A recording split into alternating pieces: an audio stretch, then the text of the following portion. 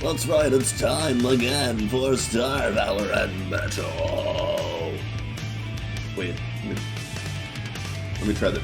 It's time again for Star, Valor and Metal. Barf. You gotta barf it up a little bit there. Metal. That's not completely unpassable nonsense. That's your lesson for today. Yeah. I don't have enough hair for a proper windmill, but it won't stop me from enjoying myself. That's right. I'm gonna do it anyway. Well, let's see what. Let's go down the olden list.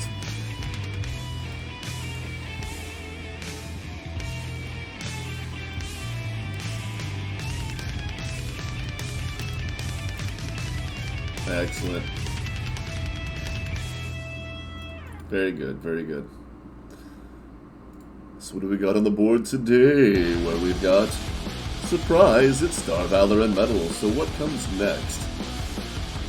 But we're still running our big fleet, trying to unlock the Tutor Perk. That's right. And a few others that I have not quite gotten my hands on yet.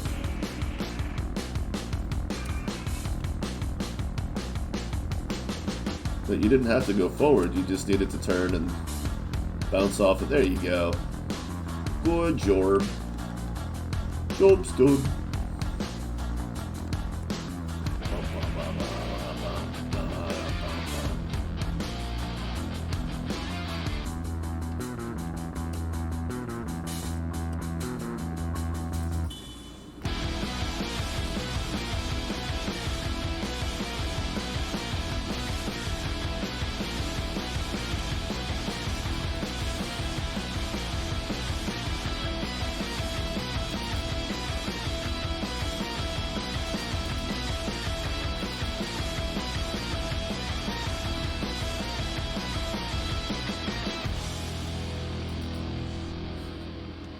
Just practicing. Oh yeah, absolutely. A little bit of Star Valor, a little bit of Heavy Metal. What more could you need?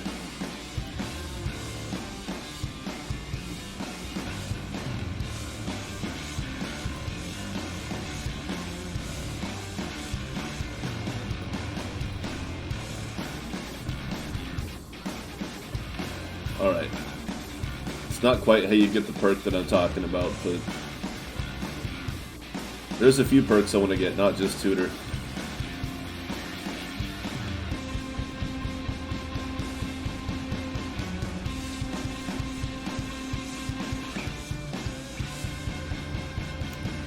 I need to add them on now before things start to get really difficult. Oh yeah.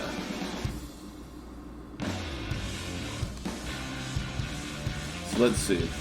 Let's have a look-see. With pardon the abrupt shift. Perfect Predator. Alright, they don't tell you how to get them in the game. Of course. I knew that. Thought of athletics. I like to read them word for word because some of them are a little vague on purpose. Oh wait, does it? It doesn't tell you. But what if you...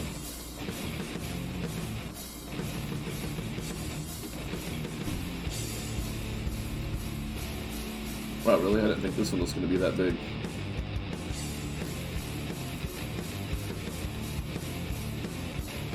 Okay. Destroy a higher level enemy that has full armor and a bigger ship than yours within 3 seconds after emerging from cloak. Okay, so I need to take out one of my Hades and go dreadnought hunting. So maybe that's not a today thing. Who's shooting me? Are you for real?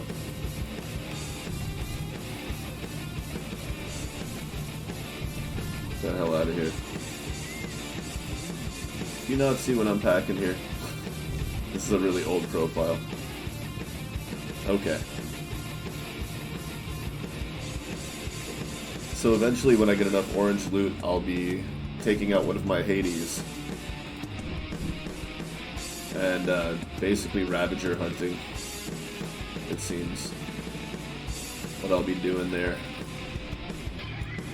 Now, this is the sector that I manipulated into being under Children of Terra control, which has been a lot of fun.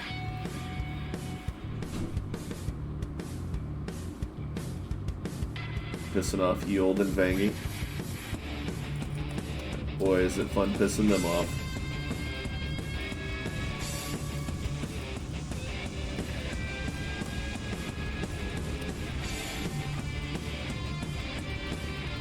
And look at my fleet ships. Messing them up. Messing them up. Look at that. Get in there, Francine. I'll make room for you. Evelyn's like, I'm the last person that needs to be focusing this thing.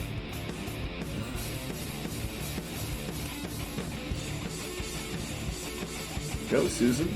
Go get it. What you doing? Why are you sitting over here? There's some new interesting things in the beta logs.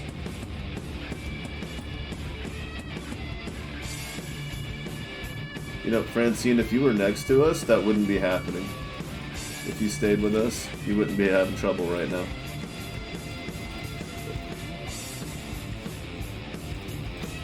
Not assigning blame, just stating facts. You could have kept up. Should have kept up. It was your job to keep up. It was the only job. You had one job and you failed. Wow, they're getting really high level with their not being orange yet. That's kind of disappointing. It's alright. That's why we're focusing on that, because it's not as easy as it seems like it could be. And it shouldn't be easy. Orange tier crew is crazy powerful.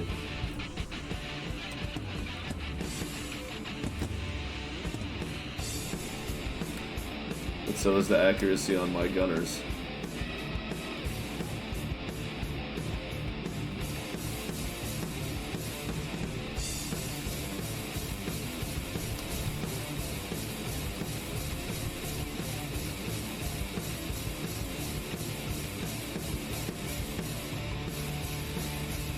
Volcanamu.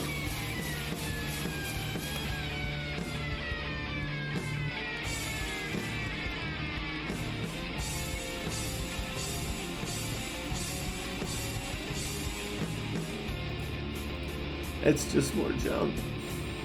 More junk. More junk. Wow.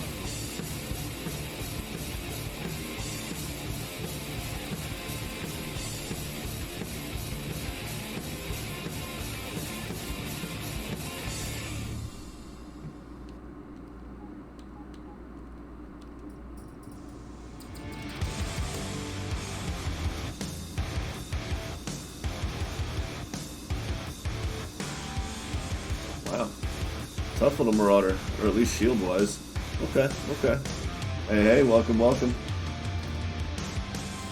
How we doing?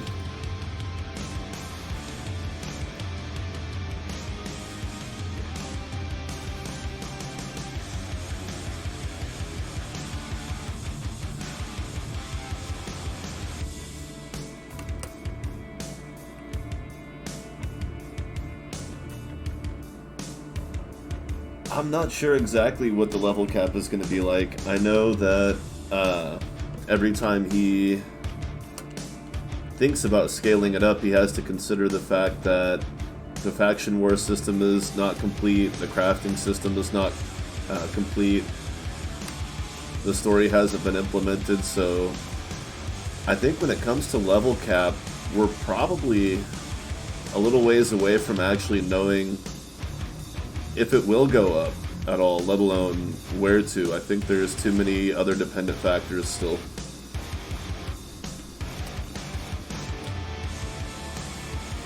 A lot of it's relative to, you know, how much time, because every time he scales the level cap, everything else has to kind of adjust around it.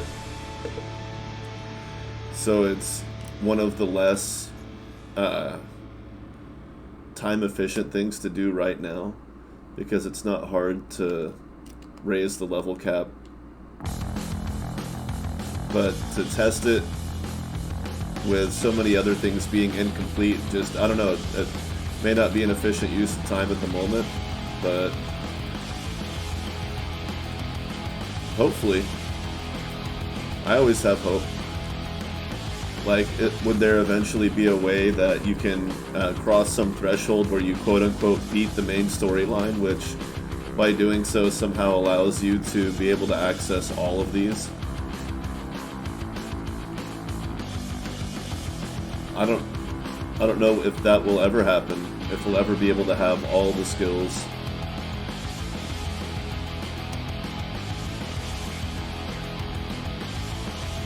Because if you think about it, these categories have what? That's 18 plus another 5. You know, it's 23 per category. So 23, that's what, 92? Plus another 23, 115, is that right?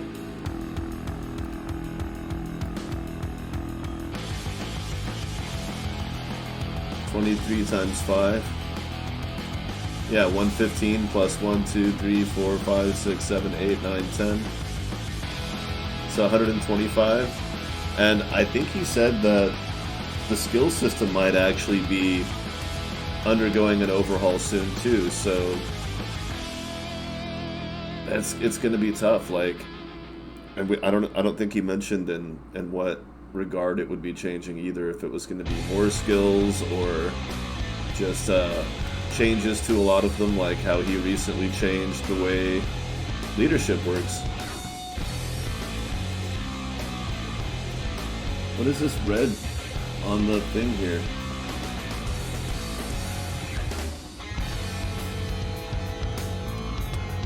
What is happening? You see this on the... Oh, that's the number from the ship graveyard. I was like, what is this? Why does it look like there's a ship lodged inside of the gate?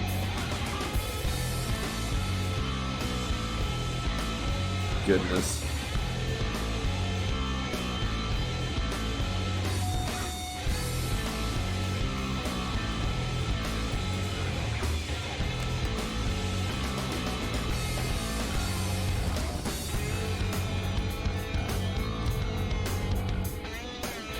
Oh, those are both repair ships. Interesting.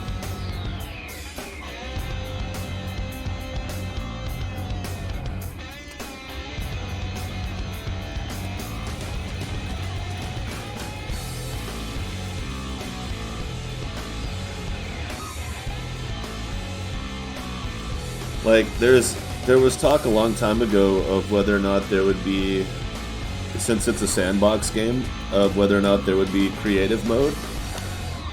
But then, like, a lot of us were just like, no, I get that. You want a creative mode, but to me it's kind of like, if this game's going to have a living universe where you can have your own faction that generates revenue passively, then you really don't need a creative mode. You just tell people, hey, you know, if you want unlimited mode, you just have to earn it. Which is not what everybody wants to hear, but I think it's, if the game allows for it, the way this one will with the passive income, potentially.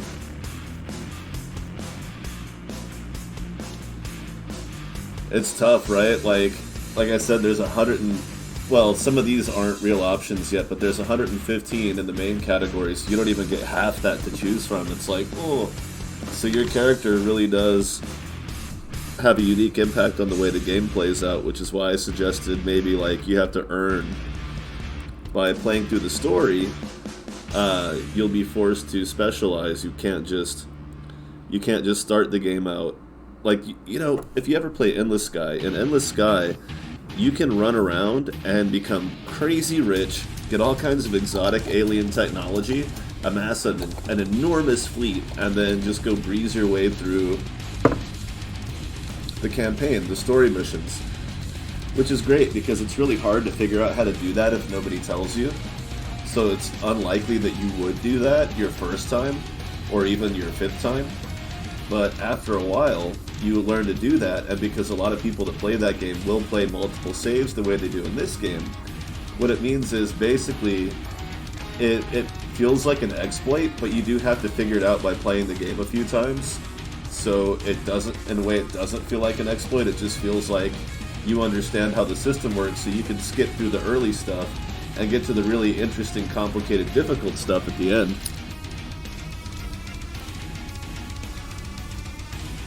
So I know he doesn't want to do that. Unless it's through like a perk like Wisdom that you get for beating the game. So if you want to rush through the early stuff, where you're very limited, like not having a lot, like a level cap, that kind of thing, then you have to earn your way into not having to deal with that the next time you play. That's where I see something like the level cap coming into play.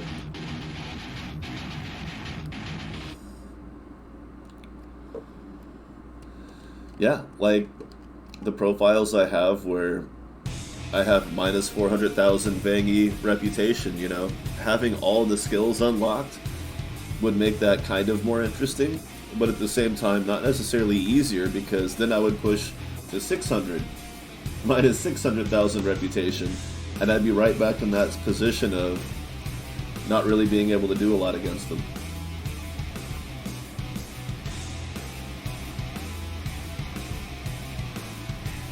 Yeah, I do like the complexity of leveling in this game. So not only do you have, not only is your character unique in how you spend your skill points on this part, but then you also experience the game differently based on how you get there.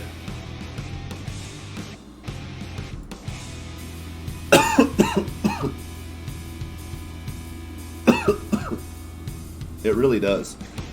Like, my geology is 0 plus 2. I haven't broken. That means I haven't broken a single asteroid on this playthrough.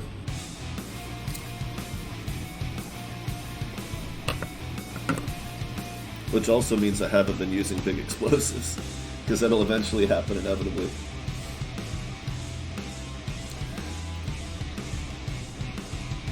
I'm pretty sure it only takes one asteroid to get your first geology point.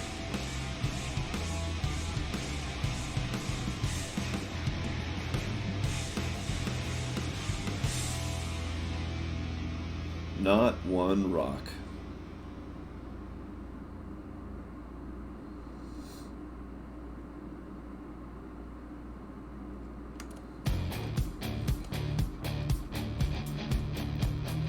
Like, have you ever tried to play the game? And that's another thing these make interesting is Space Pilot and Fleet Commander. Like, have you tried playing this game without killing anything?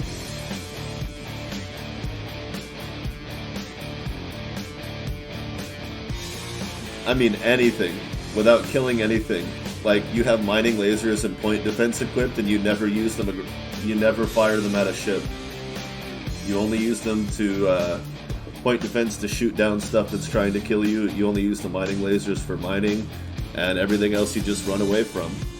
Like, there's a big difference between your typical passive play where you're willing to kill to survive, and a true Buddhist. Yeah, it's more than just your typical passive playthrough. It's true Buddhist. Like, you won't harm anything, even if it means your own death. Not even if it means saving somebody else's life, you won't cause any harm. It's rough. Like, you pretty much everything that you would normally put into bolstering your weaponry, extra generators, cooling and combat mods and stuff like that. It's all shielding and speed boosters. Okay, so I saved it. I think it's only going to take one rock to get my geology up. And then I'm going to reload it because I don't want that on here. But I just want to see that that's all it takes. Oh, it didn't do anything because the sector level. Really? These rocks aren't worth anything?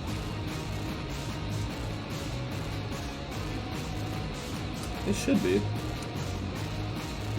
Anna, I mean, that was...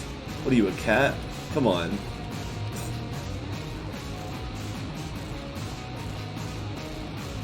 Oh. That makes sense.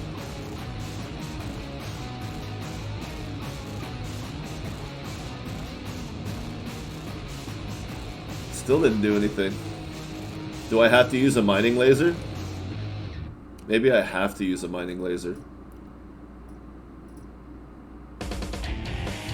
Oh, okay. Just doesn't count ore. I have them all set to ignore impact because it was making them weird in combat. And now it's making them weird out of combat.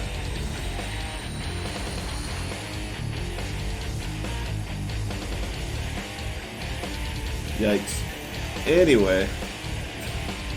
I don't know why that's happening, but whatever. So my goal now is crew. I still don't have the tutor perk. Really? Only space pilot, not fleet commander? What? I thought they were always interchangeable. What's up with that? I guess I gotta go level up my space pilot, huh?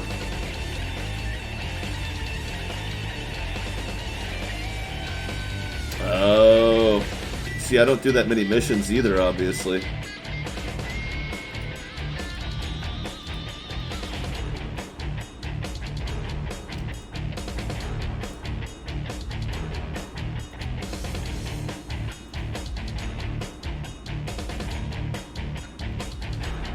I thought it was just part that the missions were just part of that, and it was going to be more expanded on later, like in regards to how you, because I feel like fleet commander and space pilot, and then your faction perks are going to have a big effect on when you can have your own stations. Like, if you're a lone wolf, it's probably going to be kind of hard to get a good strong station population going, but if you're a trader or a miner, it's like, duh, of course everybody's going to move there because it's the common, safe, average, everyday. Independent would be kind of mid-range because you don't have that job opportunity draw. It's more of a generic, and then of course, if you're indoctrinated, you're not going to have a station population. And then if you're Children of Terra, you won't have very many, but they'll be a little more highly skilled.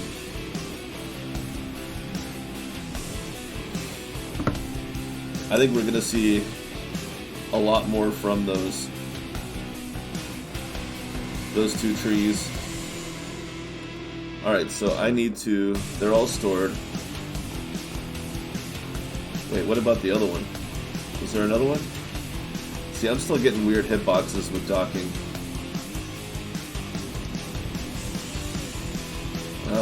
So I need to go get in some fights. Which means I should go places I have not yet been. Oh, you know what? I also need to do my tech levels so I can use that new warp drive that I got. 28. That is not far away. Awesome. Alright, so let's do that. Let's get our tech level up real quick and explore places I've never been and get our space pilot up.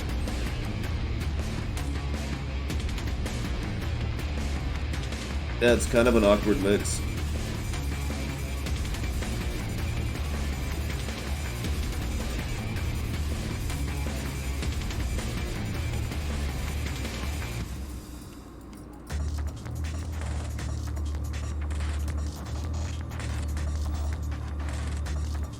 Nice.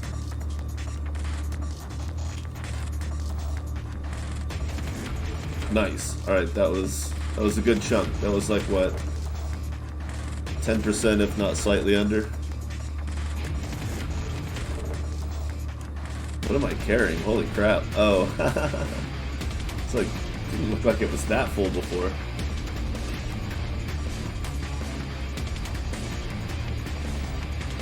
Maybe they'll have a silver star bounty. Nope. Damn.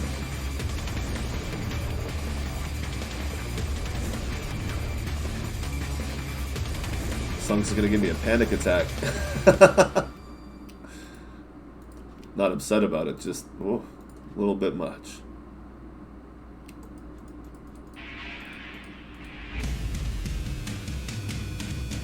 Maybe that's what I'll do. Instead of working towards taking one of those,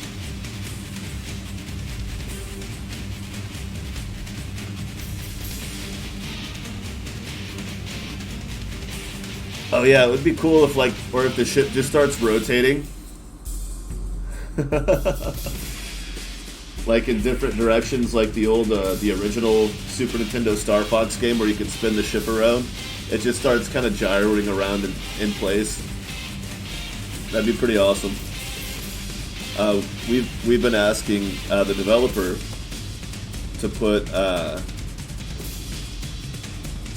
we've been asking the developer if eventually they could put in like a studio for that, so that we could just, whatever ships we've already unlocked, you know, part of the draw to unlock ships that you don't normally want to use is not just their faction bonuses, but, you know, having them available in the viewer so you can actually manipulate the 3D model, turn them around and stuff. Be a lot of fun. Alright, there's one space pilot. We're gonna go places I've never been yet. Oh, shit. It's too far. I went too far. Oh, gee. Hello. Already level 18. Already 43.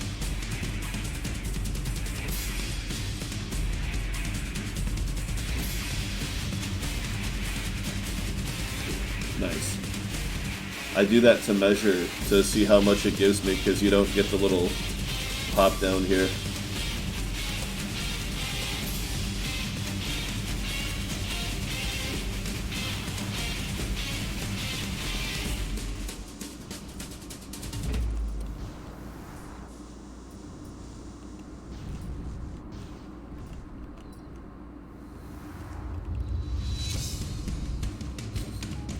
You better try something else quick, buddy. That's not gonna work out for you. Hi there. Don't be shy. Step right up. Let's start with the seagull. He's the one brave enough to show up without even having a star. Oh, he does have one. Look at that. Good. It was just hiding. But you still showed up in a yacht, and I respect that. I'll take out your buddy in the Valor next.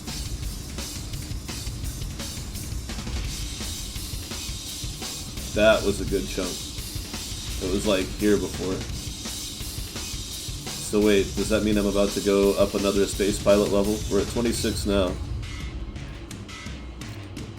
I know I have the social skill that keeps them from wanting to attack me, but I kind of wish I could get rid of it now. Or just like lose that reputation.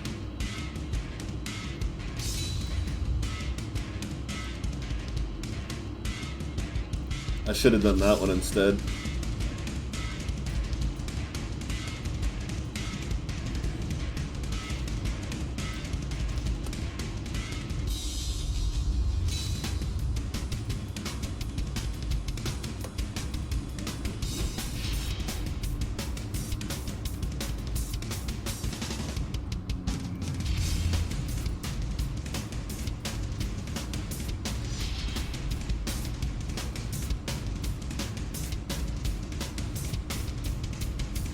Hell yeah.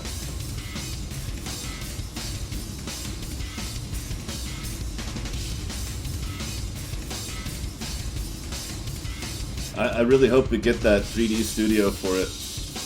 I know it's kind of like not any kind of a priority at all in any way, shape, or form, but just, you know, damn, it would be really neat. But, you know, if instead of him doing that, I keep saying, you know, there's certain things that you really don't have to do to spend a lot of time on if you take the time to set up for good modding.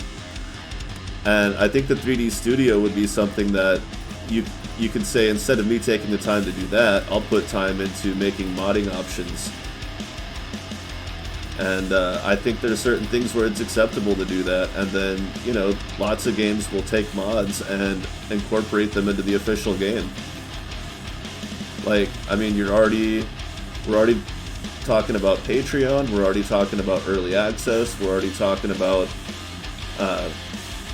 all different kinds of options, outside help and stuff like that, like community beta testing. I feel like modding options would be another way to enhance that. Not just as a thing that would make the game more interesting and sell more, but just flat out get more work done on the game itself. It may not be the best, you know, mentality to say, oh, I'll just do modding instead of finishing my game, but I know that that's not how he would ever engage that. It's probably why he has stayed away from talking a lot about modding up until now, because he doesn't want to get in that mindset of, sure, I could just let somebody else do that for me. But when you start to get close to the end of the deadline, I think and you have done most of the game yourself and done well, and it's successfully implemented and people enjoy doing it, I think towards the end of development it becomes a lot more ethically acceptable. Exactly, single dev life. Like, if you started talking about doing modding now, then there would be, like, you know, negative speculation. But when you get to that home stretch, once pretty much the entire game is give or take all there, I think it becomes a lot more acceptable.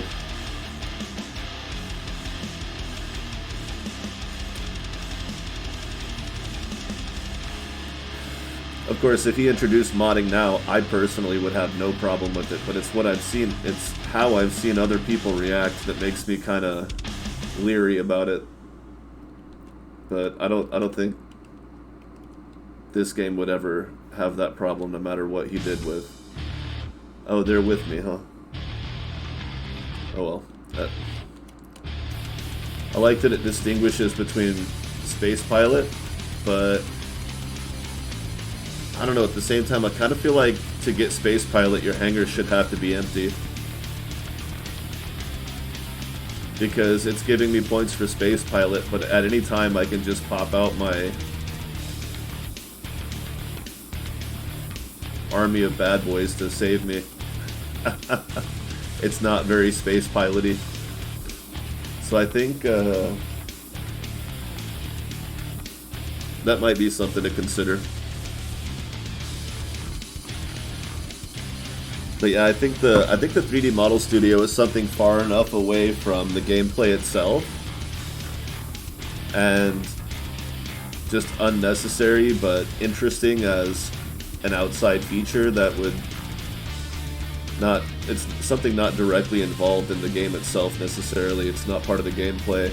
I think it's okay to say something like that could be on the, you know, if I implement modding, then maybe somebody will do that. And if I get to it first, then so be it. Maybe I'll get to it myself one day.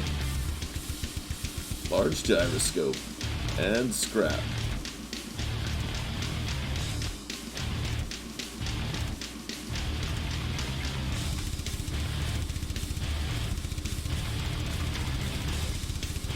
Yeah, I just mean, like, it should require that these ships be docked at a station. Because I can always call the whole fleet in, right? Like, in the same vein, you could always just call the whole fleet in and then repark them at the next station. But that's not as convenient as just popping out a bunch of fighter bay fighters and having them fix you up and then immediately stowing them again.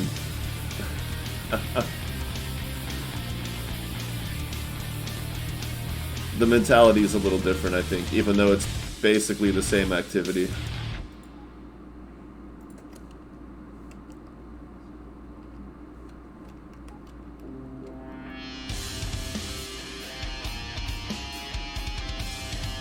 Like, there's nothing obstructive to me being able to do that. There's no downside.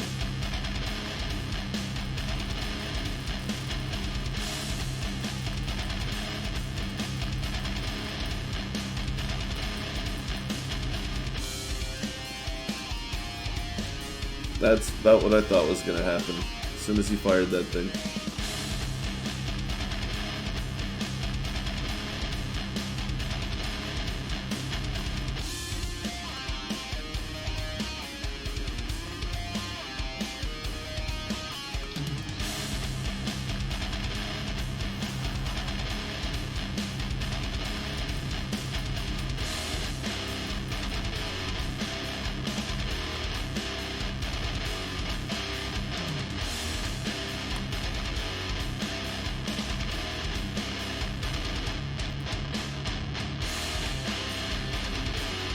Okay, halfway. 28.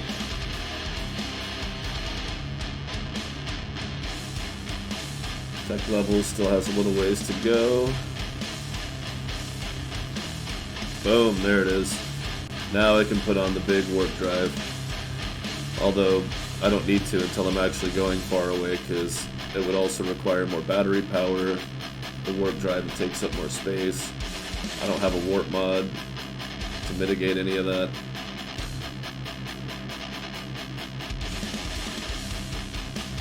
So I don't think it's something I'm going to install right away, but I wanted to get that out of the way.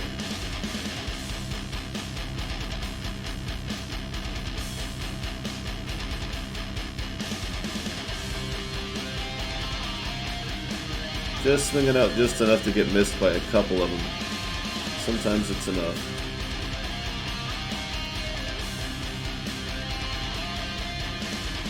Of course, it helps if your repair system doesn't shut off mid-battle. Alright. Pirate lair, huh?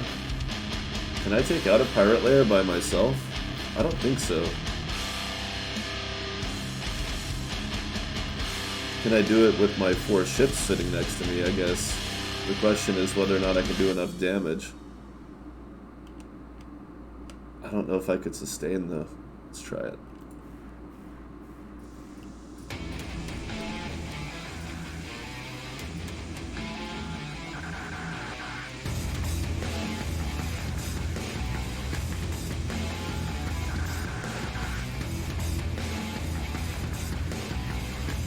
Nope, not enough repair. It's interesting though. We didn't break its shield at all.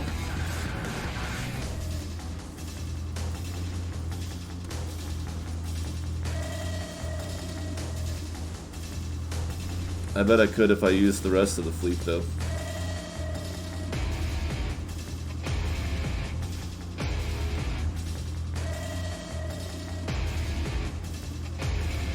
But that would defeat the purpose.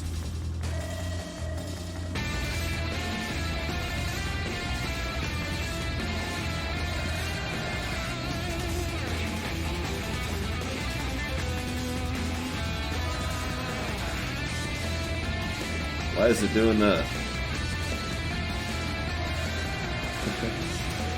Oh, too far.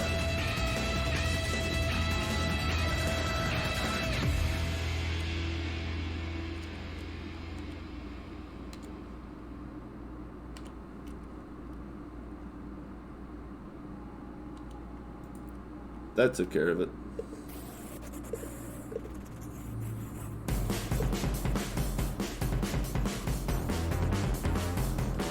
Oh no, you can't say it enough. The Rebel and Vang E Dreadnoughts are going to be awesome. They're going to be crazy awesome.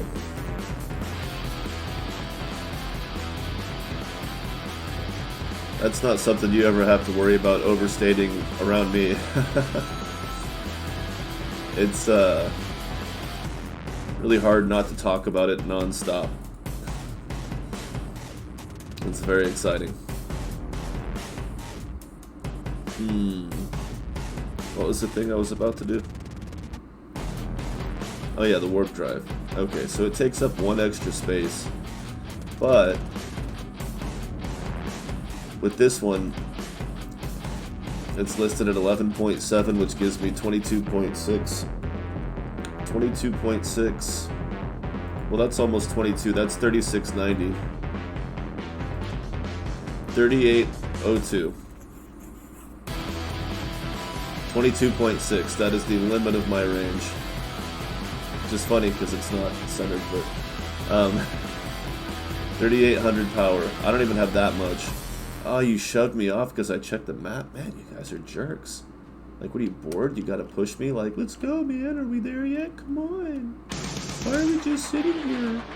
Oh, man. I dock you all. Dock. Dock, I say. So, that's 3800. This one's gonna be more than... quite a bit more. So, 22.6. 41.7. 41.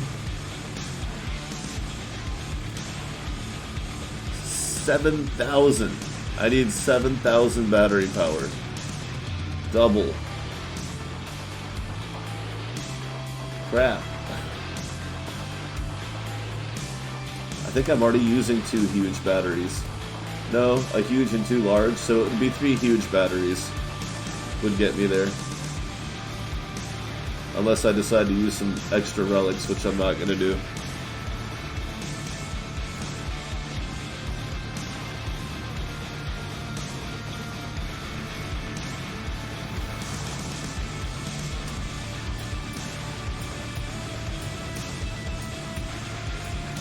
Interesting reaction.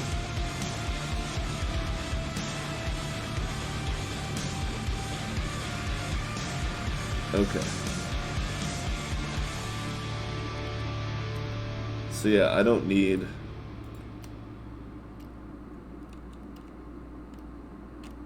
that kind of warp range.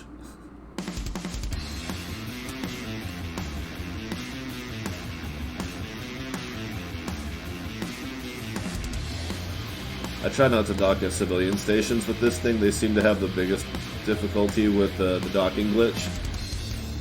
But it happens sometimes.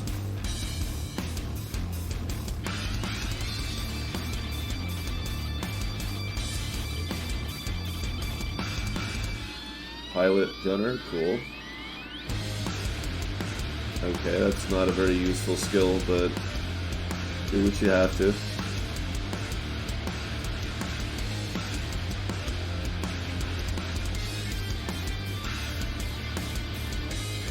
Expert supervisor.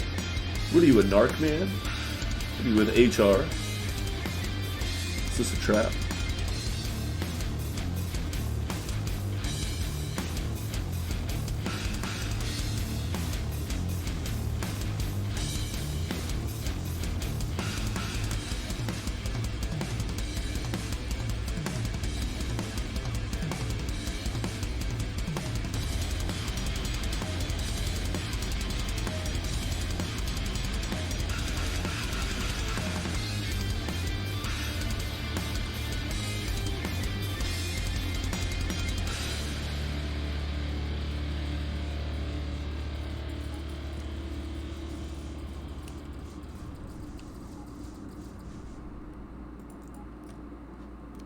If you keep moving, you can get more lasers on them. Fighting Titans is fun like that, trying to keep on the side of them so you can actually hit them. Shoot the wide side so that more of your guns will fire at a time. They don't make it easy. Especially the Ravagers that have ridiculous turning speed. Sometimes they get a little out of hand. Okay, you got that guy. Fair enough. Space pilot. Ion beam. Woohoo! How exciting. Now we're talking.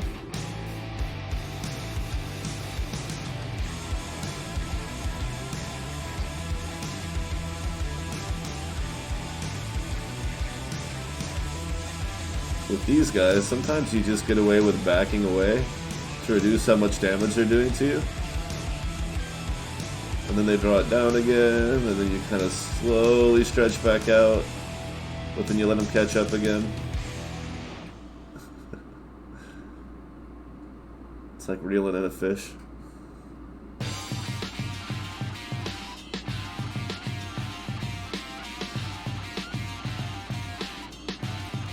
The life if I don't use inertial controls.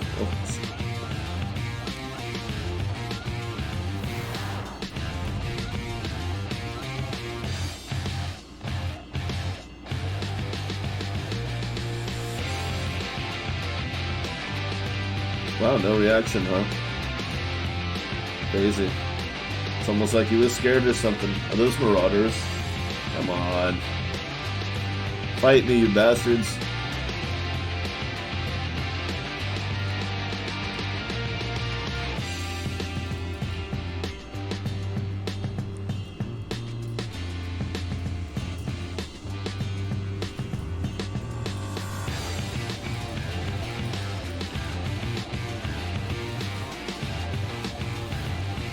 All together now.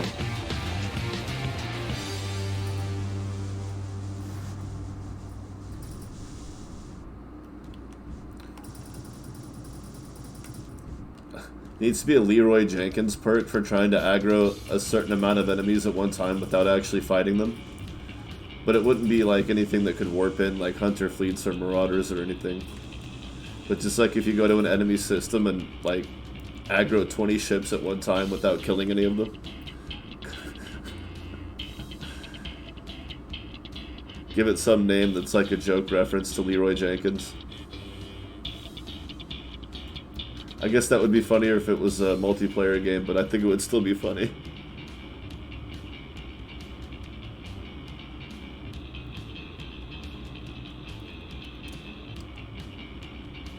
You know, I'm not sure about that.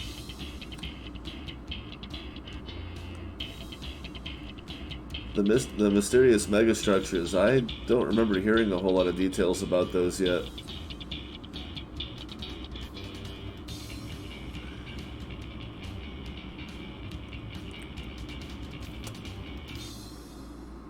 I like the idea that there are certain activities where you would bring a Corvette in your Dreadnought's carrier bay, because the Dreadnought will have the range and combat ability to get to the place, but then once you get there, you have to jump into your Corvette, undock from the Dreadnought, and then now that's your flagship. You're piloting that Corvette to go do the thing, like the megastructure or planet fall, going down to the surface of a planet. I think that would be really cool.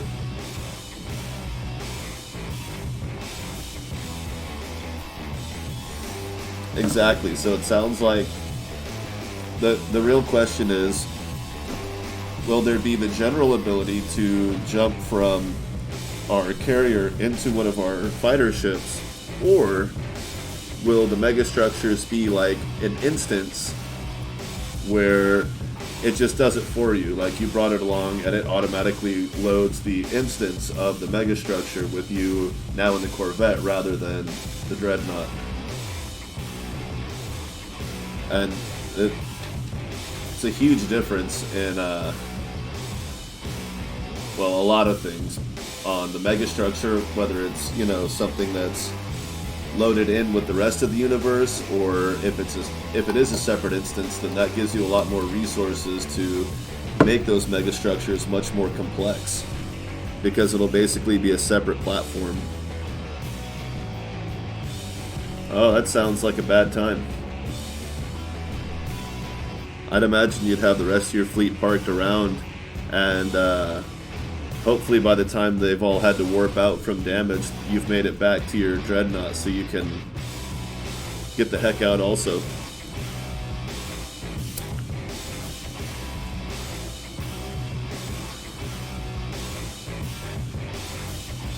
That could be part of the megastructure challenge, is having the rest of your fleet, or at least your Dreadnought, able to handle it, take care of itself while you're in the structure exploring.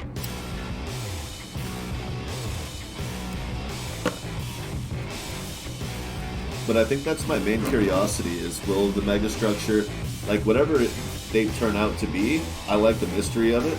I'm just curious if they're going to be like a thing that you fly into that's live on the same map as the rest of the game, or if it's a separate instance that loads a different platform.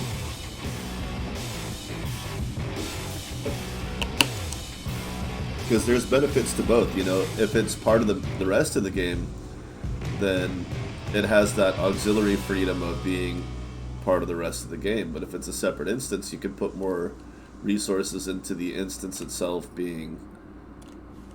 I guess the difference is how much more like the rest of the game it is. If it's a completely separate instance, you can make it pretty different from the rest of the game, even if it's loading in a ship that you have in the actual game. But if it's not a separate instance and it's part of the rest of the game, then, you know, you have to do other things to make it stand out from the rest of the game. And I think it would be... Oh, snap. They are really messing up the station, man.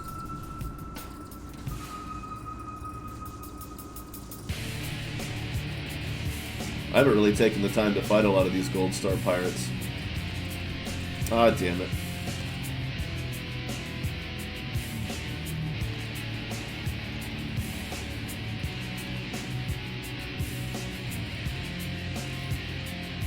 I wanted the loot from them more than I wanted the space pilot.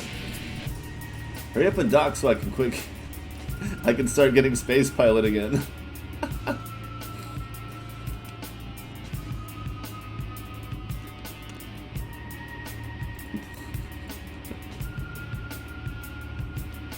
Alright.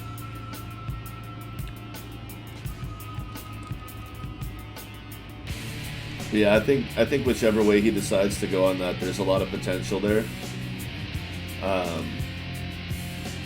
Like, how cool would it be if one of the megastructures was just like, you know, a maze of tunnels through an asteroid, and you got to play it, and if it was a separate instance, it could be like this, like, kind of 3D environment, because now it's a fixed environment instead of the procedural generated environment that we have now. That would give you the freedom to make it like a 3D environment, like playing Descent, but in your Corvette. And you could do like a full-blown 3D maze inside of an asteroid. But that's talking about basically building an entire new game. It's practically a new game, though. Like, it would be not easy to do.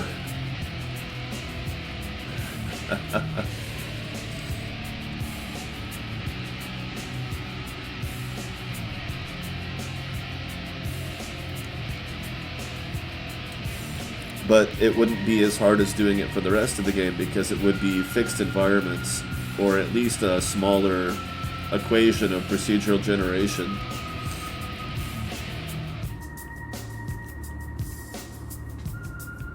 Like, you just have a fixed kind of tunnel slash room slash cave, and it puts together broken shit for you.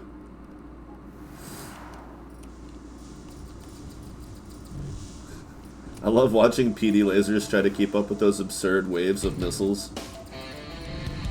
It's just like, it's so manic, like I don't know what the hell to shoot at.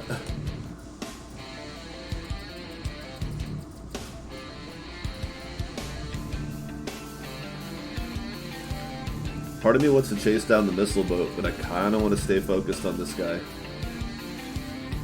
Oh, just took out your fighter. What are you going to do now?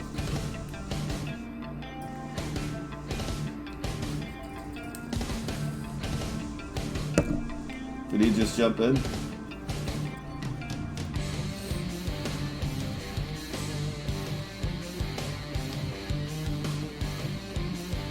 Okay. Maybe later.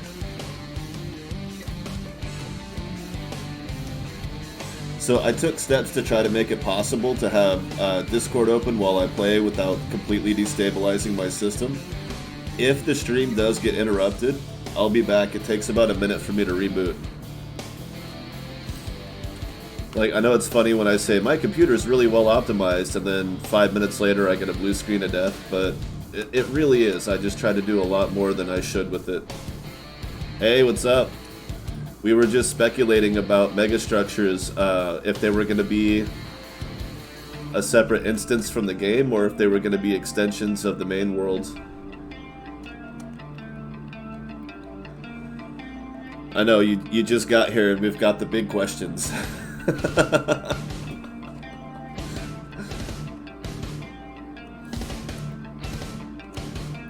But that's what we were wondering. You've been very, very mysterious about the megastructures, which is awesome because it's... I like surprises. But trying to figure out... We're all... Well, I'm...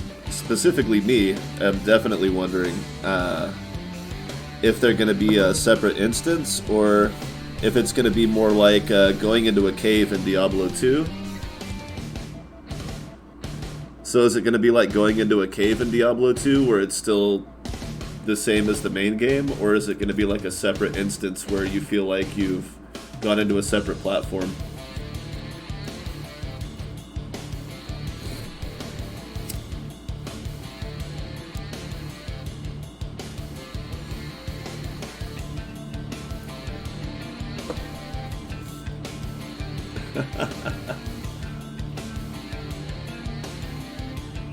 Ah, okay.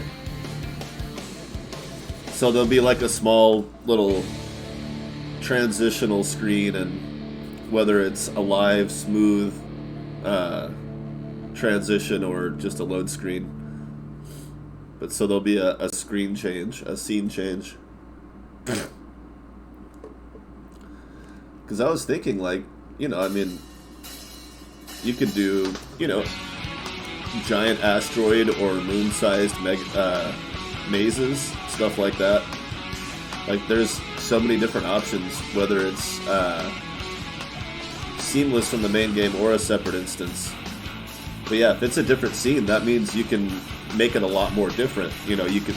That was kind of what we were talking about, was if it's tied to the main game, then, you know, you get that kind of seamless feel to it. But if it's a separate instance, then you can make it much more different from the rest of the game. You have a lot more freedom to deviate from your own system.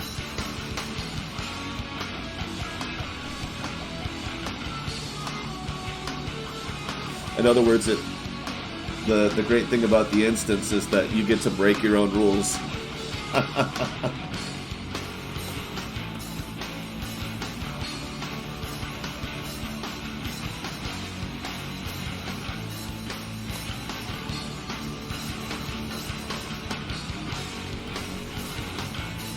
And of course, then the next question is always going to be, well, how much diversity will there be? Like, will some of them be, you know, giant bases that are abandoned, or...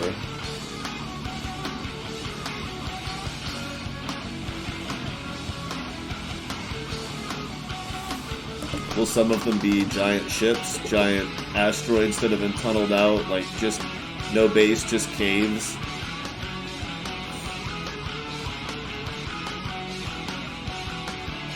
Maybe shuttle and yacht-sized ships can also function as a submersible. Just saying.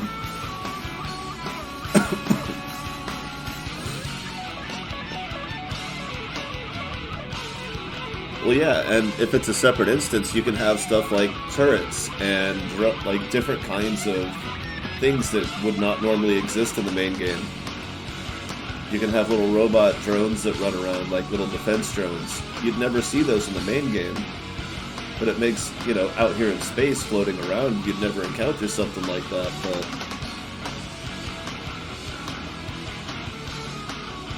But inside of a base, people can come up with all kinds of crazy ways to screw you over. Traps and turrets and robots and... Of course, they could have it. If you can have a ship in there, so can they. So you'll fight little bits of that.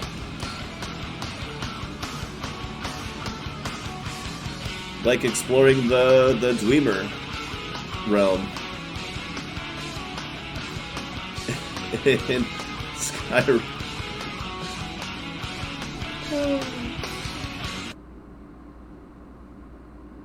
That was abrupt.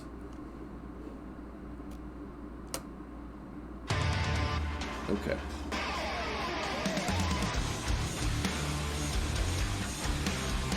I'm going around hiring low-level purple crew while simultaneously working on my space pilot so I can take the missions for better gear. Because I'm Children of Terra, so I want to try to get orange Children of Terra armor and cloaking device. And I know that even if you properly balance every potential avenue of trying to get those particular items, that it's still ridiculously rare.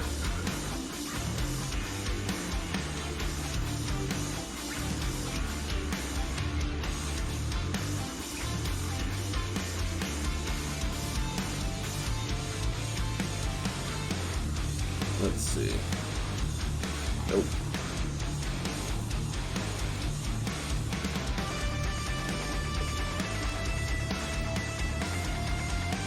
Oh yeah, and of course tech level.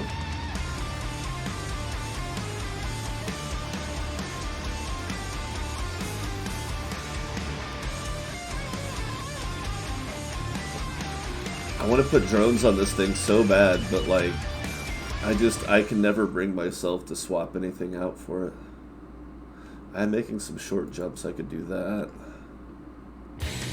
I actually need more power, not less, so that's not going to be an avenue unless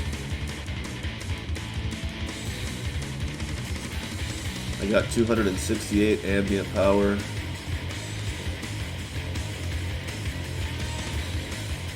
Okay, that was almost 50 power. Awesome.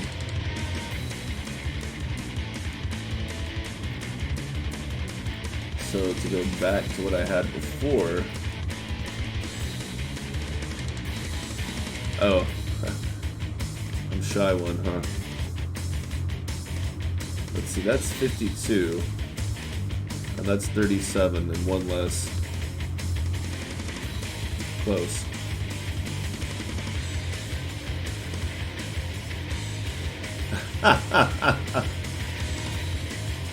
Why not, right?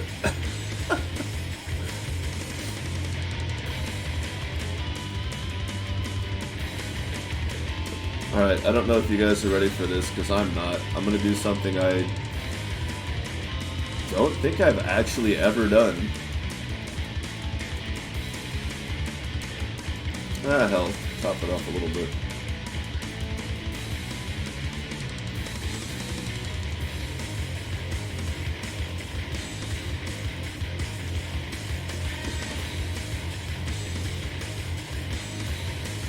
One more? Okay, I'll do one more. Okay, so that's 1, 2, 3, 4, 5 drones. Okay, huh? How about 5? Yikes. It can't be something I already use, which would be 7. Good lord. Am I really gonna do 7 for that? I guess we'll see what happens. This is gonna get weird. I didn't even know I had that on, which I should have, because it's kind of obvious.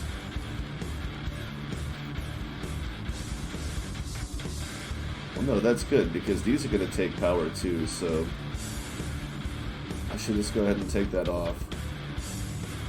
Put that on. Okay. Nice.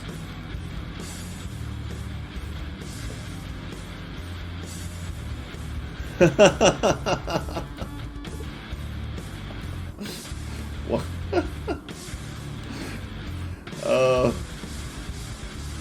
Especially if a mercenary's chasing you. You gotta have the mercenaries chasing you in there. That would be a fun addition to the tutorial for the part that teaches you about that particular part of the game.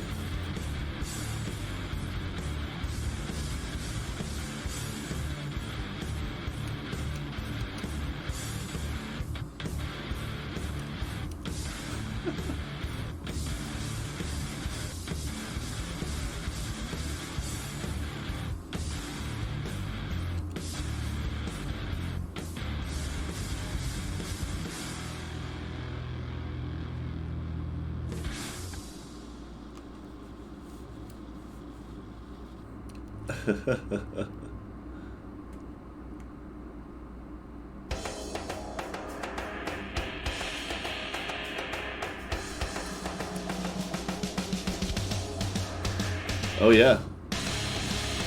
Like, ancient technology from another species, you know, unique items that you can never find or replicate, but gosh, it generates a lot of power, or holy crap, it sends your ship really far, or, you know, holy crap, it destroys everything in its path so quickly.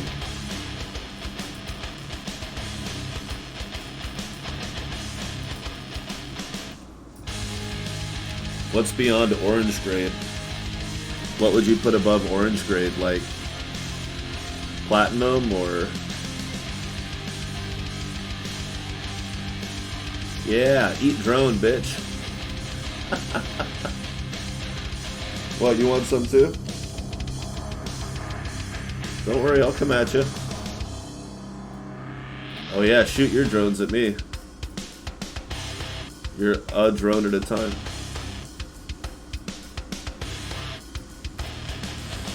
That's what I mean. What's going to be the next step after that for something that's... because orange is the highest rarity, but if something were unique, then that would be even more rare, because there would only just be the one. I'm just saying, like, will there be a classification of items that are, like, you'll never find more than one in a single save?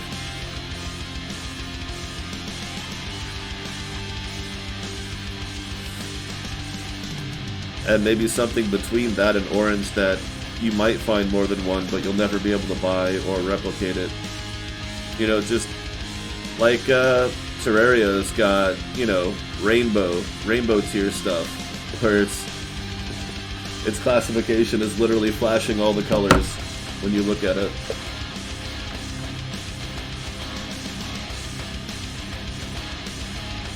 Well, same place.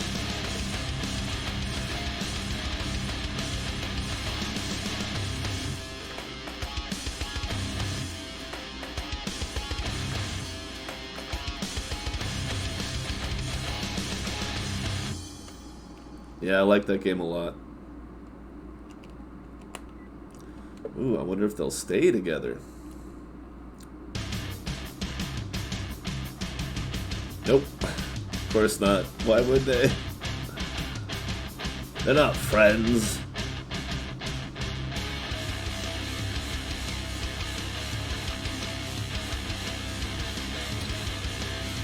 Send out the drones. Oh, they were going out. Okay.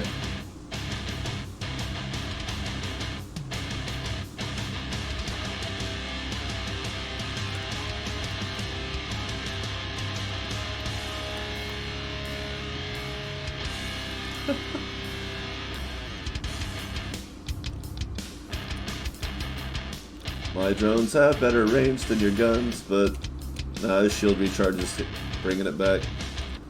I'm gonna have to actually fight this guy. Oh, fine.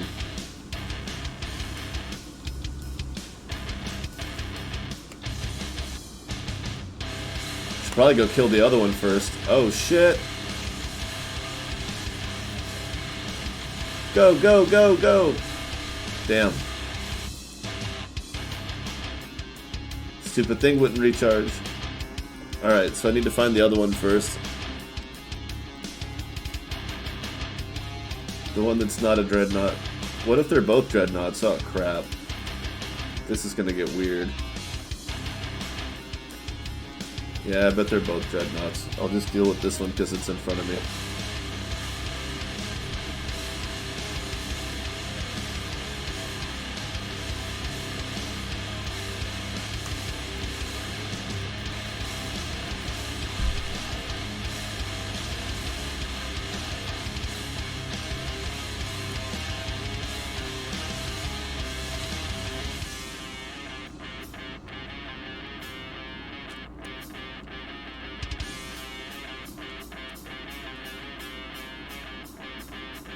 Yeah, eat drone.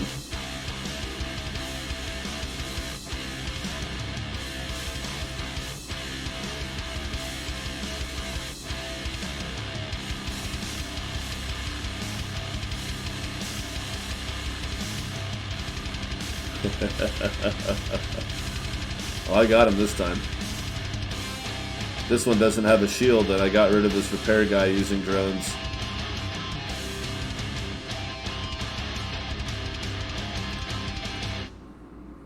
And yes, I understand the absurdity of trying to earn my fleet command, or my space pilot with a carrier.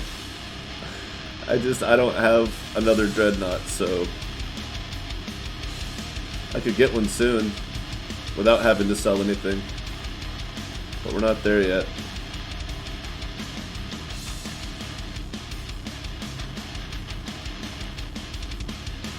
Come on, keep 4 on it. No, I still gotta get out.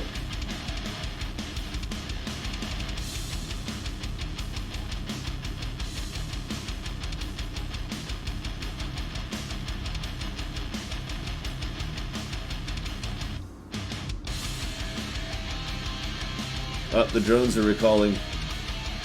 Go back, go back. We were so close, you guys need to keep it up, keep it up. There's a first time for everything.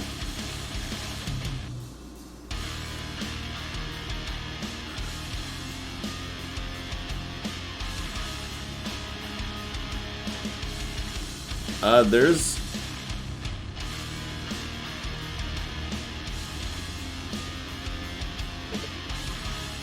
Yeah, the general feedback channels on the Discord, I mean...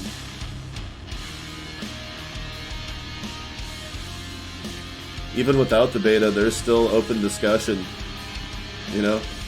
Early access is a versatile tool. Improved. Ooh, that's okay.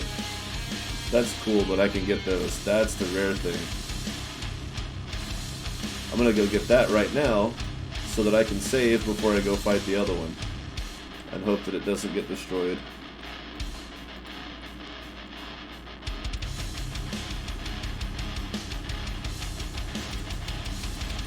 If you saw what I just came from doing, you would not be trying to fight me right now. Not without backup. Alright. Have a stack, bro.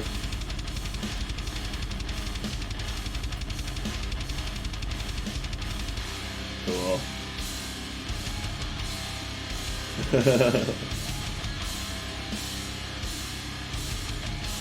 Yeah, sometimes we just get in there and speculate for fun, just imagining, like, you know, all the different options that could possibly exist. Just a whole bunch of what-if-isms. It's a lot of fun.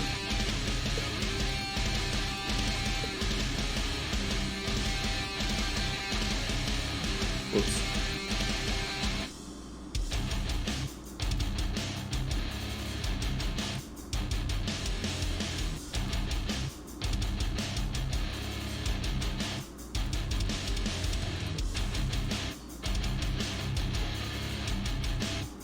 Nice. Silly, but nice. Ah, he's got point defense. Well, of course you do, right? But it's not a dreadnought like I thought it was. Ooh. What if I already have one? Miner's laser. That's that 3-point heavy bastard.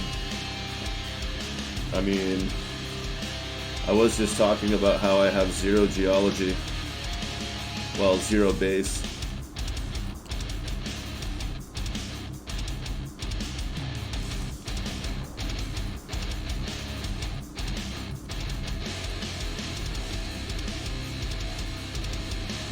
But at this point, I do need to develop geology though, because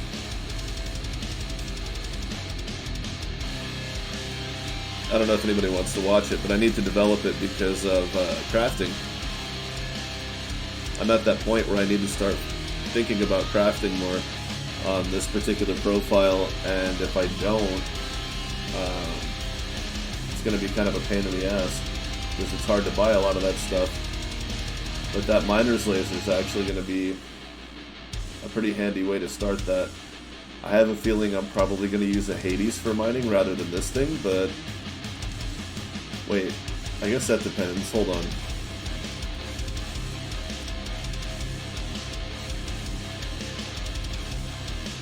Yeah, you can multi-target, so it's fine. I'll probably use this then. Although the Hades has all that extra. That can be useful too. It's tough. It's a hard decision. Alright, let's check out these other stations right quick. See what they have to offer.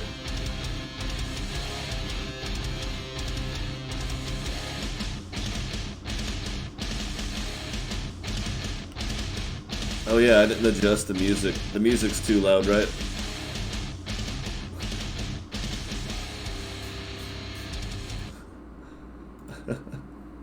Music's always a bit too loud.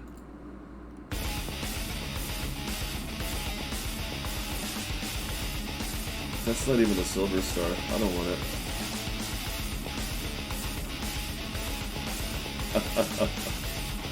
I already know the fans are loud. I don't need the music to be drowning out everything else.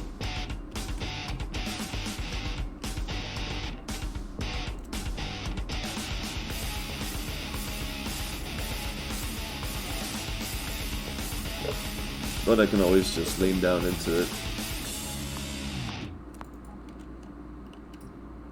It's more about also hearing. Ooh, wow. Oh, well, it wasn't very powerful, but that was a big spread of torpedoes. He just didn't have them turned up very high.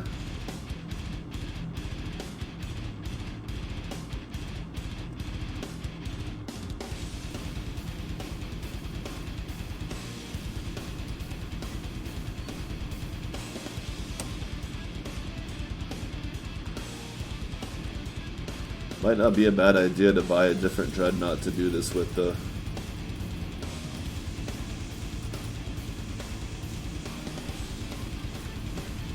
Oh, that's true too.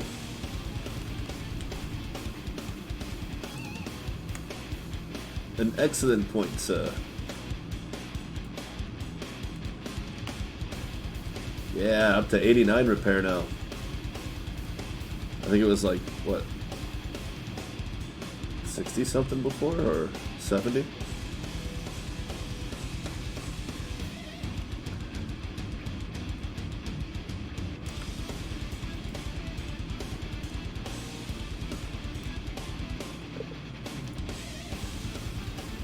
Yeah, if you join the Patreon, you're in for beta testing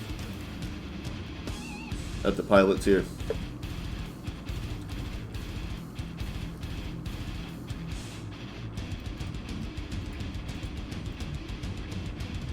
Ah.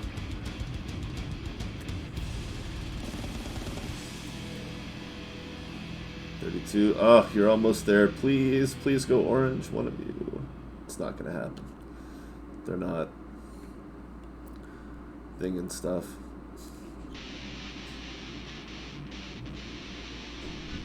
Oh, space pilot advancement rate. No wonder that's going up so fast. Anybody else have that? Hangar repair bonus. That's excellent. Mining speed 30%. Okay. Pretty well set up for mining anyway.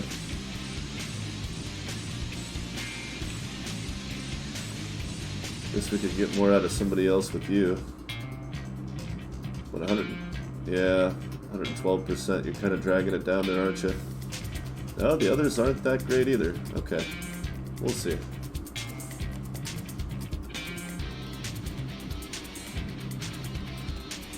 Also not starry. That's unfortunate. Let's see.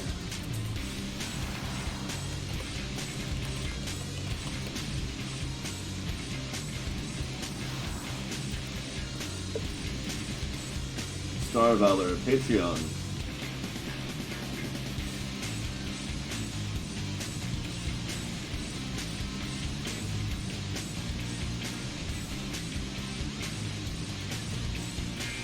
Where's the thing? I'm trying to look it up right quick. Where's the page for the tiers?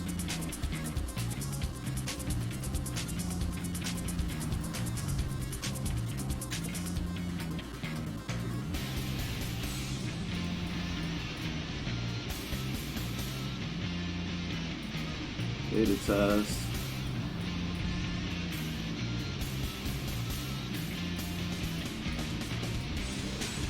That's weird, I don't see the main sheet.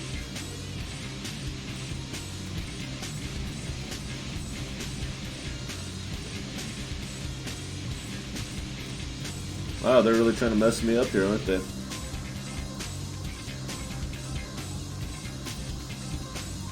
Well, that guy doesn't have any bullets.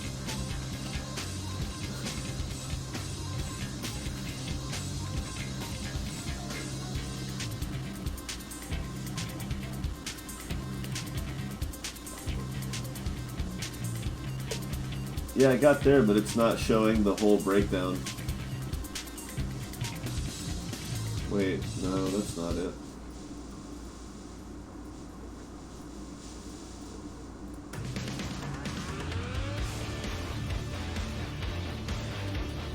Well, I know he doesn't have point defense.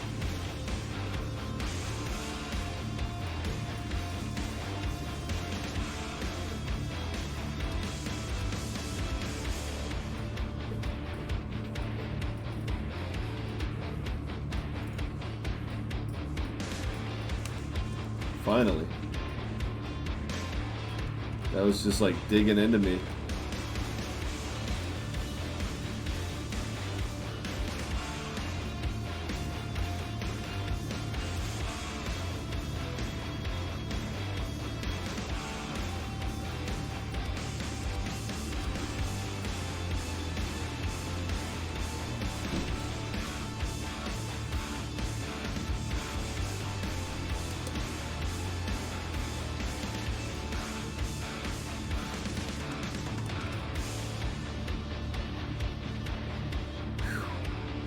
Interesting.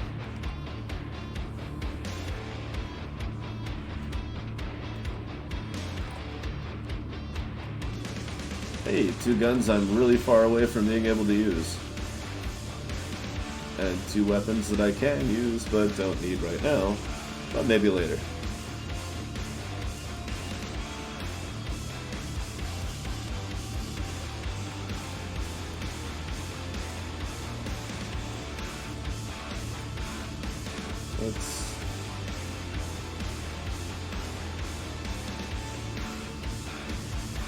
Oh, that's not what I wanted to do. I was just trying to turn off the repair system. I guess that also helps, but 36, I don't have 36, I have 3,000. So I can go here.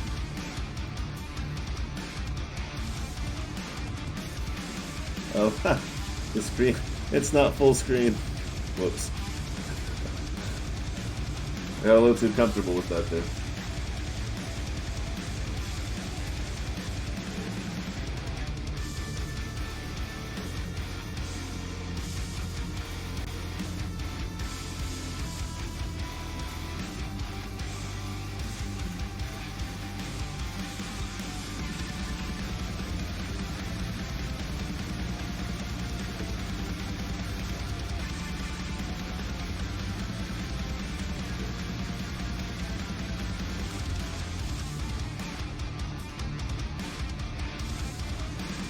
Alright, a hunt for the new crew.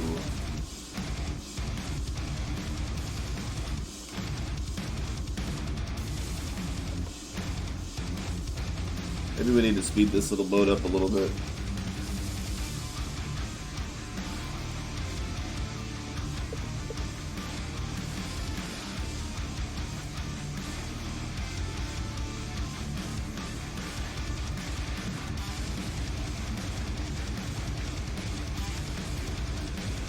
But how? Back to lithium? Ooh, that's tough.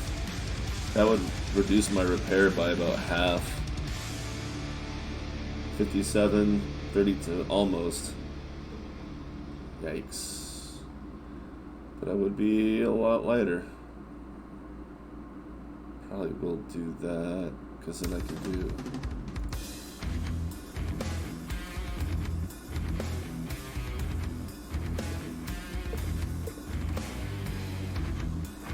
That saves me a little bit of space.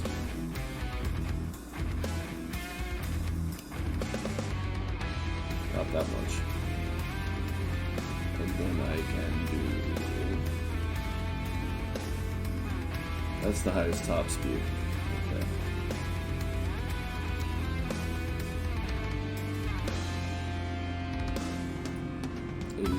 Okay. I'll settle for that. That's not so bad.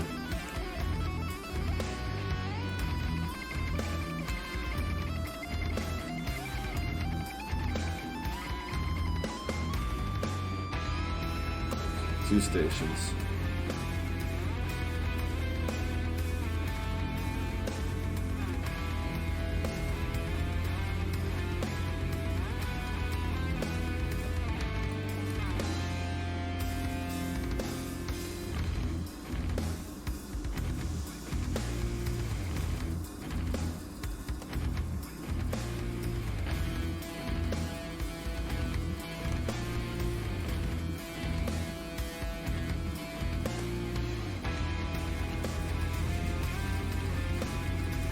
Check your fire, buddy.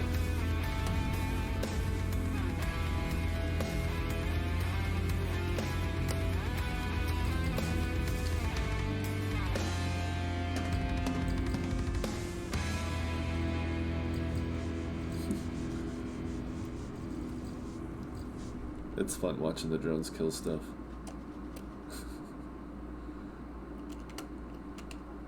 Whoops. 2.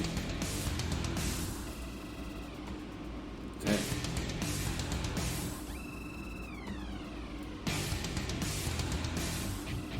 Alright, here we go. Whoa! Holy moly, and it's a rebel station. Is that a cruiser? It is! Wow! Holy crap.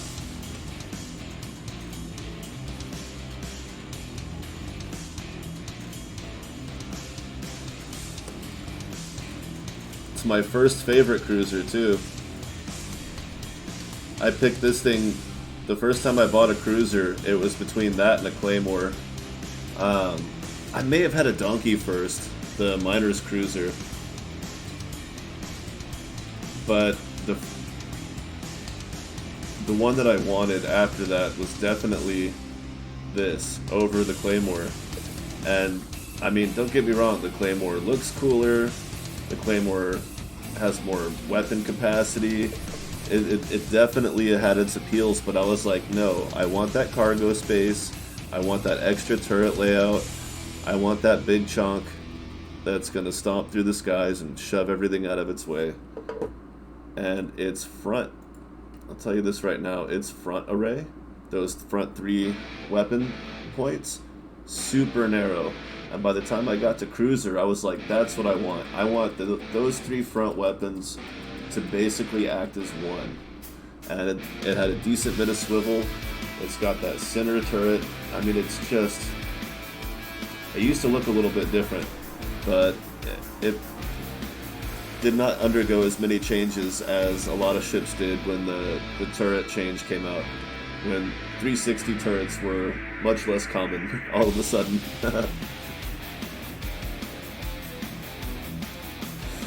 And it's a good thing they're less common, because if a ship has too much going on in the 360 turret department, it gets to be kind of a lazy play. Like, I was kind of annoyed with what happened to the Titan that first time, but I got over it pretty quick. I'm surprised it can't haul a shuttle around, or 2 shuttles. But it is white class, so it makes sense it wouldn't have a hangar bay. So I'm going to note that on the map.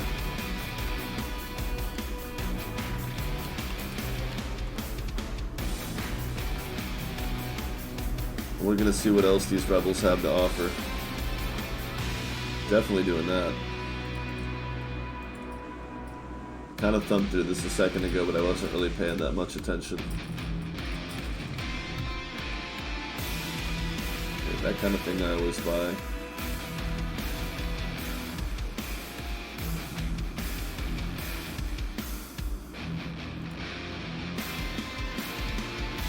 Bad boy.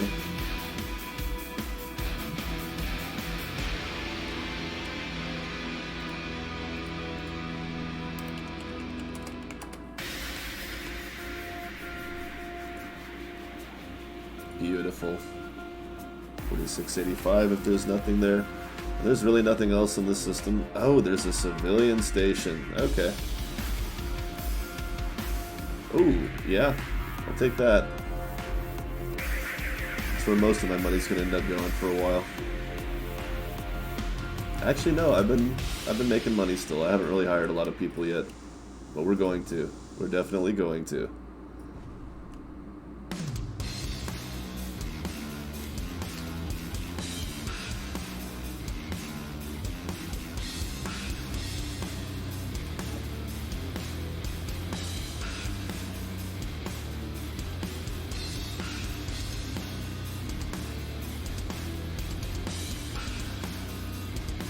Oh, hey, I got him. Nice.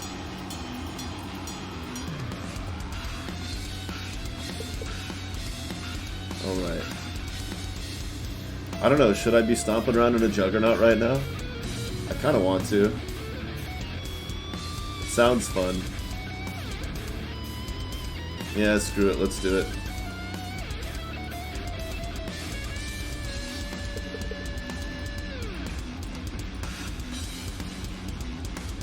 It's only one tier down ship-wise, so how bad could it be?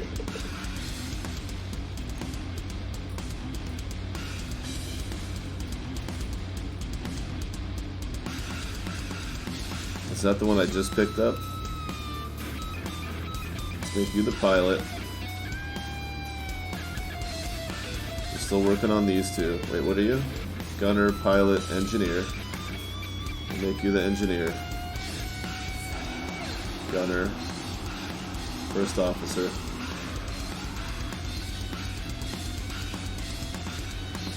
Supervisor.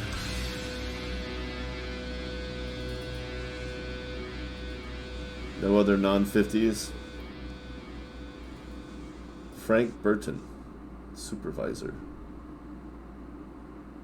Navi. I mean, you're not going to turn orange, but we can pretend that you will.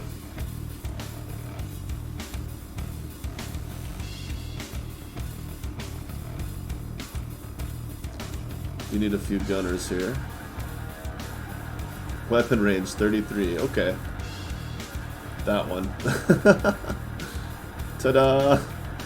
Super easy decision. Wait.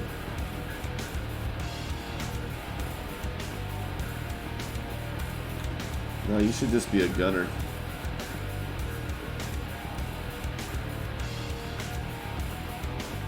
Critical and range. We'll give you fun work to do.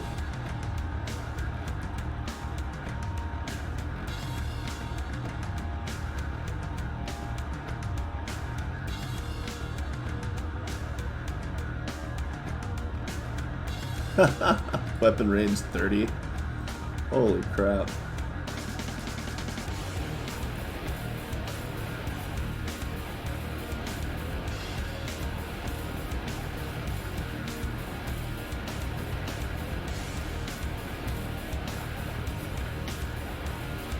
$34. What the hell? Where did these people come from that can shoot things that far away? Crazy bastards.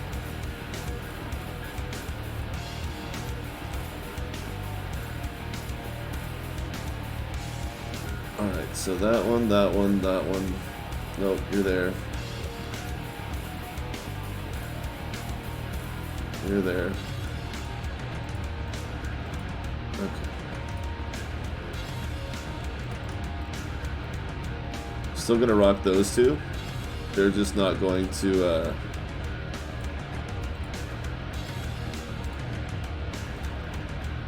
not gonna have as much recharge.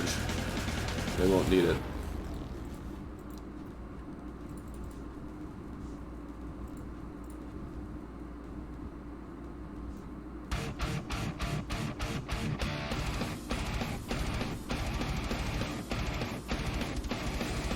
What was that?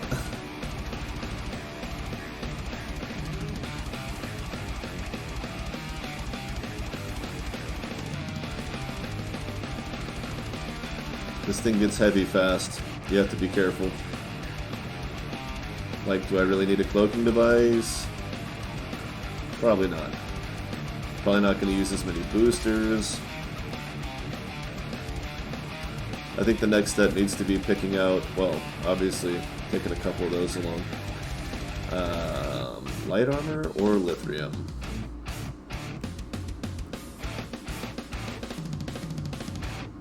So let's pick out some guns here. We got 23 to work with. And our turrets are, where are the point defense beams?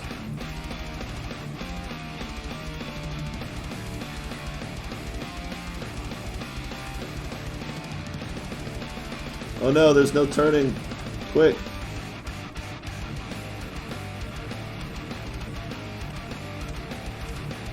I'll get it, even though everything's going wrong.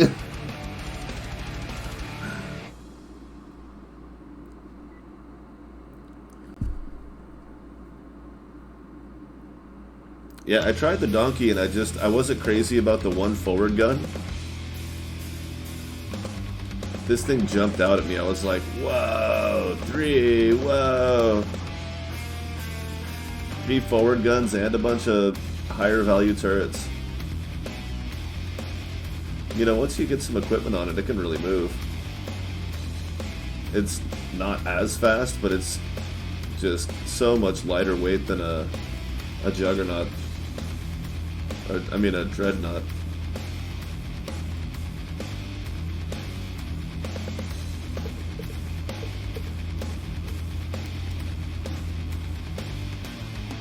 Yep.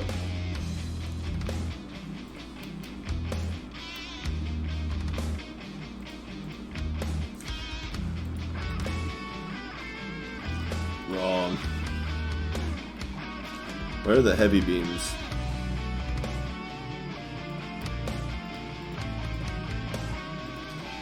So we've got 1, 2, 3, 4, 5. Oh, come now.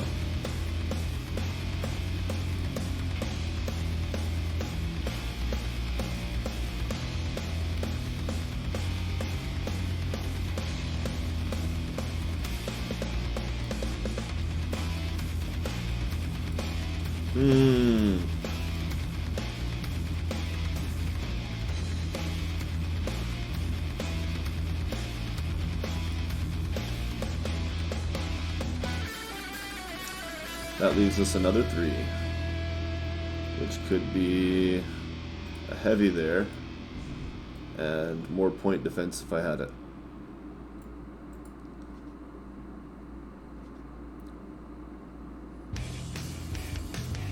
Since I'm running 70 on those, but that would be, well, 100 on that, but that would put these over the limit. They wouldn't be able to fire. So yeah, maybe it's better off.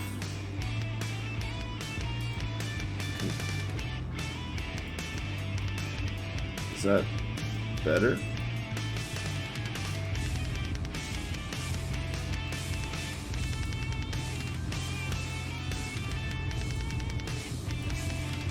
Let me control the one that's definitely going to overheat.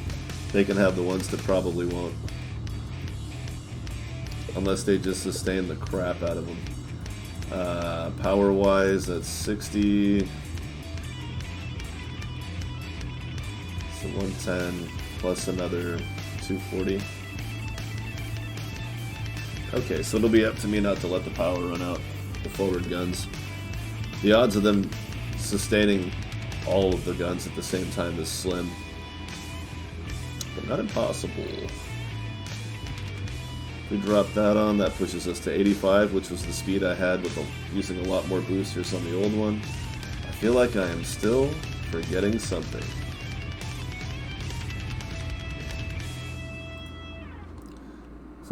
The fact that it's not going to take as much power to get around. That's something.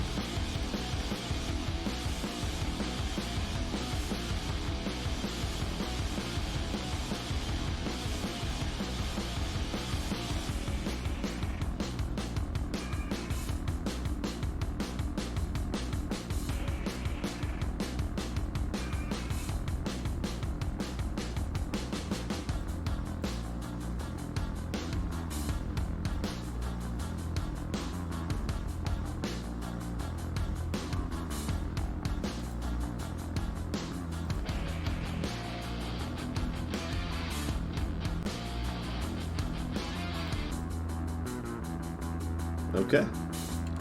Hell yeah. No attack drones. I've got 360 turrets. I'll be fine without drones.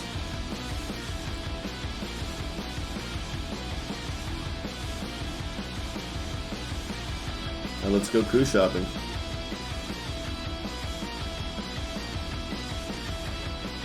It just turns so fast.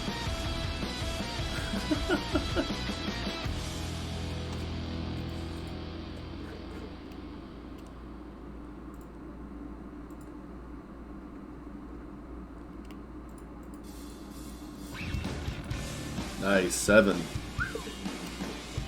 That's always good. In fact, just to help out with that cooling issue a little bit, like a very, very little bit. Oh, no good crew there.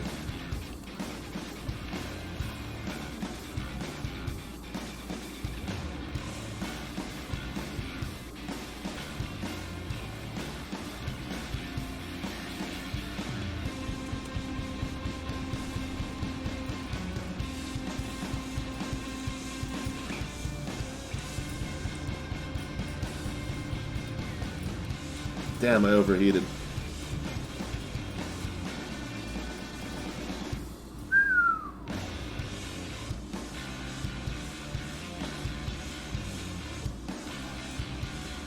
Four. I always forget that it defaults to 4.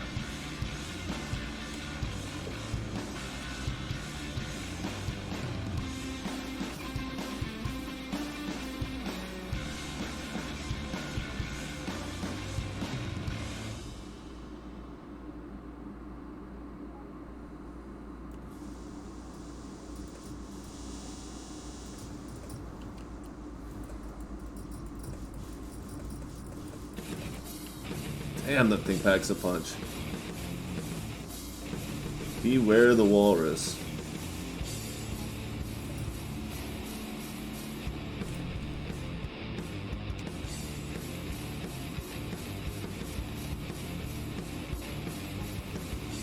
Nobody warned me about the ogre though, huh?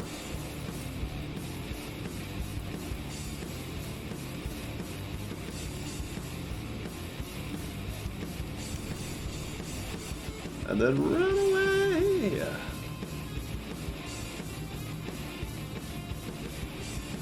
Not bad. You know, that's another thing I never use. I don't really indulge in single-use energy or cooling. Not often.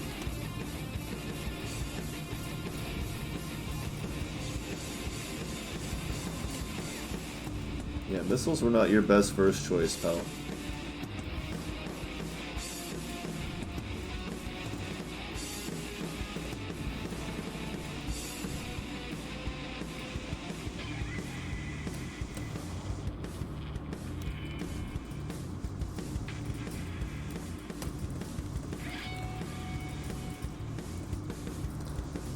I mean, if there was ever a Ravager that you'd be glad to be fighting from a cruiser, it's this one. Not really a lot of impact.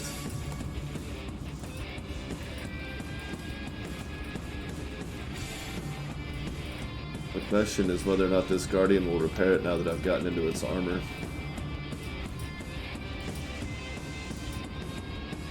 Or if I can keep it off balance enough not to matter.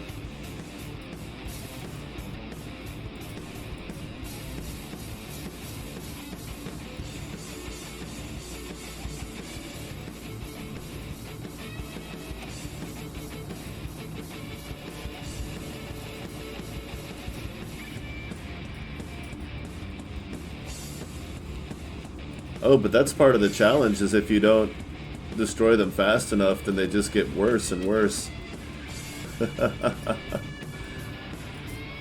But sometimes it takes a while before the second wave will come in. Sometimes it's really fast, though.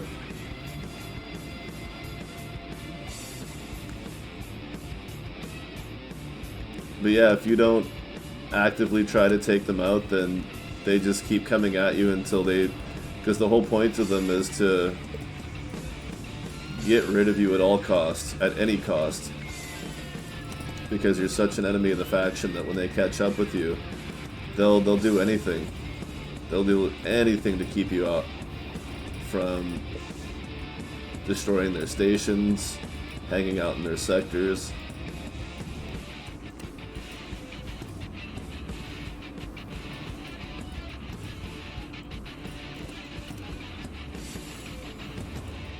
This poor Ravager was not ready. He was not ready for this fight.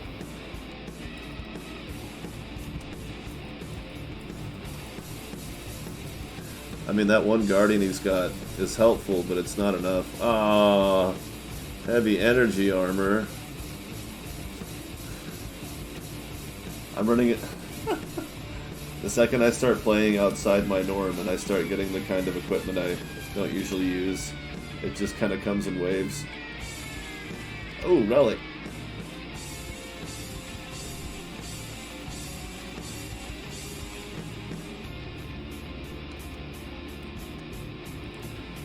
You've seen my extreme hunter fleet plays, right?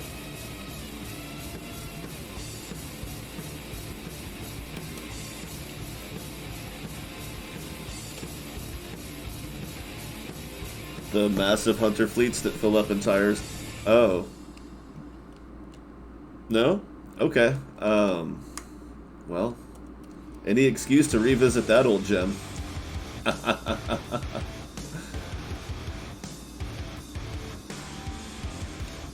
I was kind of thinking about it the other day that I wanted to get back to it, but it had been a while. Oh yeah, last time I loaded this profile I was testing the Rising Sun with overpowered equipment. So what's the farthest you've gone into negative reputation with any faction? Dreaming Mars.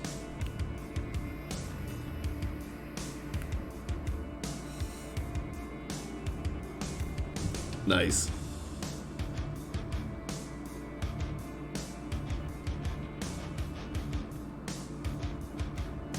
What's the negative? What's the number? Do you remember how far you went? On a single save?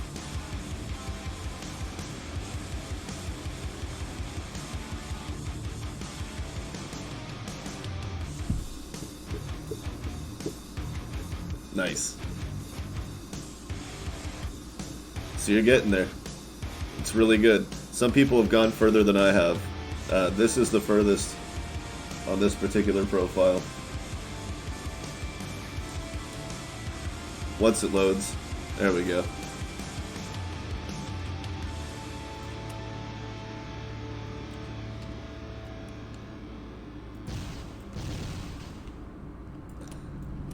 Oh yeah, that's right.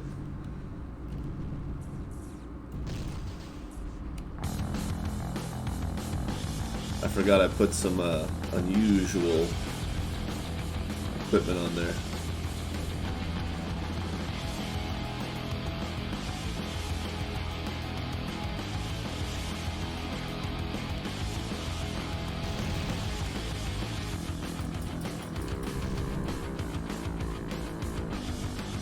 So I was testing the carrier without any ships in it with one of my late game, with this as one of my late game playthroughs. I wanted to see what it was like, just on its own, just its max combat.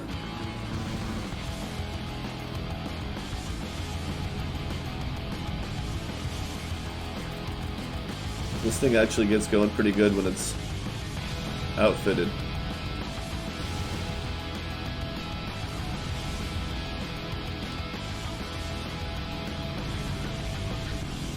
The turret coverage is very interesting to work with.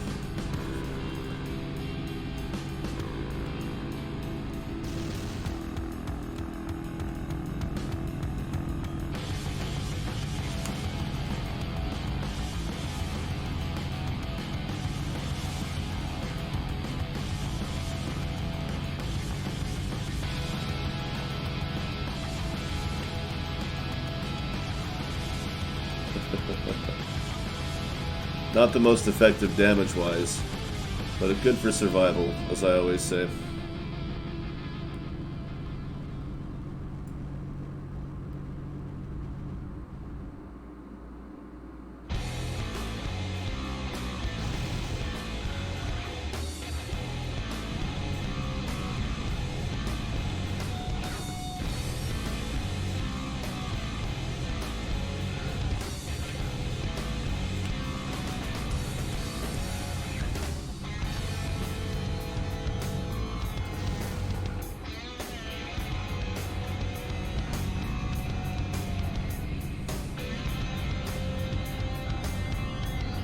And that one guy's beating the crap out of me. Oh. You too, huh?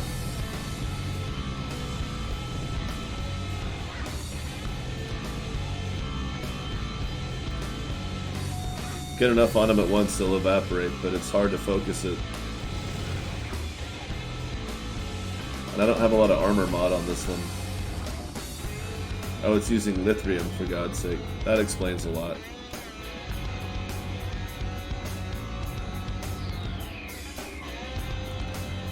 No wonder it's so damn light.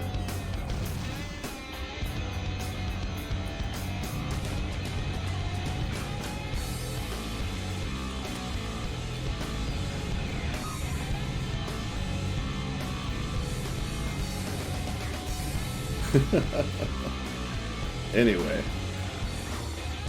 that's not even the fun part. And neither is this load time.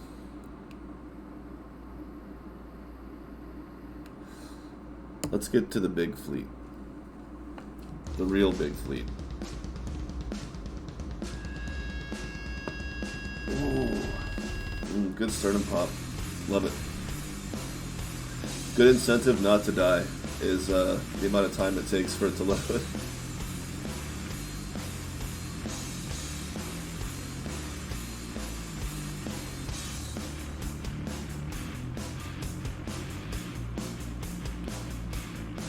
Oh yeah.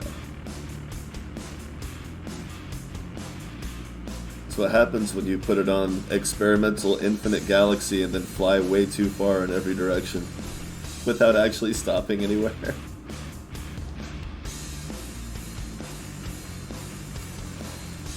A good chunk of the load time on this one is actually because of Ravager hunting.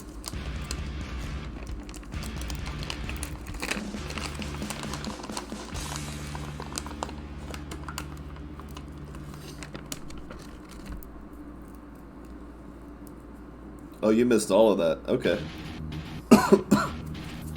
No problem. I'll do it again.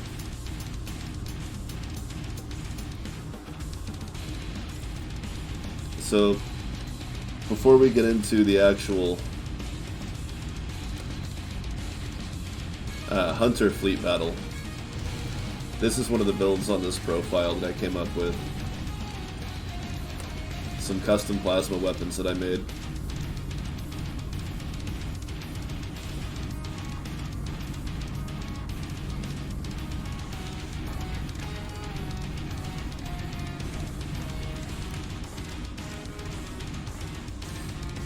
And the idea behind these is the explosions are so big that it's hard for the large fleets to gang up on you because it just keeps pushing them back. So while it doesn't do a whole lot of damage compared to if the explosion radius was really small, it would do a lot more damage because you'd get more direct hits, and that's just how the DPS spreads out. When you add explosion radius, you lose a little bit of damage. But also, because they're flak, I can hurt myself with them as well. So, it can be pretty dangerous stuff to work with. But you always have the control. Oh crap, that's all going to explode right on top of me.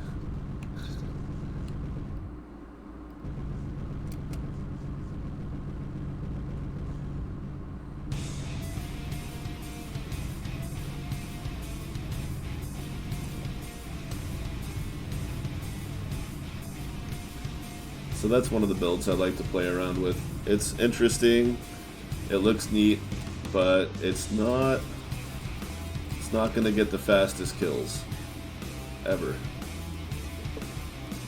What I need is my Titan. Where, oh where would a Titan be? Should be pretty easy. I've bought a few of them. Maybe I left one here. It's hard to tell. Nope, no Titan there.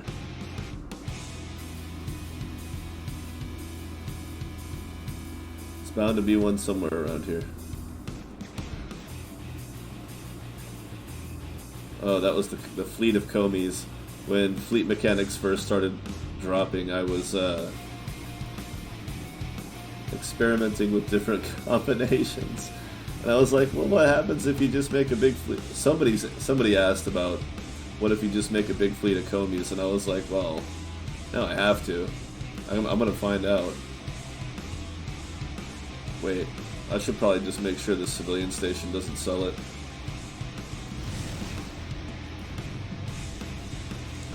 Yeah, it's really dangerous because you can hurt friends and yourself a bunch. Nope, not here.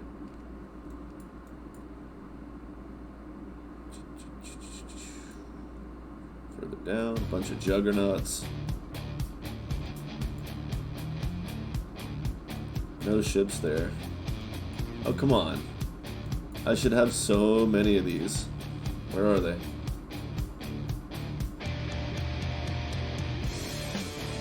Where would I have left it? My goodness.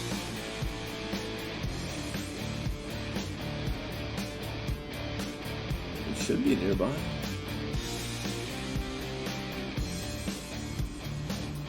I didn't make a page for it.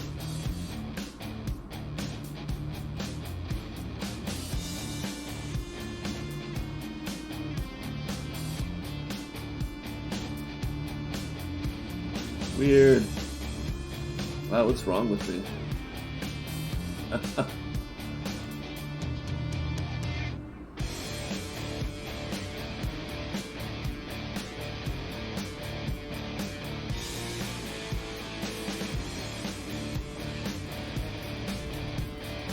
I'm double checking some of these places. You never know.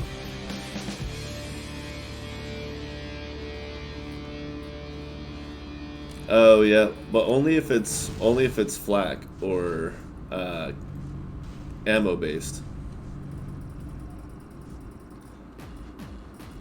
If it's just straight plasma, it won't do that. Because plasma is a more controlled explosion. Do I really have to go buy a new Titan? Ugh, gross. How did I lose a Titan? I need like a master list of everything I own, and then when I click on it, it tells me where it is. Triton, but not Titan. Who the hell loses a Titan, right? Holy crap.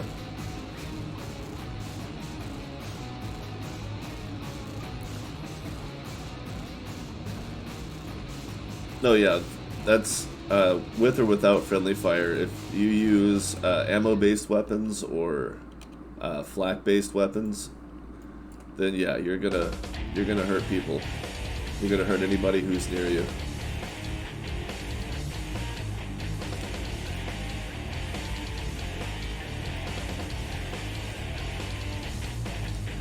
Keep searching around while... Oh, there it is. Okay, found it.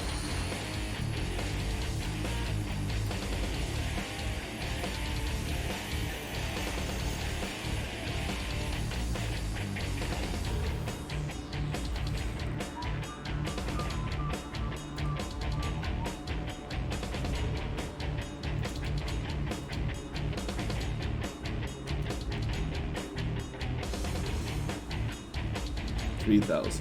Okay.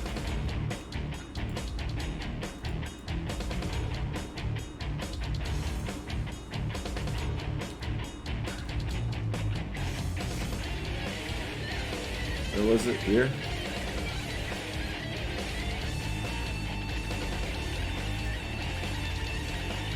It's fun to have a lot of battery power.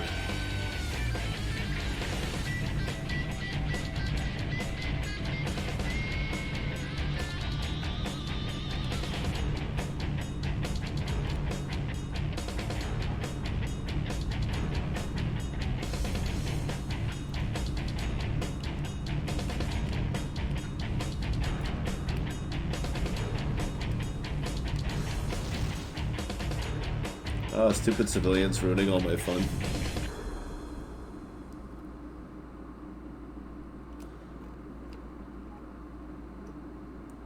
Yeah, that's what I was trying to do earlier, but it was like being a pain in the butt. Oh, a nightmare, huh? That must be a derelict. They hate me.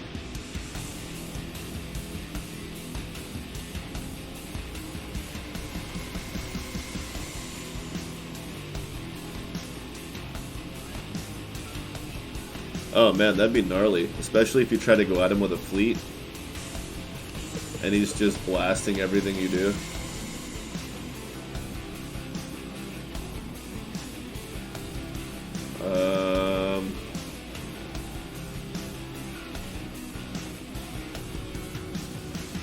Oh, that 52. I was looking at that station 52. I'm like, there's not a ship there. I've never been there. There's another one. Okay.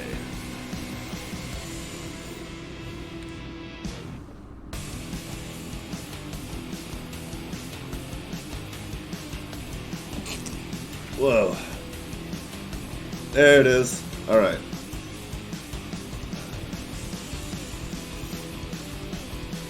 Now we're not going to have a very great crew here. Yet.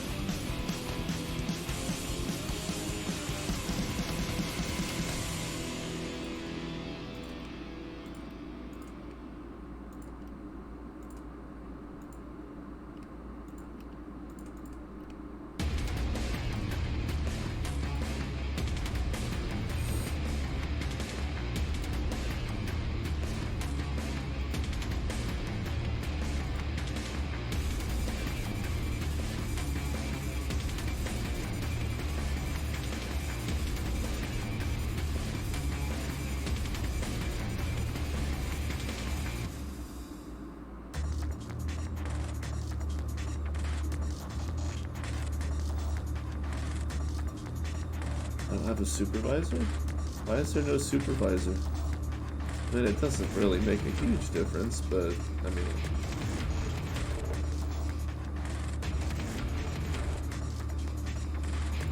Okay. C'est le Grand Prix.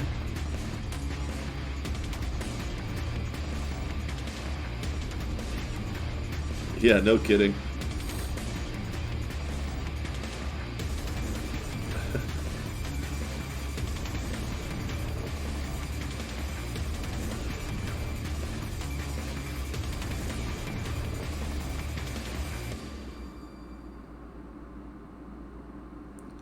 Let's go with the low heat models.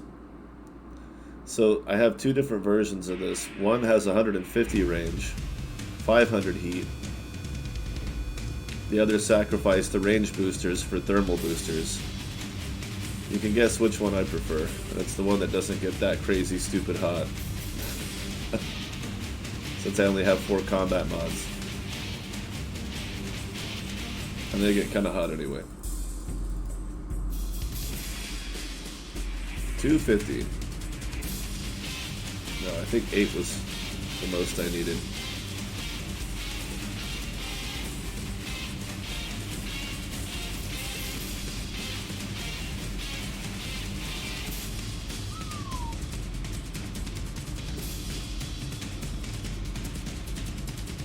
Just a little bit of weight for a lot, or a big weight difference for a little bit of damage resistance. And slightly less armor. It's pretty neat. Can be helpful. Oh, you're right.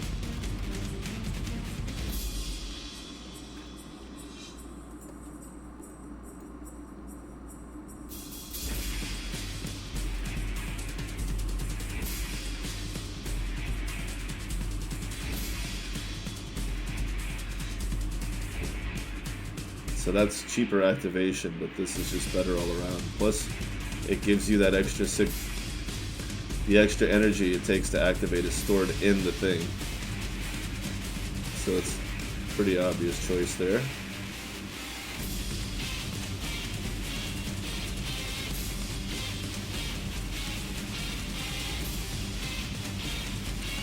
Now, power-wise, we need 1800. No big deal.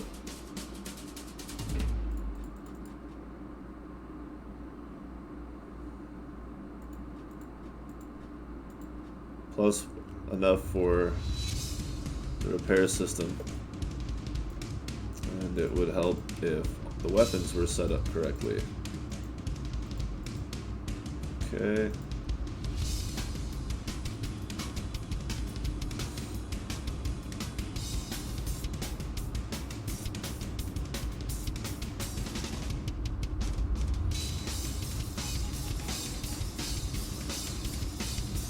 That's not bad.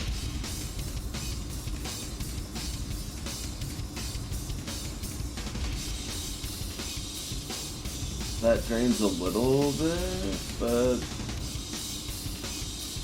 really, really slowly. I need it to not drain at all. Can I do that without putting that other one back on?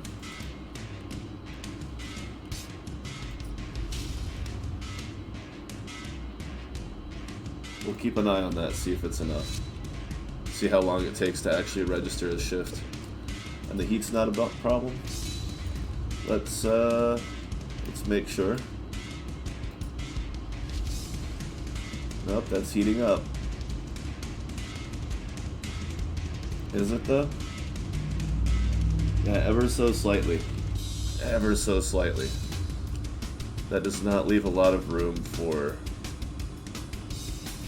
armor.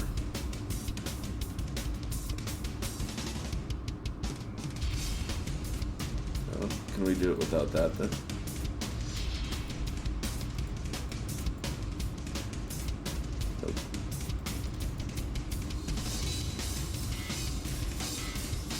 Okay.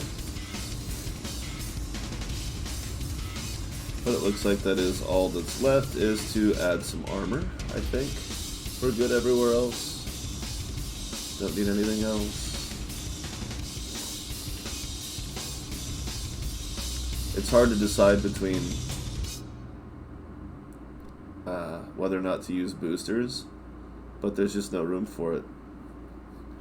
I mean, what, I have 12 here, so what?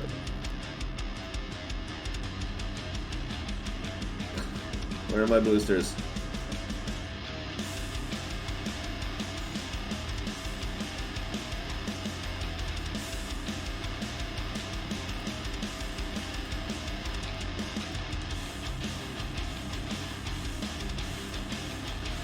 $184. So I need to get up to 2,960.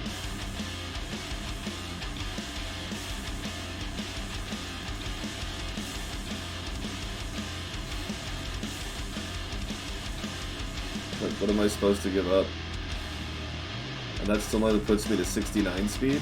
That's crazy. It's crazy slow. How is it that slow, right?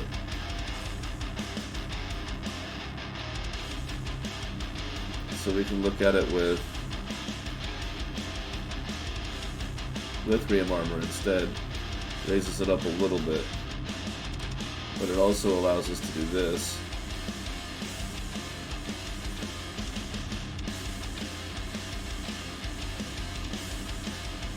Because I'll just deal with the fact that I don't have a strong repair system. I have the low armor for having the cloaking device. Okay, see, I got it at a 3 instead of 4. Instead of a 4-point gyro, I got it at 3 1-point gyros.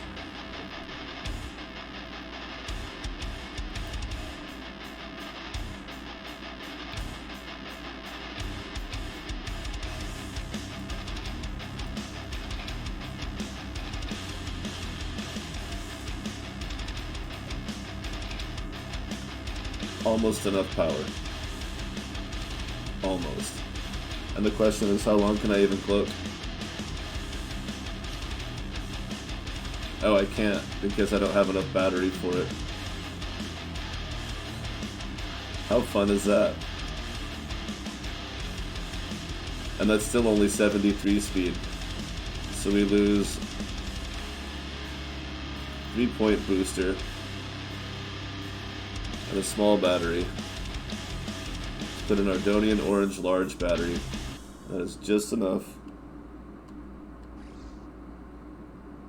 to activate that, and I have enough ambient power that it still recharges. And this is how you fight the hunter fleets. And I haven't shown you why yet.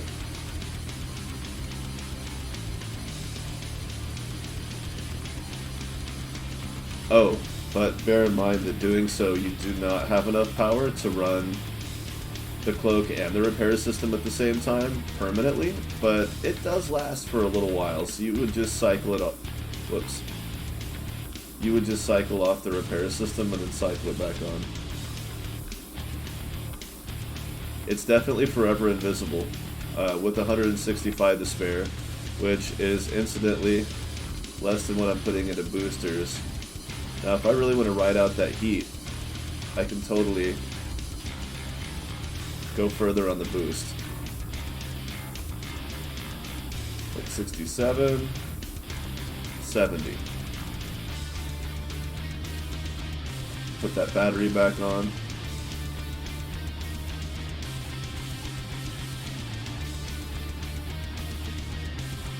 Slows it down a little bit more. Oh yeah, you're right.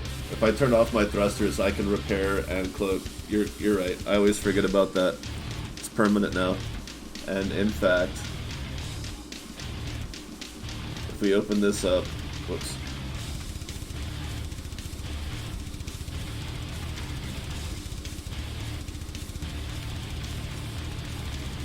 Yeah, that's 19. That's 58. 49 speed. 49 speed, just turn off the booster and I can cruise around.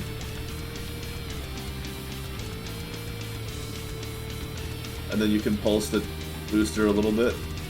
Go from 49 to 58. And it still doesn't drain the battery that fast. Let off of it, it recharges pretty quick. And that's all incredibly critical stuff because I have minus 461,000 Vangie reputation. It hurts a little sometimes just to even like want to get into it.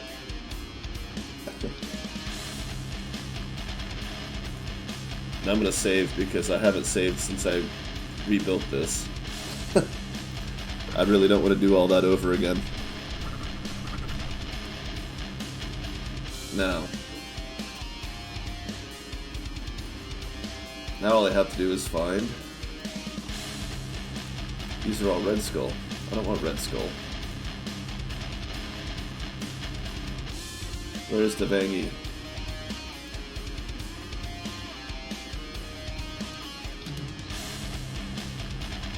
I would usually store stuff near one of their systems. These are all Red Skull. Shit. Hey, okay. Yep, there we go. That's pretty far away. How about nearby? Perfect.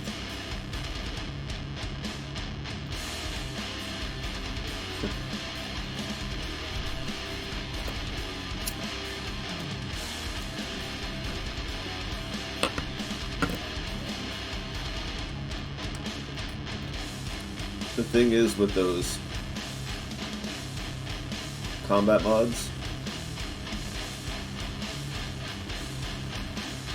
8,700 DPS, and that's basically permanent. You have to, yeah. Part of the reason it's a soft limit, it's just letting you know that your performance is going to start to suffer if you keep going. That's why it says consider rather than you have to. It's like a polite nudge, like, by the way, if things aren't working out for you, it's probably your own fault, is what the game is telling me. Oh, this is a good test.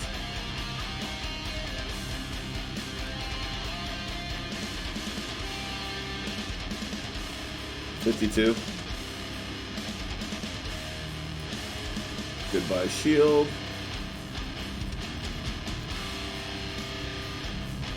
Helps if I turn on my repair system. And get rid of theirs.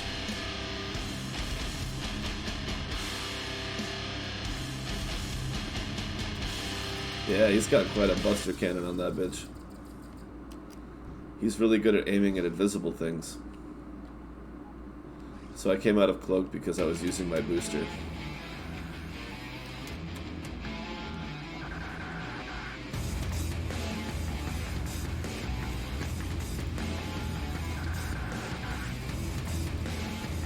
I'm invisible, bro, come on. I mean, sure, it's easy to assume that I'm not moving because I cloaked when I was not moving, but come on. Oh yeah, I was testing Fleet Commander on this one. Does not have engineering right now, but it does have advanced cooling, which is really helpful. I would get that, but I don't always use beams. But I don't even have that.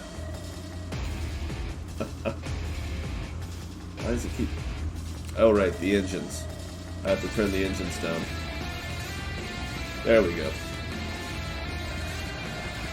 But yeah, the item limit's not a hard limit. It's not going to stop you from doing anything unless the game becomes unstable. Oh yeah, my crew could be better. So keep that in mind with what you're about to see with the fleets. But I'm going to finish this guy off really quick. Those guardians just evaporate. Boom. Uh-oh. I've done it again.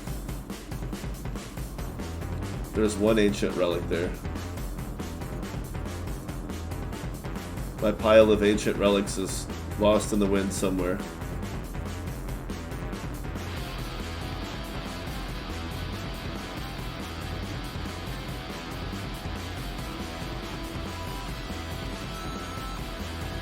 There they are, 40 ancient relics right there.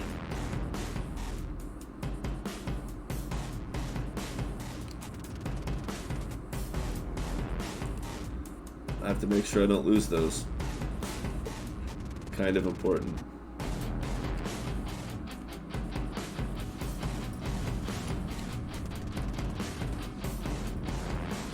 And also bear in mind that I typically prefer a much heavier armor build as well. But with the cloaking device, you just don't need it.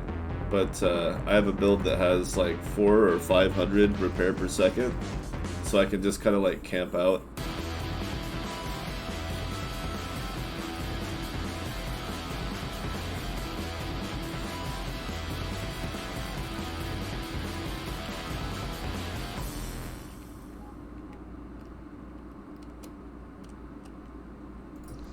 Dude, you're blowing my cover here, buddy.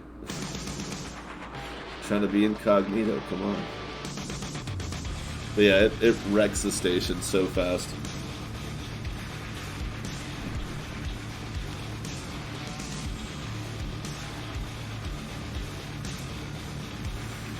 Like he specifically set it so that stations were harder to fool with cloaking.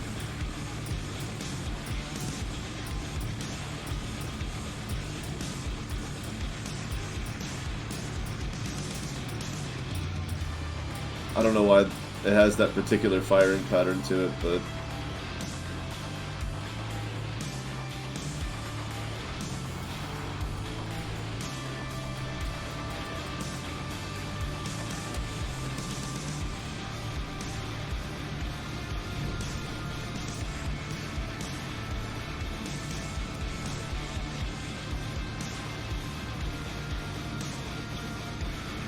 heavy plasma cannons are a lot of fun. Any plasma cannons are fun.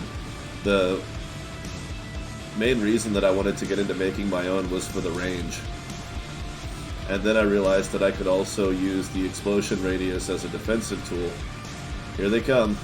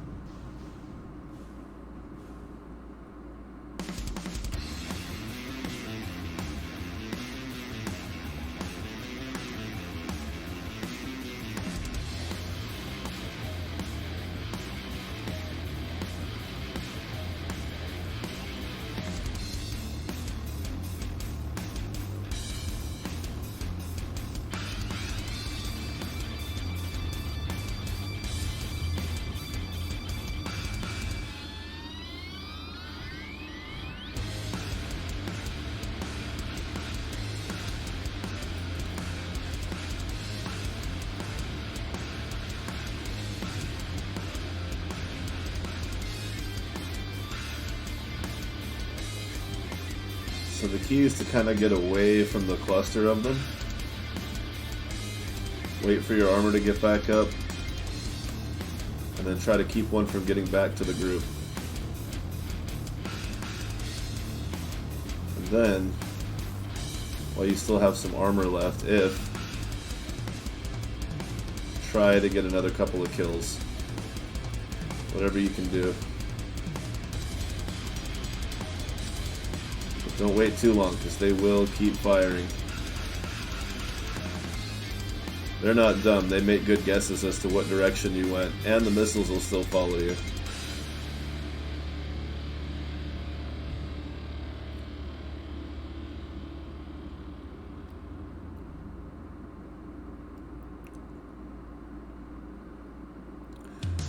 As long as you don't hit yourself too much.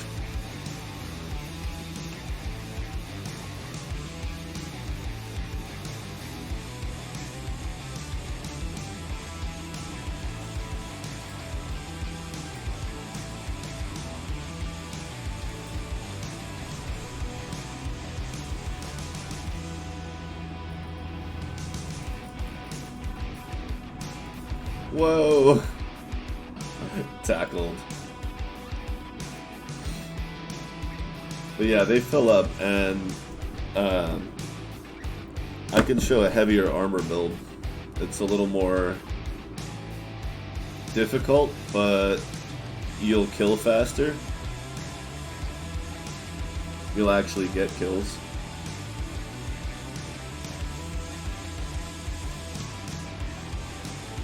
Oh yeah, I started with lithium this time. Oh, they have gunners.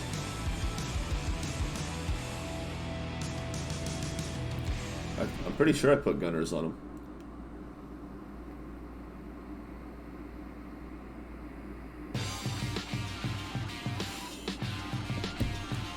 But yeah, I went with lithium for the demonstration purposes. You can also go for max armor, like insane high armor. Forget about the cloaking device, and you just turn on your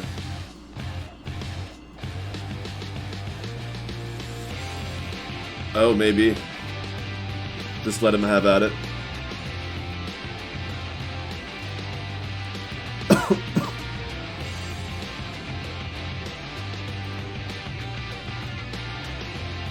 Yeah, let him go after multiple targets.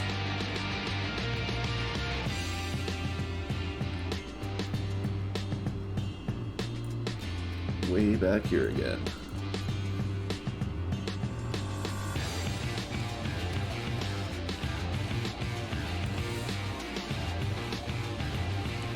That's where I need to go to do my modifications. Oh, and I get to re-roll that Ravager. It could work out better, yeah. But sometimes what I'll do is just put on as much armor and extra reinforcement as I can with the heaviest armor that I have, like Vangy heavy armor or something like that. And I'll just make a pass and try to kill as many as I can, try to get the loot really fast, and then just get out before they destroy me. Really damn difficult. But mixing heavy armor with the cloaking device is pretty difficult too, so... Now for this, I do want control, because it's one big target. Pop. They're like little balloons.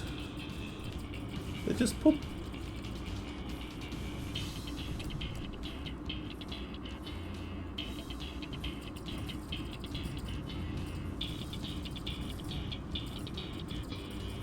Bye now.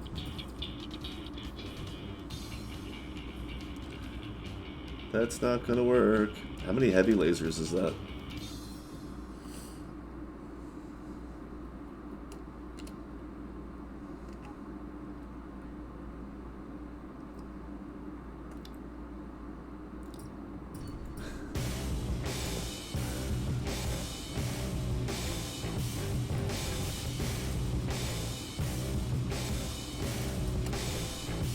Peacemaker.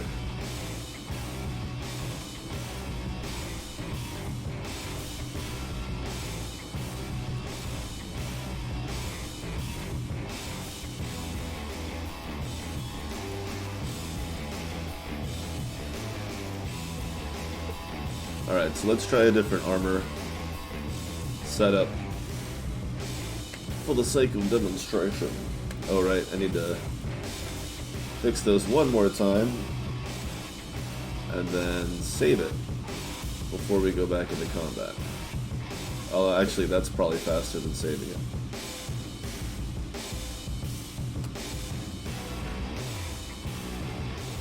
Alright, so now we swap it out for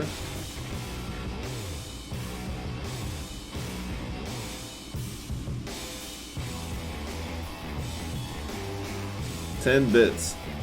10 units of Vangie Heavy Armor Orange. That's pretty fun. Turn speed is down. So one thing we can do even is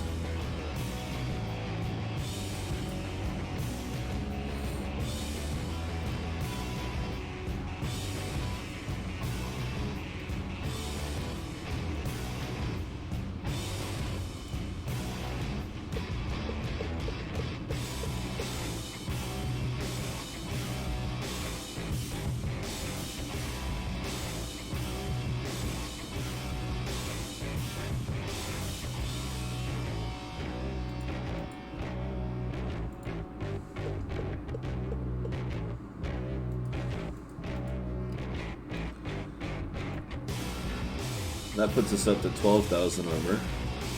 Then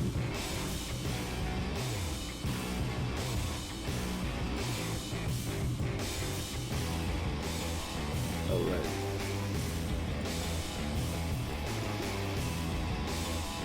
$14,000. And if we're going to use cloaking with this build,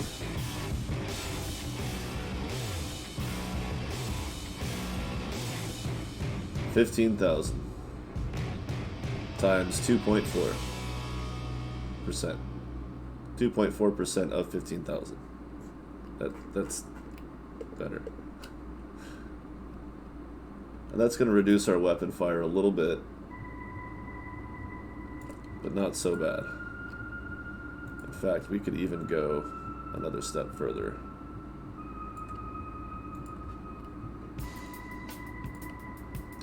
Take that one off.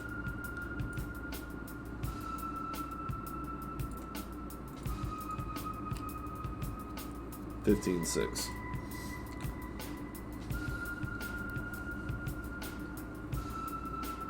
Oh yeah, and we'll set it back to gunners firing. This is exciting. I always get really excited for this stuff. I just know that if I do it too much at a time, I'll get lost in it and start to zone out when there's so many ships around.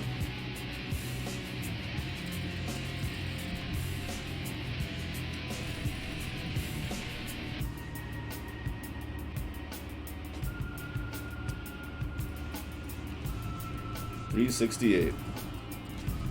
More than triple the previous repair rate. And all it cost me was a little bit of acceleration, which you make up for in cloaking.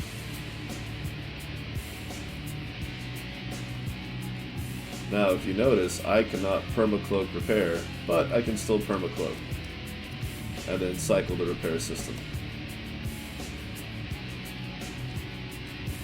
which looks something like this. Not a super long time, but you turn it off. 85, it fills up within about 20 seconds. Probably about 15 or 16 seconds. And you can also just cycle the cloak really fast to get it to, if you get down at the bottom. Just don't forget that it has a cost to reinitialize.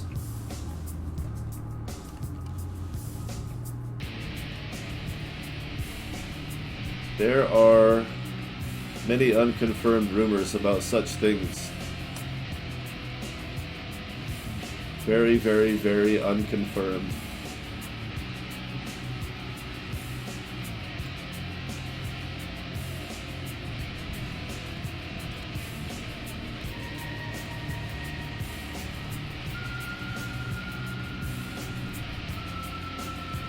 It's been mentioned on this stream and others Though I dare say not recently.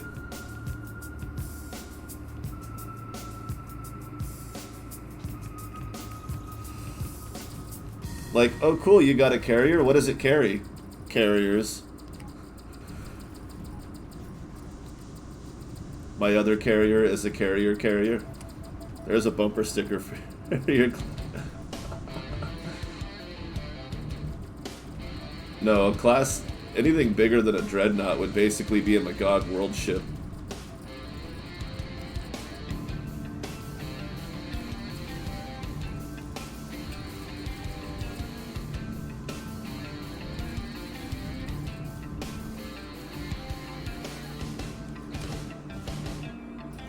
You.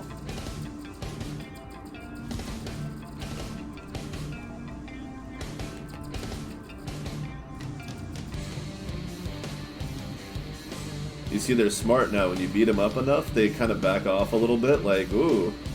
So when you do this ridiculously high amount of damage, you can actually mess them up a little bit. Kind of screw with them a little. Figure out which ones are doing the most damage and just kind of shoot them till they're nice and scared. These ain't your granddaddy's ultra lasers. These are 12-point weapons through and through.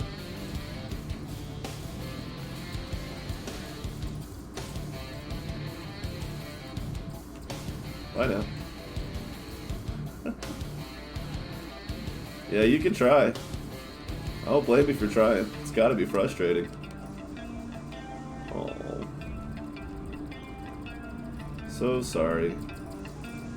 No, you can't do it by yourself either. Not sure why you thought that was gonna work out for you.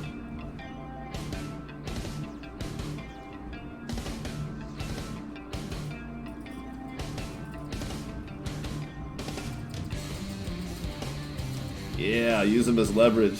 Your turning is my acceleration, you dumb bastard. I would have been dead. Uh-oh. I might be anyway.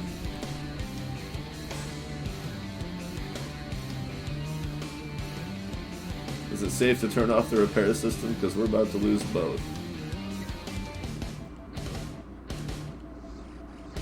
That is not what I meant to do.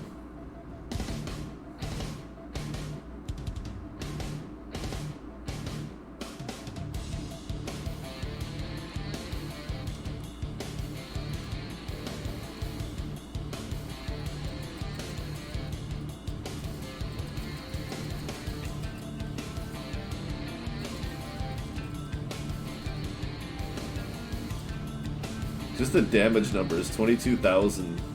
This guy's got 35,000 hit points, and that's not even that much.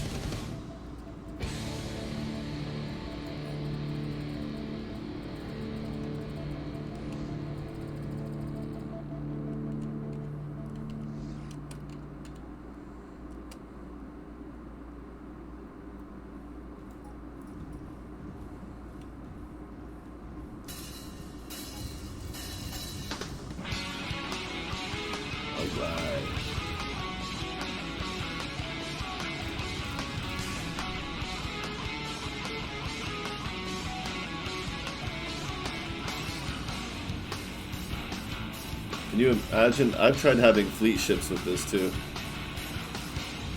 Wait, what's new?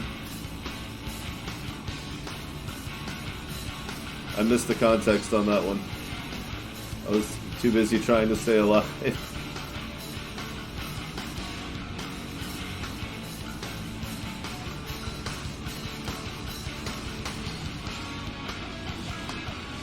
Oh. No, that's not too new.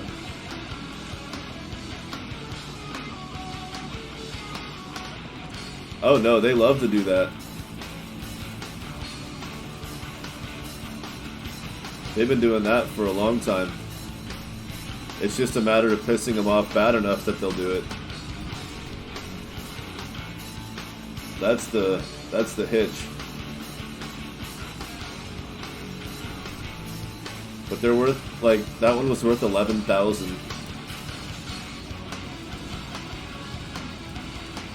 And I'm getting minus 100 reputation at least for these guys. That one is 120. It sounds crazy until you see it not work, and then you're like, oh, I guess that's not the worst thing then.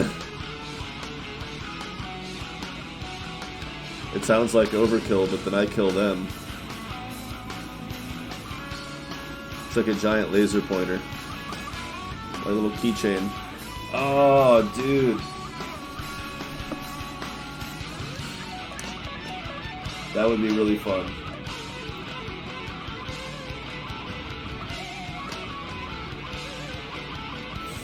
Little keychain LED flashlights of the dreadnoughts and other ships. I want a Titan keychain so bad now. Crap, you have 3D models. I just need it in a format that I can send to a 3D printer.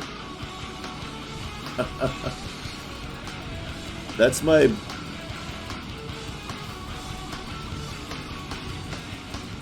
That's my running joke in most games, though, is I always try to go for the overpowered brute anyway.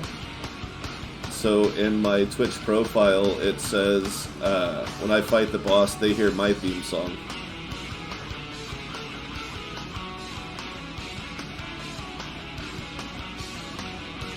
I don't hear boss theme songs anymore.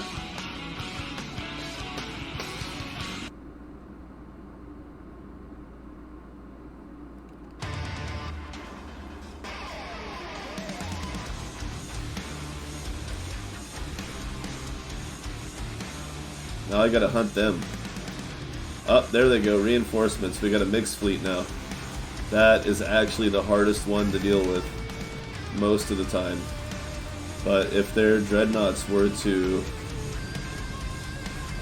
regroup and join them, it would be much worse.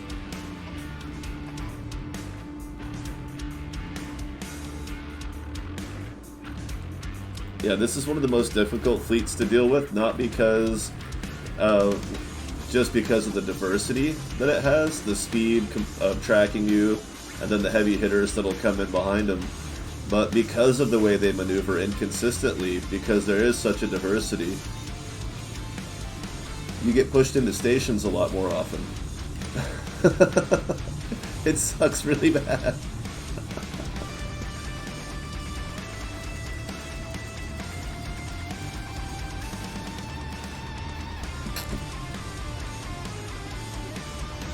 Why am I not moving?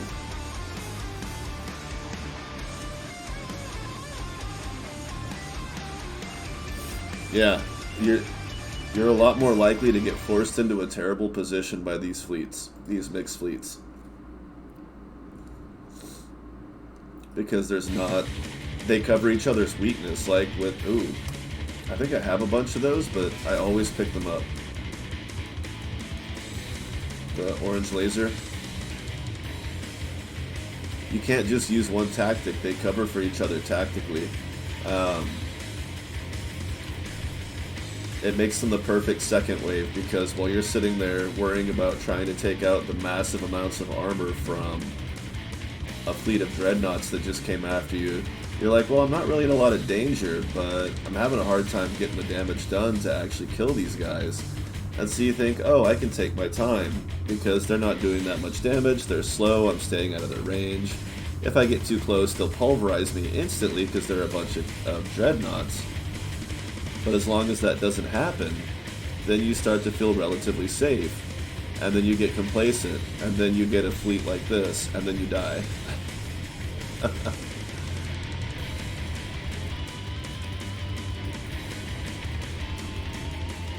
I have a bunch of those.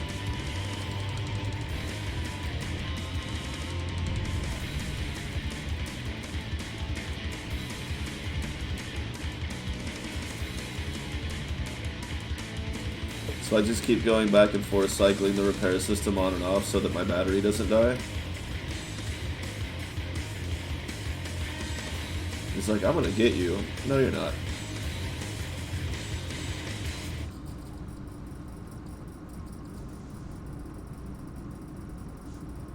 Shit. But I'm not gonna get him either. See how that's That's the real danger.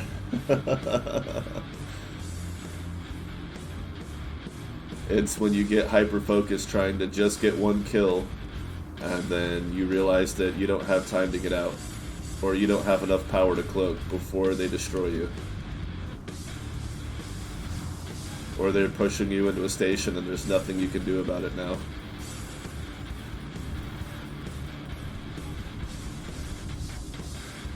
But the right positioning with the right backward speed and the right spread, keeping them at a distance from you, you can kind of avoid getting surrounded for a while, get some good kills.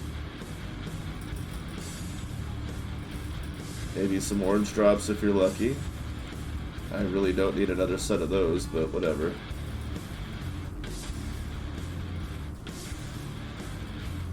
I have 10 of those in orange, so I'm not going to grab a blue one. The important thing is that you just keep holding backwards. So no matter what explosions happen around you, you get back to full reverse. Because you'll forget. If you're trying to not just hold it down. There's another heavy impulse drive.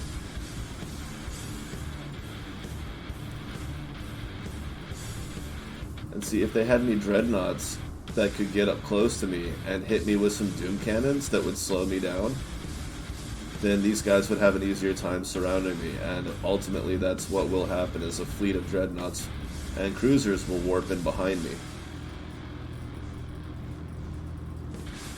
Maybe. That's usually what happens. The composition of the fleets, they do a really good job where if you show strength against one type, then as long as the next type gets in before you destroy the first wave, then they compensate, as long as it's a different wave. Or just surrounds you. It's fun when they warp in behind you. And you're just like, oh crap. There's nothing I can do about it. They just get to have me right now.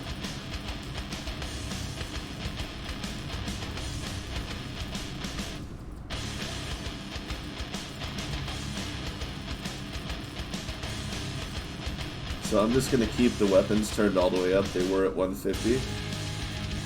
Since they're on the auto control, I'll just let them use most of the power for the two weapons they control, since they're both damage boosted anyway. And I'll just use the middle one whenever it seems most effective. And then try not to drain the power, because you can see right now they're both firing. The battery gets full, but as soon as I start using that center beam, it kind of has a bit of a... kind of drains that battery pretty quick there.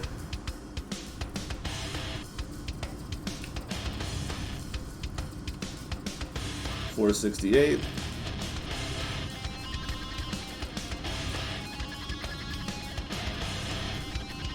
And I mean, if you look, there's plenty of room. Like, nobody's dropping orange combat mods, nobody's dropping orange heat sinks, superior hull reinforcement. I could use another orange large reactor to get this one off. See, that's 51 there, whereas this is 65. If I took that off and had replaced that with an orange one, it would be slightly less power. But then I could put on more armor and more armor. Oh, attack drones. Damn it! I stopped for attack drones. I didn't read what it was. But I'm gonna pick it up anyway because it was there. Shit.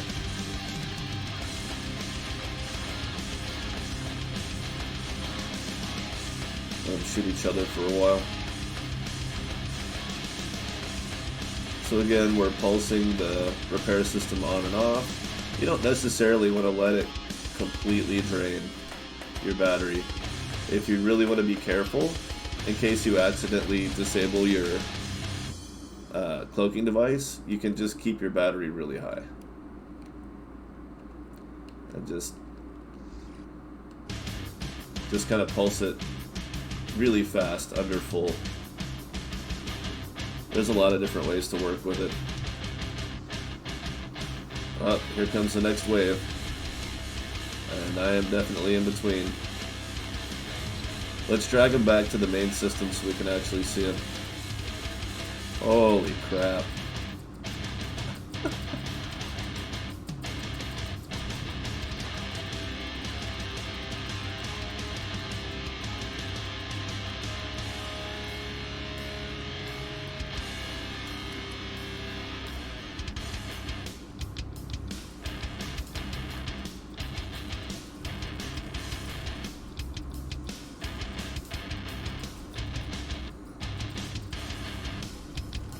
close are we? Oh, we're above the system. I thought I was off this side to the right. Holy crap. That's pretty funny.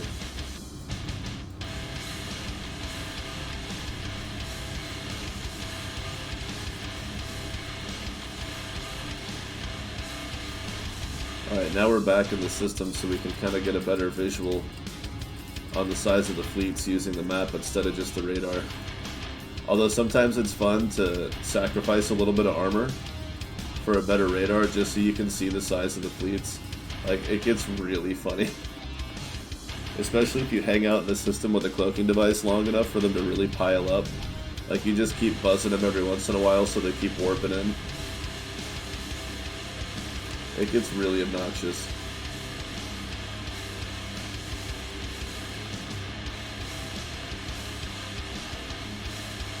Like, where do I go now? I'm driving right into a battle station. Ugh. It's that thing, you get so distracted by how big these fleets are that you just start making mistakes.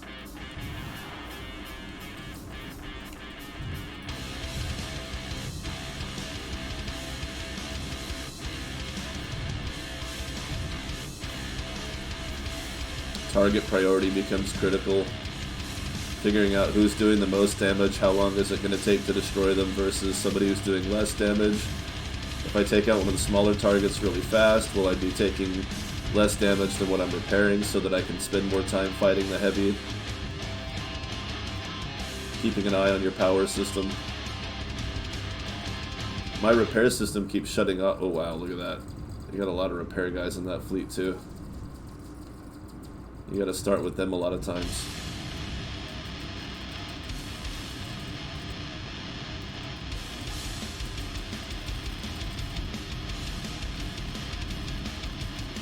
But they fly away so fast. They run away from you.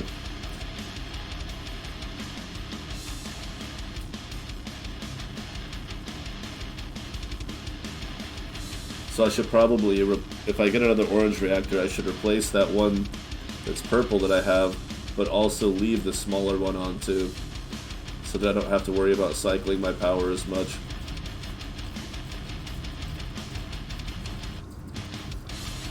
This is why when people ask me, they're like, does this game have replay value? I'm just like, well, there's plateaus. If you play it, if you just play one profile to level 50 and stop, you're not going to see this, which kind of becomes an infinite. So it's like, it depends on how much play value it has for you, whether or not it's going to have replay value. You know, it's not your typical standard of, is the story or XYZ interesting enough? I think the combat's got lots of replay value, but it's this right here, this infinite, massive fleet nonsense, and the way it keeps changing. Like, yeah, I think it's got some replay value.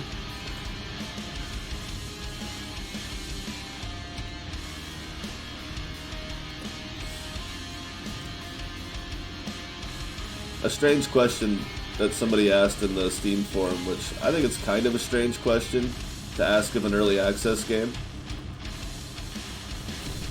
because every early access project prioritizes different aspects just inherently, not even necessarily by choice, but just by the way games work. Like, everybody does it a little different.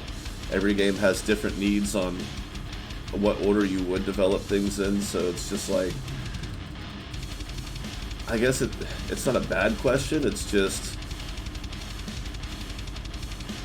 I don't know what people expect to hear in response to that. So it's just like, yeah, I've spent 1,300 hours in game. I would say, in my experience, it has some replay value.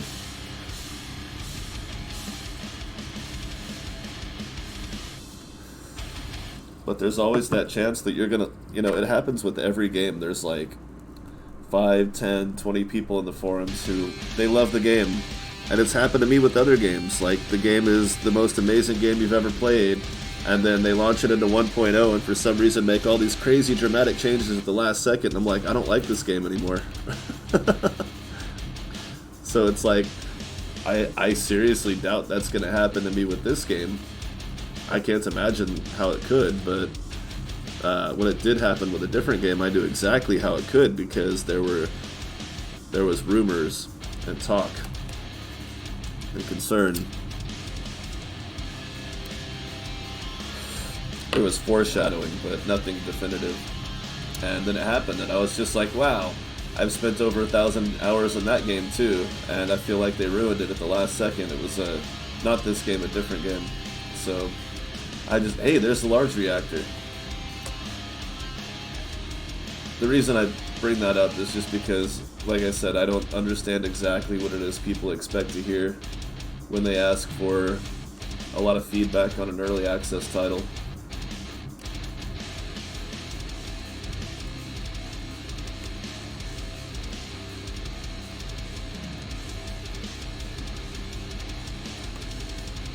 And it's the same with writing reviews. It's just like, I don't understand why early access reviews carry over after a game is launched, because it's completely irrelevant.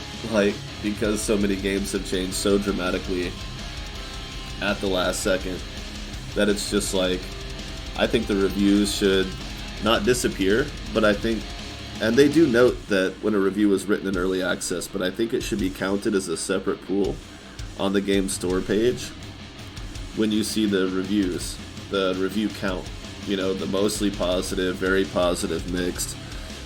I think that should separate the pool of early access from post 1.0 because so many games have changed so dramatically.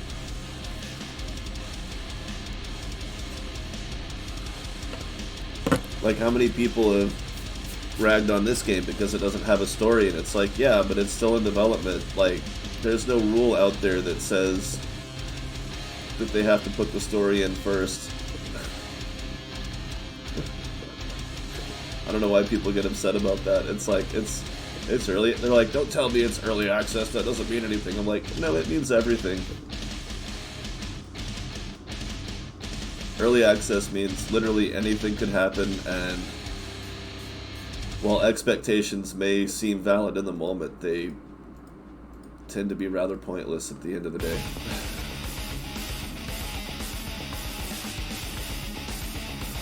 And I wasn't totally pissed off at the other game. Yeah, exactly. I wasn't totally pissed off at the other game either for changing. Like, I had already gotten my money's worth. I was just disappointed because it could have been really amazing. And then they were just like, nah, we'd rather fall flat on our face and backpedal all the good stuff. And you're just like, okay, if that's what you gotta do, it's your game. Do whatever you want. But at the same time, it felt bad. I was like, why did they do that? I want that supervisor so I can carry more loot. Exactly.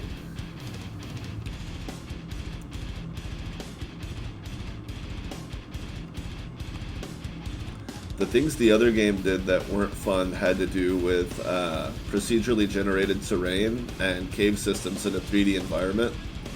Like, it was really, along with a few color palette choices that changed the tone of the game, and then they made it a lot more casual of a game than it originally was. It was exploration.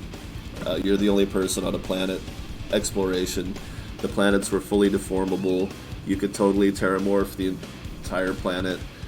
And they changed the color palette, and they changed the way planets and caves were generated. And they made so many dramatic changes that it's like they took away the original planets and replaced them with these new ones that nobody liked. Stylistically, they were boring, especially in comparison to the other ones, but even just as a standalone, it was kind of dull and repetitive, where the original planets had character, and I was just like, but why did you take away the old planets to put these in? Why not just have twice as many planets, because you could build a spaceship and fly in between? But they took out a lot of the threatening stuff. They took out a lot of the cool underground environments that were fun. Last minute, within like a month, like a 2-3 year early access, or maybe might have been a lot longer than that. And then like within the last month, they're like, hey, we completely redid all the equations for or the planet generations, and everybody just kind of went, "Oh, you completely redid it." Just now, just at the very last second, they're like, yeah, it's really exciting. And then we saw it, it was just like, it must have been like what people who read the original Ninja Turtle comics that were really gritty and rough saw the Saturday morning cartoon, and they're just like, this is a kid's show now, what did you do? Yeah, exactly.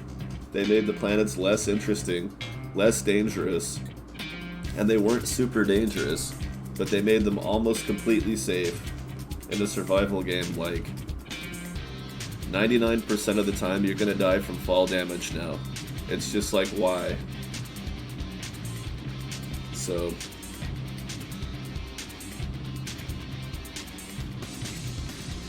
oh yeah, they've actually done some meta stuff on that where it's like they run into the Ninja Turtles from other iterations, and they're just like, whoa, it's like they're us, but they're so different.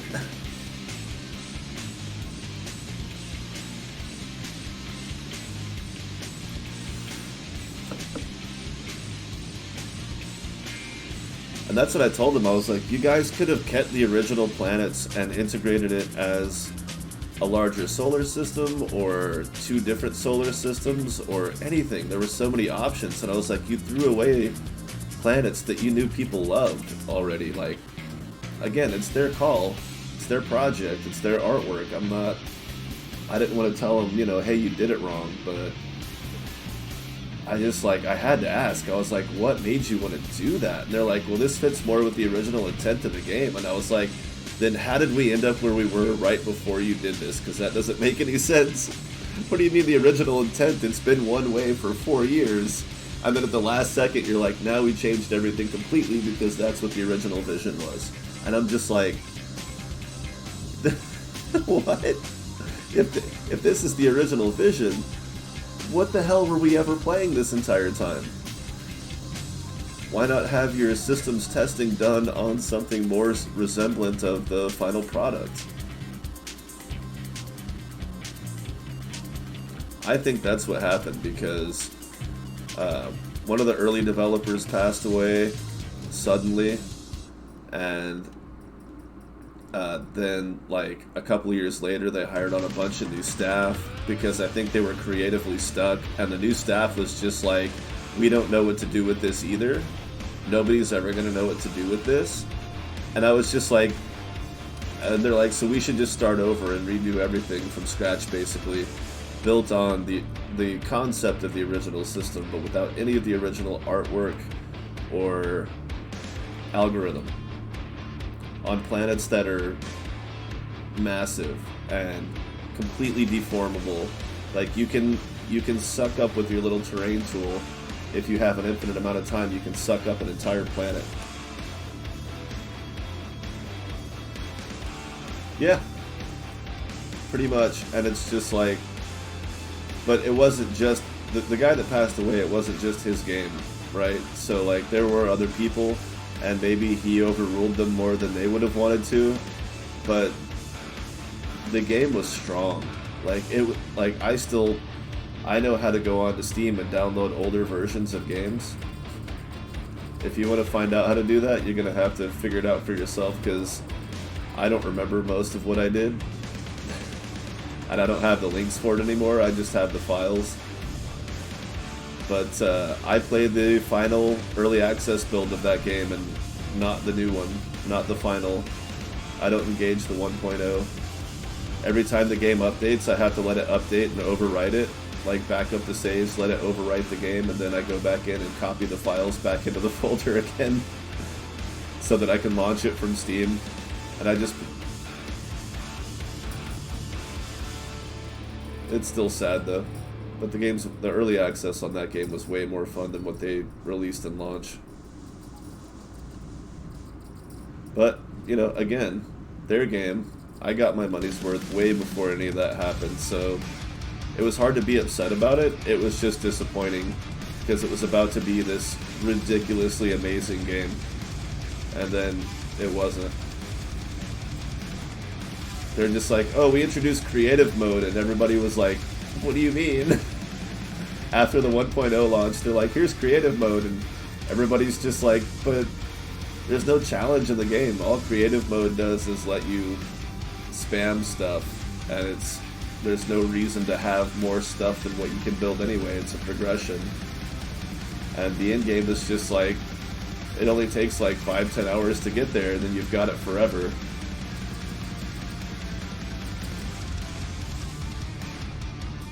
You know, they are probably trying to avoid the same problem. A lot of games struggle at that point. They're like, we think that we've come up with something, and it's basically it's obvious that the changes happened to the game that I was talking about because of its marketability. They felt like the audience was too niche, they wanted to make it cutesier so that it would also appeal to children, and I don't think they realized how much they were losing their appeal for adults. And that's why I was just like, you made a different game. Like, this should be these two things that you've created, this early access and this 1.0, they could just be two different galaxies in the same universe. Why overwrite one with the other? Why waste half your content that you've created? It doesn't make sense. And it came off as just bad management. But nobody at the company was willing to say it out loud. And to this day, I wonder if they actually made their money back because they introduced microtransactions. And I was just like, damn. In a multiplayer game that doesn't have any story or point or combat or anything, you just can buy outfits now for no one to see. It's really weird.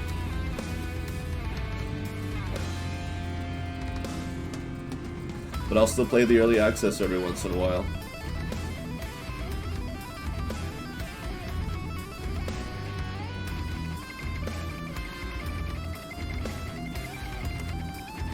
And looking back, I can see where there were warning signs that was going to happen based on the people they hired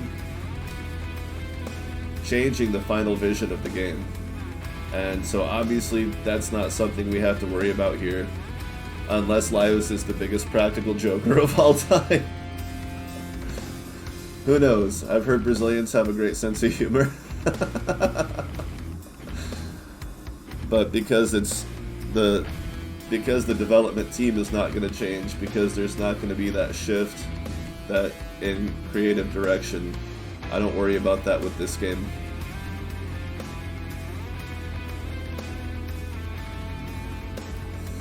And again, if it happens, it's not my call, and after 1,300 hours, what would I actually be complaining about?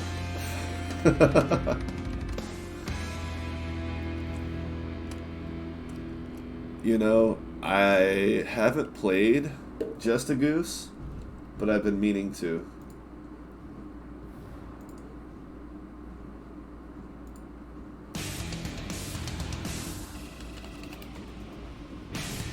Untitled Goose Game. There's a lot of silly games out there. You know, I played a lot of funny, like Newgrounds games, like Flash games and stuff, and some of it was just trolling. Like, you'd think you were playing a turret defense game, and then, like, really weird shit would happen, and the game doesn't make sense. There's a game on Steam called You Does Not Exist. You Does Not. And, some people feel like they got trolled by that game, and some people don't. It's a very odd game. There's a few others like, what's that one, Dude Stop? Yeah, there's a game called Dude Stop.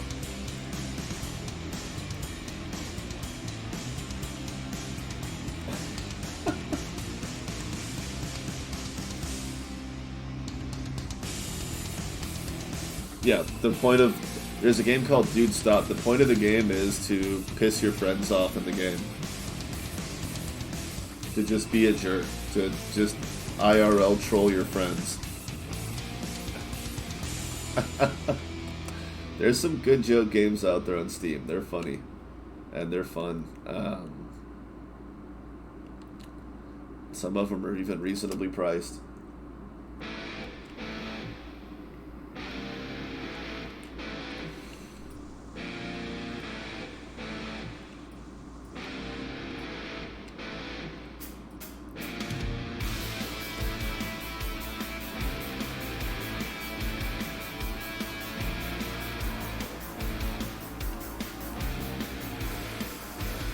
Oh, is that dry? Nope. Just needs to sag.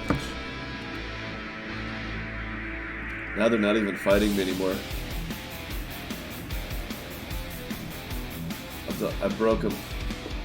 I broke the fleet. They gotta send more people after me. We need some more warp-ins here.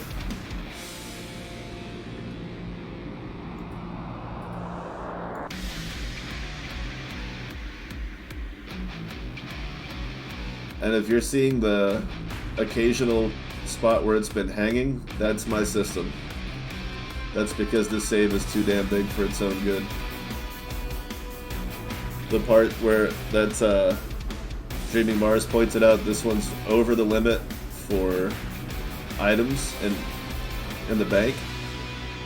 But it's a soft limit, so you can just keep going, and it just keeps slowing down and slowing down.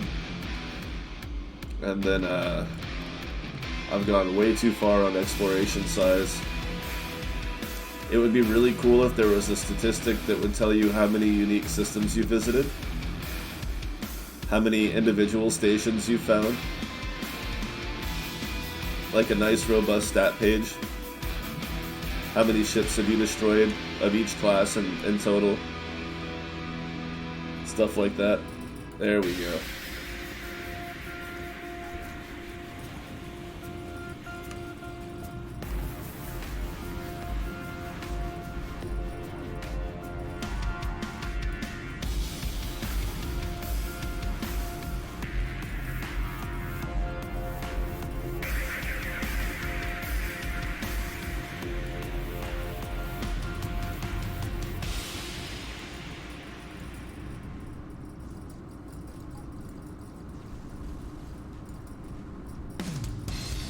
That. Don't need the missile launcher.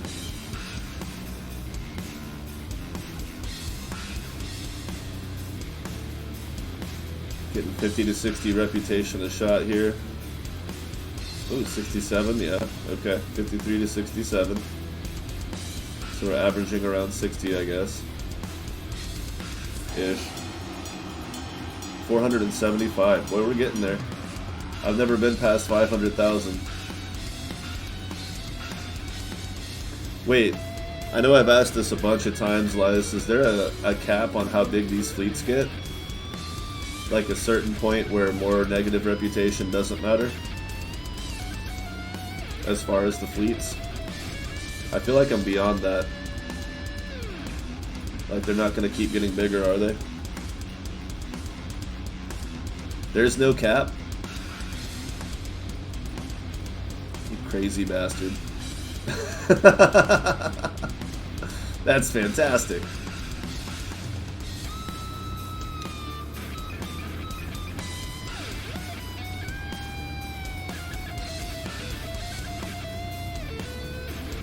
That's like one of those things where like there should be a cap until you reach that threshold where you've beat the game, and then you can, once you've completed all the story and everything like that, then you can break the level cap, and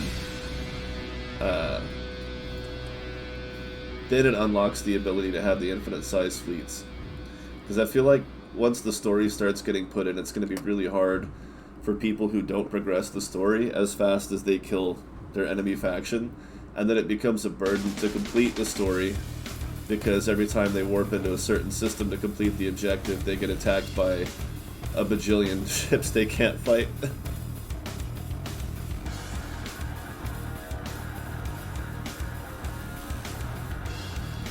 Oh, absolutely. Yeah, if it's not broke, don't fix it, right? I'm just saying, like, depending on, like, well, like with the Endless Sky campaign, you can amass an enormous fleet before you even start it, and most of the missions are not timed, so you can totally stop in the middle of the campaign at any point and spend like 10 game years doing whatever the hell you want, and then go back to the story like nothing happened. If you allowed that in this game, the way the uncorked reputation works, then depending, I don't know what your storyline is going to be like, what you're planning on, but if it is that style of storyline and you end up with missions where you have to go into those hostile territories, you could end up at a point where you can't complete certain objectives because you'll constantly have these fleets running into you. So I'm thinking, if the storyline, what you're planning on implementing, if there is a point of completion, that once you do that, in the way that you unlock the wisdom perk, then you would unlock a perk that is called Uncork, where it raises the level, at that point it raises the level cap, and then allows the fleets to be infinitely large.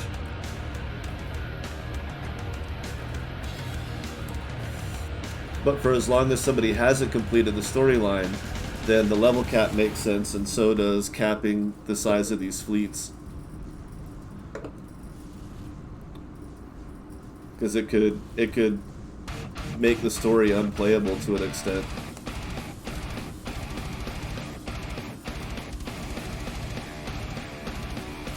But again, I'm only guessing at a potential problem, because I don't know exactly what you have planned for story, how interactive it's going to be, how time sensitive it's going to be, what kind of objectives might be involved. If time is, it may be that whatever you have planned, you can have infinite fleets and it won't actually interfere with it.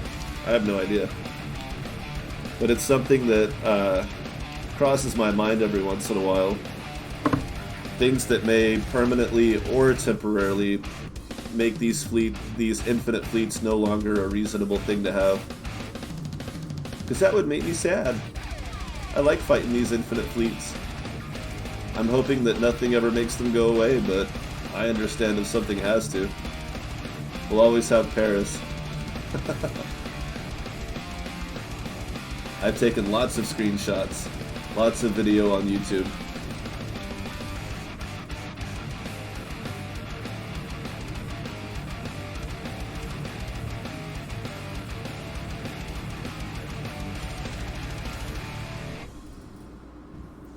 But it is possible, you know? I mean, even the infinite galaxy.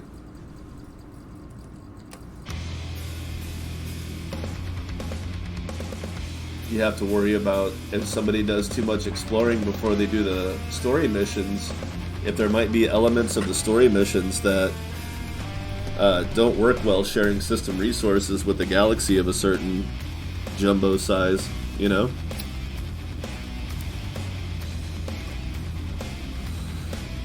But I do like that what I'm doing right now is eventually not going to be a thing that I can keep doing, because these fleets will eventually get too big.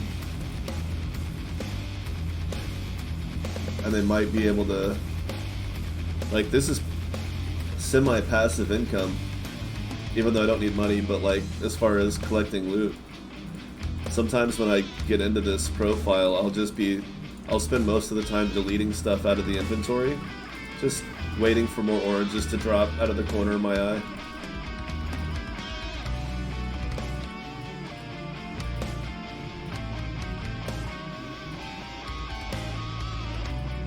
So the fact that they can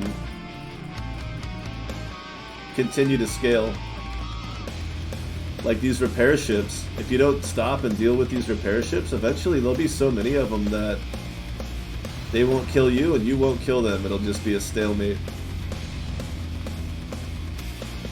But it's really safe to fly into a pocket of only repair ships, because nothing has guns. You're blocking the enemy from being able to shoot you. It gets really interesting. Especially now that you've adjusted the way...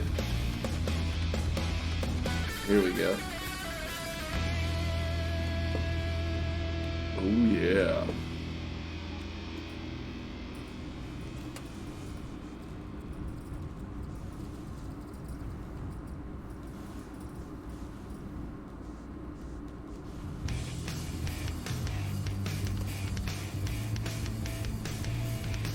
And also with this, you can drift infinitely outside the system. They'll keep coming. They'll keep warping in and tailing you while you float backwards, and you can create just an infinite stream of loot that goes way, way out into the dead zone. And then just kind of kick back and wait, watch some TV, and then you spend another 5 minutes. You pop your cloak, go past the enemy fleet, and then spend the next 5 minutes flying back into the system, collecting all the loot. So it might be needed that these fleets are a little more aggressive at surrounding you, at warping in on top of you and surrounding you, to kind of prevent that passive, but also to be a bit of gatekeeping so that people who get involved don't accidentally get their reputation too high, since now you can get reputation for these guys. But as a stopgap, to make it too much of a threat to just drift. Like, you actually have to be actively in control the whole time, ready to warp out at a moment's notice, because they might just warp in on top of you. Or at least like the third or fourth wave. Like, just have them warp in straight on top of you, so that if you're like trying to do what I was doing, just kind of floating around, that they'll eventually try to stop you. Right now there's so many repair ships around me that they don't have a line of fire on me.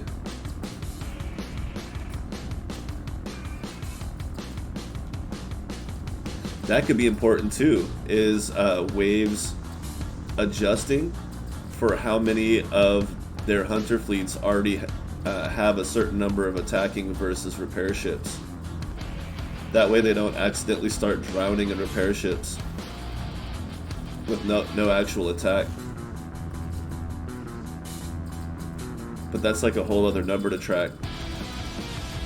A whole new ratio. I don't know how much of an impact that would have, but it would help. Because like right now they're going to have a hard time getting near me with their repair ships rushing in every 5 seconds. Although, I guess technically it is kind of slowing me down. Maybe it's not such a bad thing.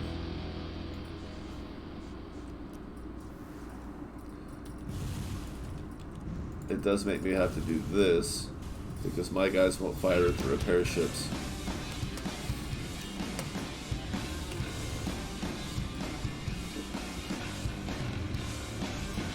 The acceleration on this ship is so painful that if even one of them rubs against me and tries to shove me off course, it makes it really hard to move. But now I'm just slamming through them. Whoops, station again. Always another station. I don't know, what do you think? Should factions have a counter for how many repair ships they have in the system versus attack ships, so that any new ships that warp in kind of adjust to that?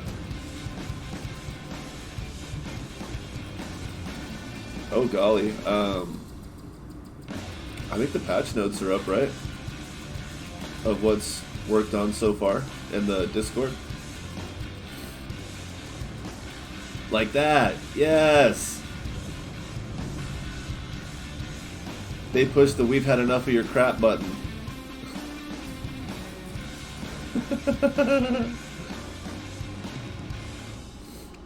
But then that comes back to what you and me always talk about, which is, will other people actually run into that problem often enough for it to be an actual problem? And even if they did, even if enough people ran into that scenario, is it a problem, or is it just a maybe thing that could happen? Like, maybe just shift the odds a little bit so that it could still happen, but not necessarily. Like, maybe they'll have too many attackers or too many defenders.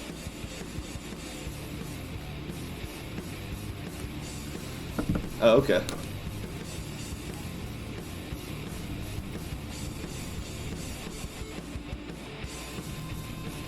So let's see.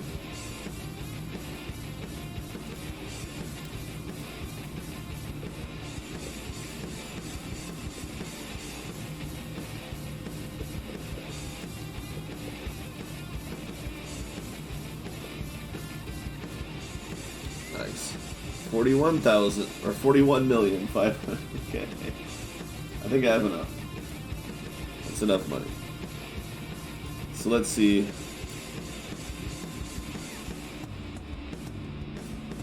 Update 1.33 in beta. Adding ship Rising Sun, independent carrier. Adding ship Bond, independent freighter, minor to be determined, size 4 frigate. Added 10% max speed as basic carrier bonus. Ship size class now shows base hit point repaired. In hangar, when carrier. Nice. Nice. Added supervisor skill bonus, hangar repair plus X hit points per second. Geology bonus plus X. Nice. Get your ships that dock for repairs out the door faster back into combat. Helpful with both attack and repair fighters. Added new crew skill profession, Tactician, which affects player fleet with the following bonuses. Possible bonuses: acceleration, damage resistance, weapon damage, shield, armor. Energy generation, hit point regeneration per 5 seconds, bonus fleet commander. Slightly increased crew efficiency bonus percentage, which should fix a bug where crewmen would get a lower efficiency after leveling up a skill. Added experience perk, excavation, bonus to geology. Added a warning when scavenging a graveyard that is too difficult for your level because it reduces what you actually get out of it. Fixed a bug that caused a single projectile to trigger damage to a single target more than one time. AoE explosions no longer hit small ships, Corvette or smaller, more than once, including self-damage. Asteroid fields are now considered clear when all but 2 asteroids are destroyed, so if you accidentally kick one out into the dead zone, you don't have to go hunt it down. But also, if you do lose more than 3, you can leave the system and warp back in, and it usually resets them, the asteroid locations. There's a lot. We're like not halfway through.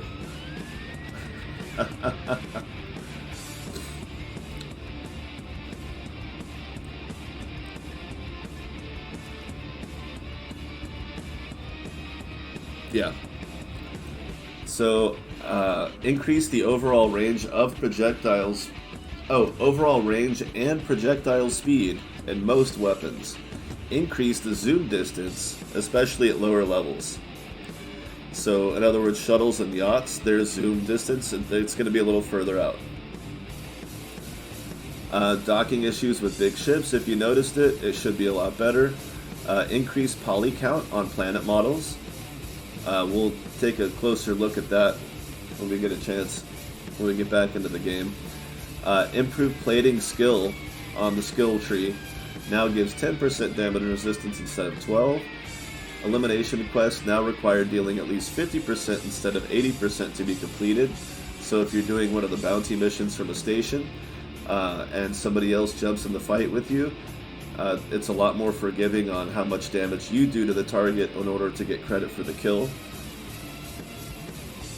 The bounty stat, you'll often attract more powerful enemies, is now accounted when enemies decide if they should attack you or not. So like when you see Marauders warp in and then immediately go yellow and just sit there like... That's getting adjusted as well. Enemy tracking and targeting has been improved, especially regarding your fleet. Your gunners will now even fire at missiles or drones targeting your fleet, not just themselves. Repair ships will now try to prioritize damaged fleet members instead of random friendly AI. This has been a huge one, compared with the next one, fix critical issues with AI pathfinding. So if you've ever run a fleet with some of your ships repairing, or even a carrier using the fighter-based ships as repair drones, they're now very effective. They're very effective, especially compared to what they were before. But also fighters, they're not going to get stuck on rocks. Your fleet ships and enemies as well are going to do a better job of getting through asteroid fields and other obstacles. But also just the fact that your repair guys are going to focus on your fleet. They will still repair friendlies in the area, but they'll mostly focus on your fleet. So, huge bonus there. And on that note, Fleet Commander Maximum has taken a bit of a nerf if you use the leadership skill. Instead of being a doubling effect, it's now just plus 10. Fleet ships gain plus 10% damage resistance and plus 1 agility. So it reinforces your fleet with damage resistance and agility, but nerfs the total size of the fleet that you can get. Although we talked about some crew members you can get that also expand your fleet capacity. So they you can get crew that add to your fleet commander total, so you can kind of still get there, but you'll have the option instead of that to have more fleet buffs like damage resistance, agility, repair, and actual damage dealt. So you can choose whether you want quantity or quality in your fleet with a little bit more range. Awesome. I was kind of weary at first. I was like, you're nerfing the fleet total, and it's like, only slightly, but there's more options now. The overall damage resistance cap has been dropped from 90 to 80%. Changed crew positions in several ship models, especially carriers, to have more tactician staff seats. Added a first officer seat to most frigate-sized ships.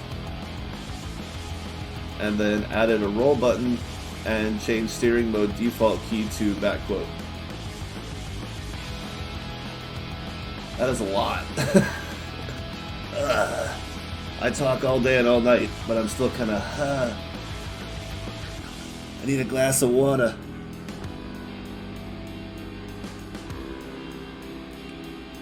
What I read was out of the devlog.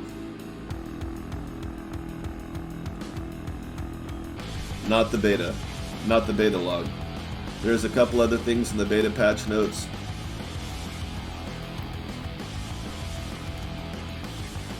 No, that was all of them. He added it all to the...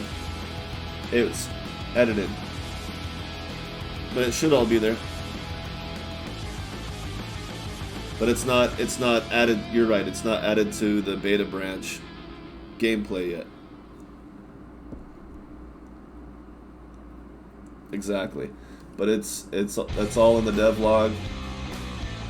And I would say there's probably not a projection. Lyos can confirm if he wants to, but there's probably not a very firm time frame on when to expect that to actually go live in the main. Everybody's favorite word, soon.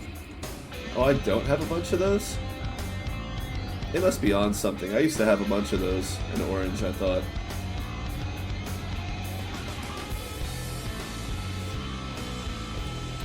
These are fun.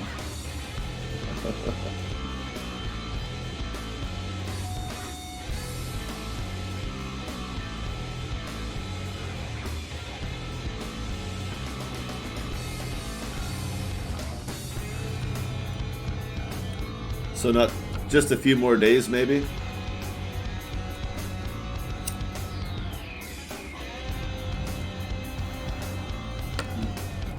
I was thinking like a... Oh, nice. I was thinking more like a week. Amazing.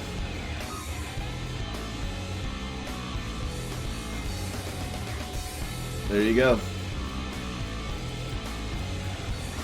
We've got the exclusive update.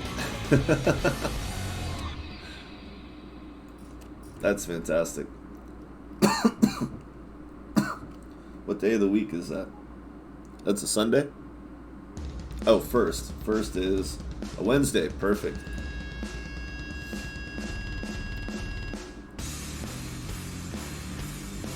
We all know I do like to stream on a Wednesday.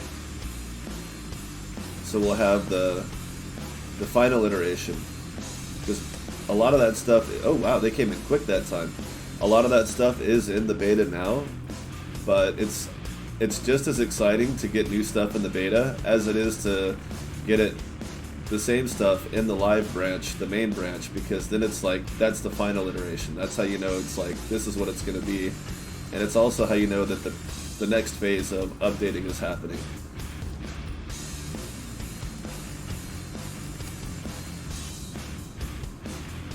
Exactly. So to make up for the reduction in fleet capacity potential from the leadership skill, there's a lot of ways to make your fleet stronger and still expand it a bit more.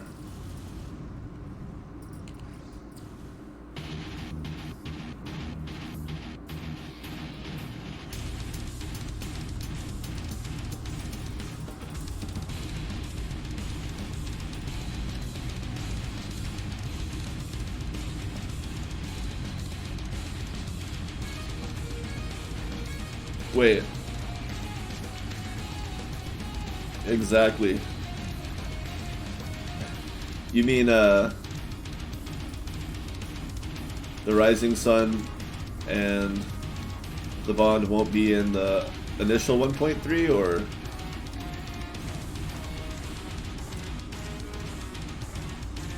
I mean, I'm good either way, but...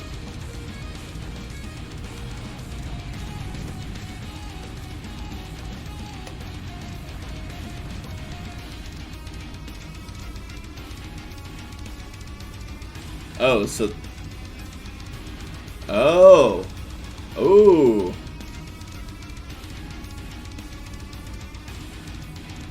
Really? So there's 4 new ships coming then. The 2 that are in the beta, and then 2 more. Wait, are they Children of Terra and Vangi cruisers, or dreadnoughts, or surprise?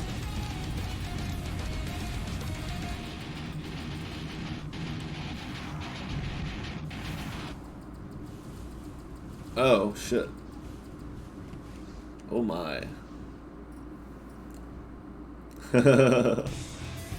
Maybe all 4. Maybe all 4. Because I'm not gonna lie, the Vangi cruiser carrier is awesome. I really like that ship a lot.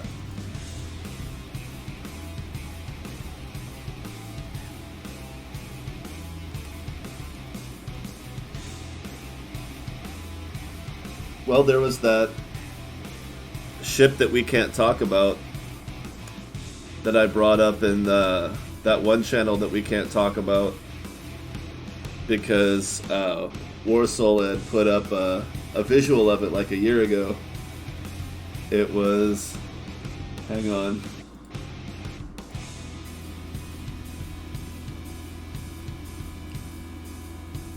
It was a model from a while back of a Syndicate cruiser, I think, or frigate, that's never been mentioned ever again since then. But I asked about it today. Oh, that was 2018. Yeah, it's a frigate. Interceptor variant. I won't say the name, and I won't say anything else about it. But there's lots of interesting concepts out there.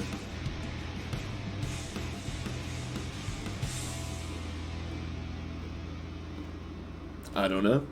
I don't know if it is.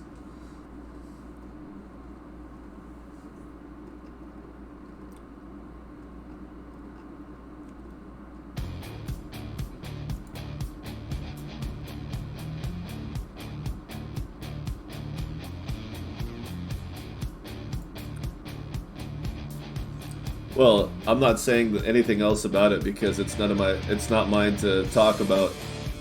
It's just one that I asked about in one of the other threads.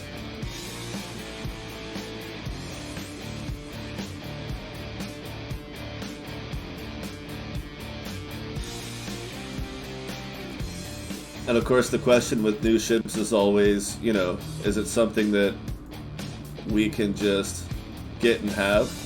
Or will they be one-offs like the Lacewing and the Hephaestus?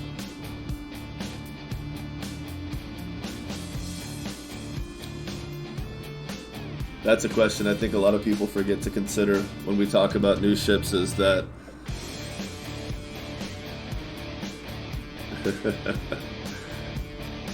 because you can start with the Lacewing and then in that playthrough get a Hephaestus and then have both of the unique ships that are in the game so far. But will there come a time when you can't do that with every unique one-off ship?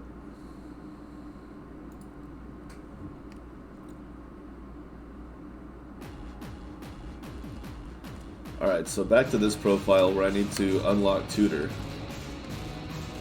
because it's getting sad not having it.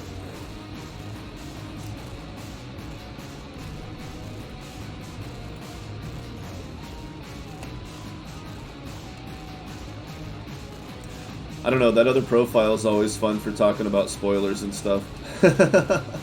And the future of the game.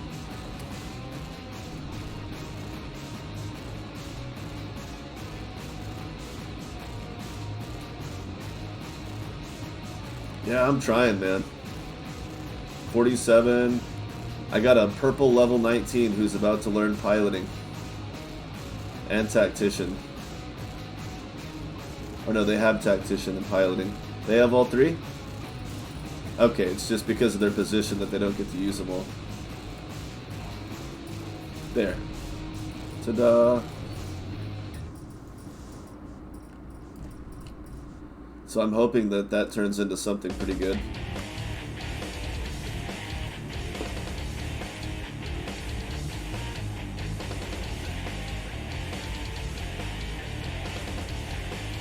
I'm hoping so. It's the only perk I don't have. And as much time as I've put into this game, it's like, I should have it by now. But I don't spend, like, once I have a good crew, I kind of just leave it alone. I don't worry about starting over a lot, because the difference didn't used to be a huge deal, but over time it became a bigger and bigger deal, and so now it's just like, yeah, now I need it. Even on that profile I was playing before with the giant fleets, like, having the right crew makes a huge difference. Like, each of those lasers I was using went up by 400 DPS each, at least. And that wasn't even the best bonus you could get for damage boost. And it was on both of the outside ones, so it was like an extra 800 DPS, which, considering how long it was taking to SWAT down some of those ships, that's a big difference. It was almost a 10% increase.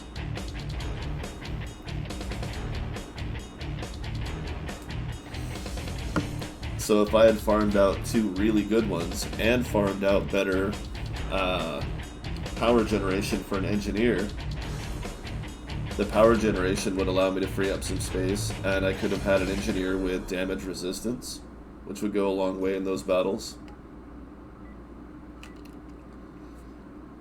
There's so much a good crew could do for you now, and I just never really put a lot of time into it.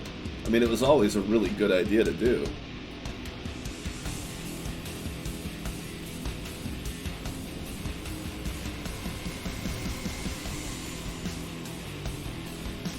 Oh yeah.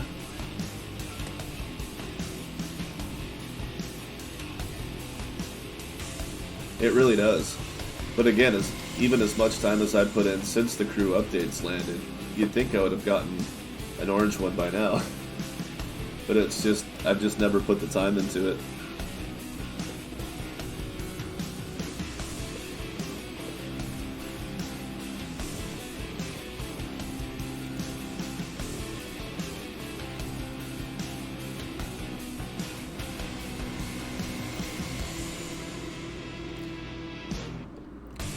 But see, I've always focused on grinding the gear first.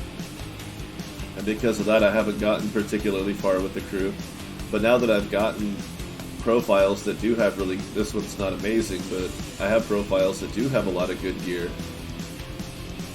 I'm kind of like, well, now I want the crew to go with it.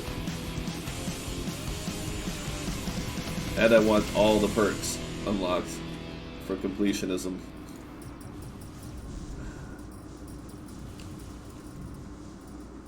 Ooh. Yikes. You got me. Gotta be a little more careful with that guy.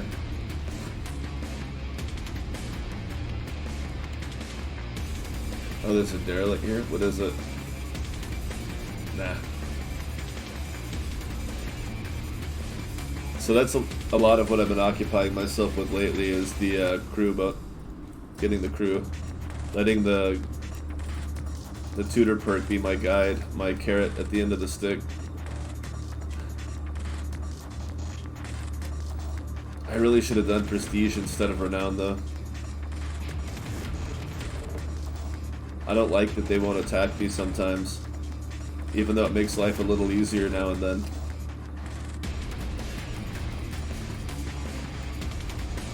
Oh yeah, I can't punch that shield. Golly. Everything's overheating.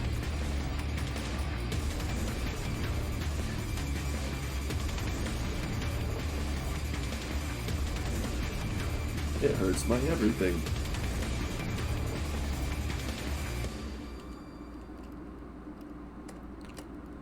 But I can still swat some of these guys out.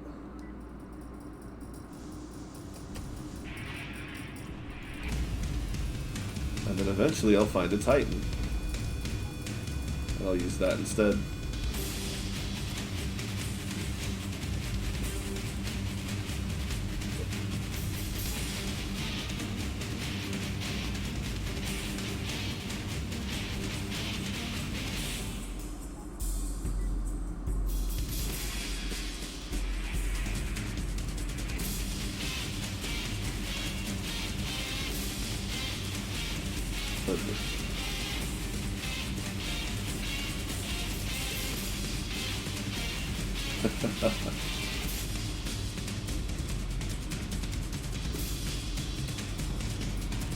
Well, like they only sell...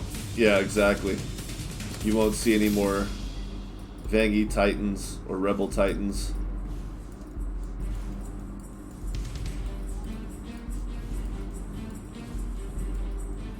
Wow. Jeez, the walruses always have like one ridiculously overpowered cannon. It's crazy. Like every walrus I go up against is just like, here, have the massivest cannon ever invented. Woo. They're all ridiculously strong.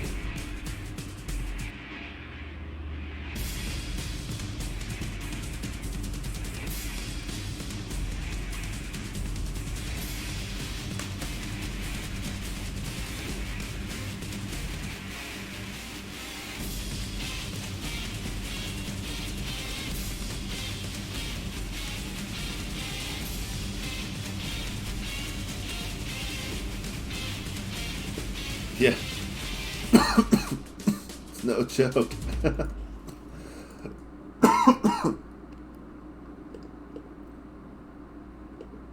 Did I really not save it after that last one? How about that?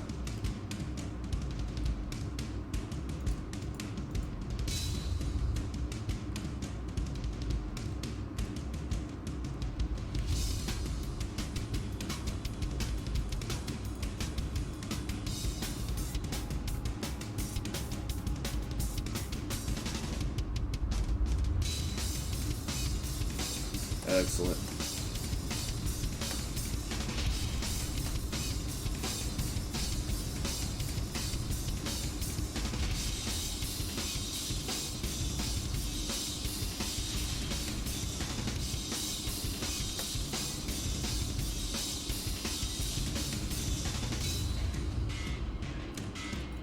Okay, I was gonna skip you. Good. Okay.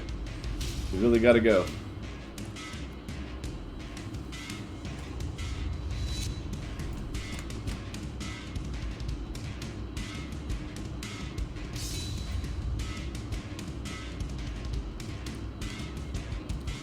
Save when you land, save when you take off.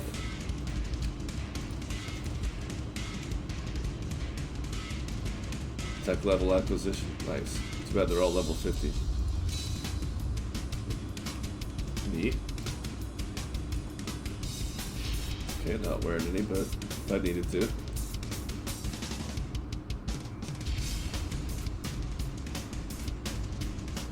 Seven combat mods in the stash. Nice. I forgot I found a place that was selling them.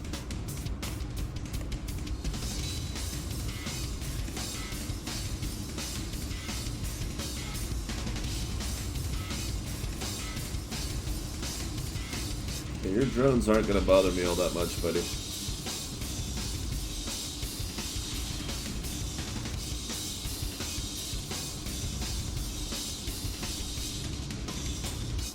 Not much at all.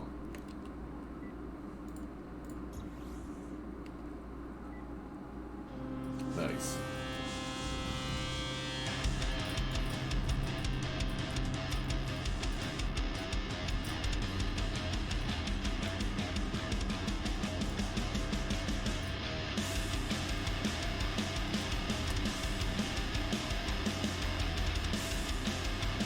What?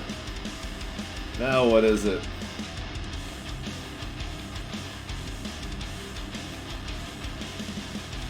Wow. Yes, please.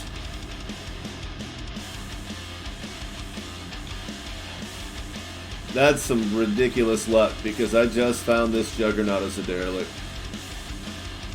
And I found a Rebel system. So before I should have pushed that to the Rebel station, because I'm actually going to see if they have another Hades real fast.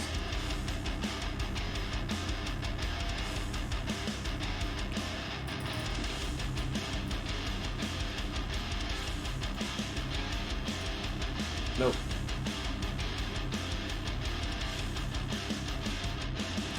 Wait. Let's check their other stuff, though.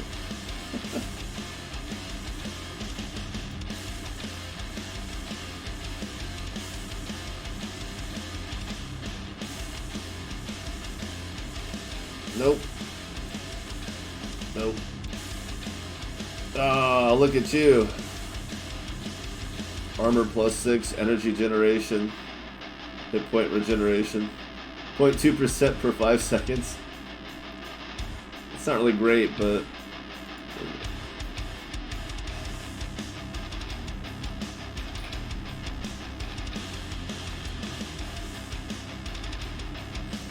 like 0.2% per 5 seconds would be less than 1% or less than 1 hit point per second on this ship, I think. I could be doing the math wrong, but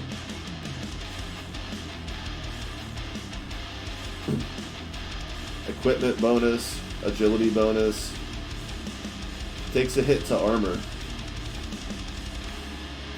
but you can add that back in with equipment. Even more cargo space. More potential crew bonuses. Oh yeah. The weapon layout's not as strong, but it's a bit more rounded, and you get the ramming weapon. So, damage output trumps everything else. We're gonna do it.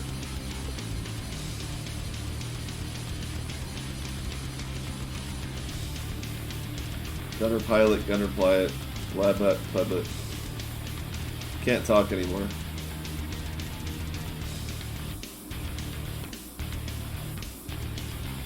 Yeah, it is. Exactly. Yeah, this thing's pretty mad on the damage, even though it's only got 2 of the infinite front weapons slots. Still pretty good.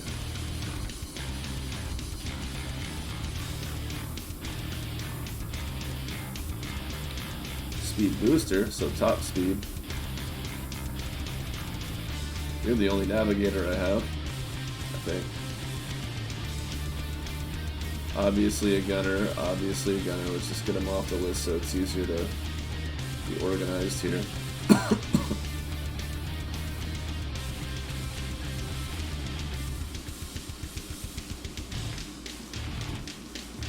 Oh, you're the supervisor, because you're the only one that's a supervisor. Okay. Two terrible engineers. The question is, which one do I not want on a gun?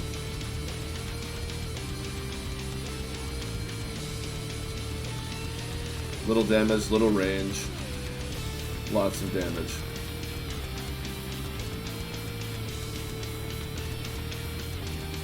And that's how you became an engineer. Pilot.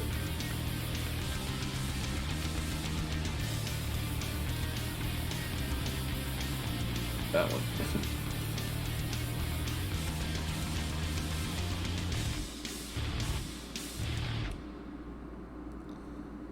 Then again, for all that, I could get more top speed with the first officer and make you a gunner. I need more gunners anyway.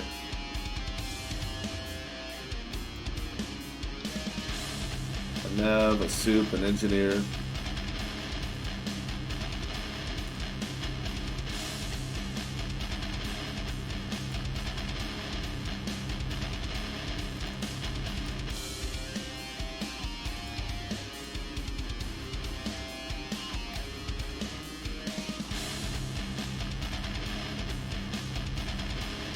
Okay.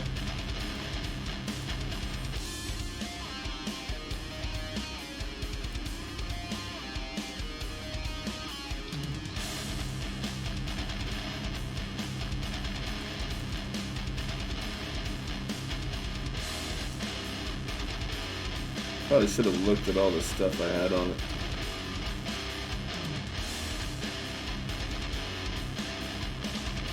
I have heavy armor, but not in purple. I've only got 2.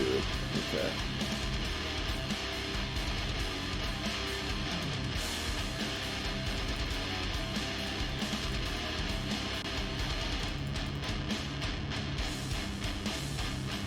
Easy peasy.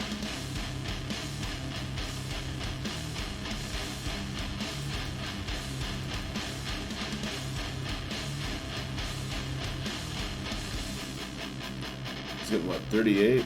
It's probably better than that.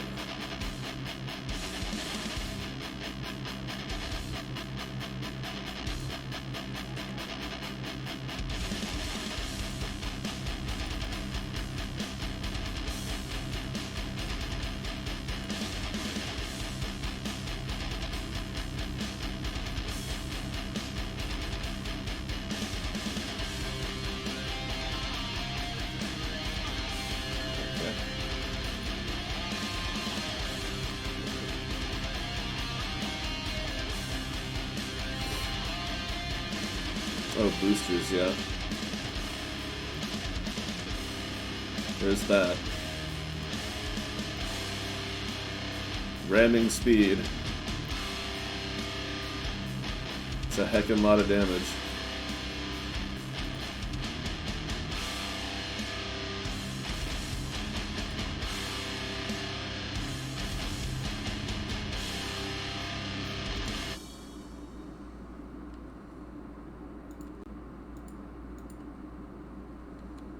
Okay, now for the guns.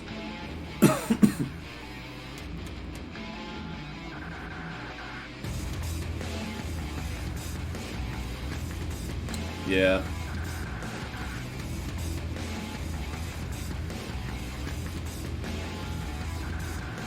There's a few different ways you could go about that.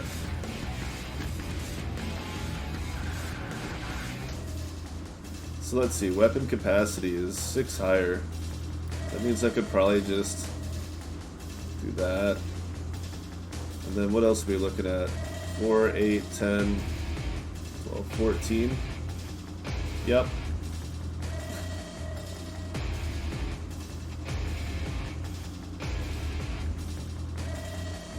So first things first.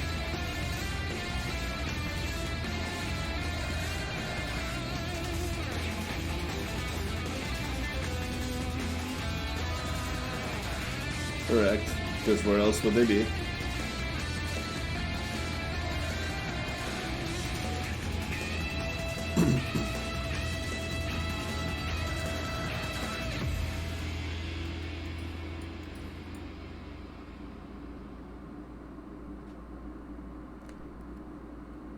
Ta-da!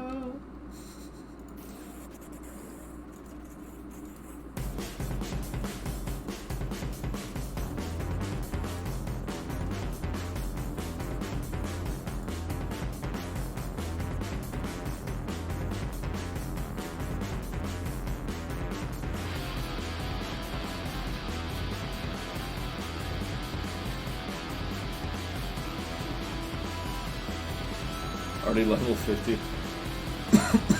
So you're the best choice. Yay. There's a navigator for 60,000. That is the most expensive crew I've ever seen. Ever.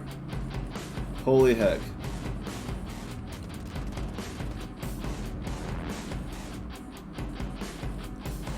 Anybody get a screenshot of something higher than that?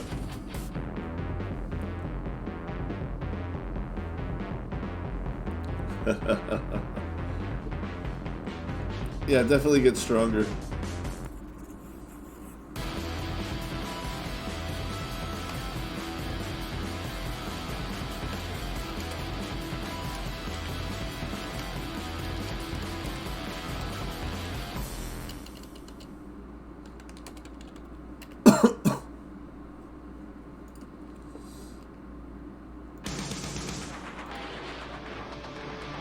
Okay. So now I only control... No!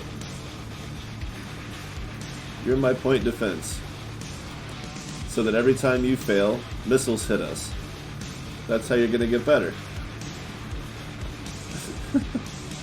That's fair, right?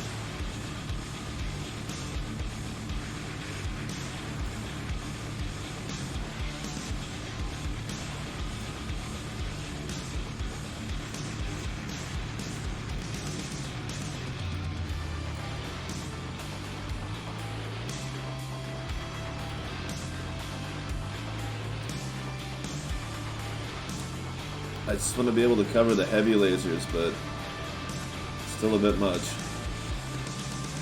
Do I not need that much power? What's the... Oh, that's for the cloaking noise too, though.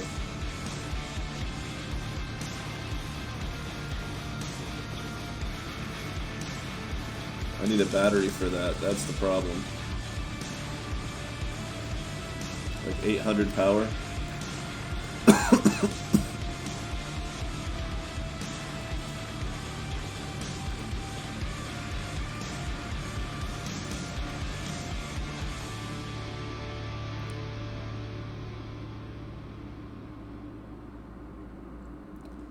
Is that right?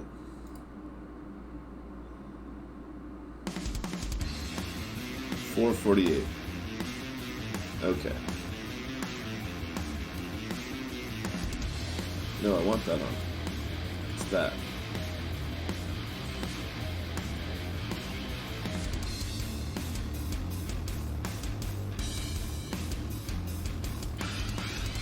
Ta-da!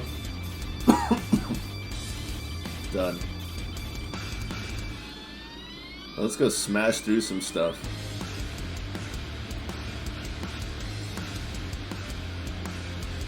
Oh, the warp drive. I didn't even think about that.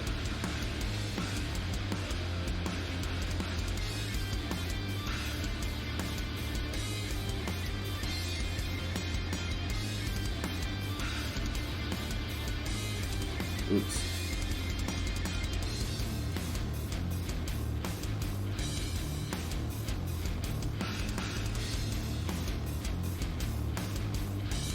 Okay. Now we're good to go. Now we go smash stuff.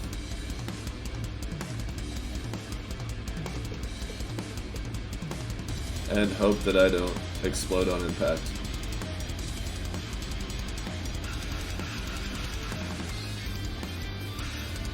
Nice. Oh, I didn't put a radar on.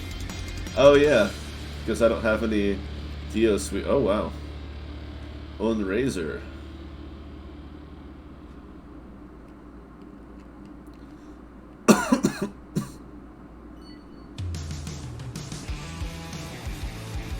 Punch him right in the kidney.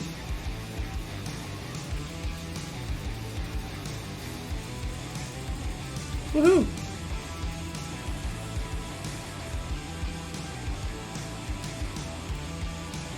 Nope. You screwed up. Let them get nice and close, and then when they're not expecting it, just knock them the hell out. P.S. I've got ultra lasers. Do you like being in pain? Because I can do that for you. Pretty easy. That hull repair is not great.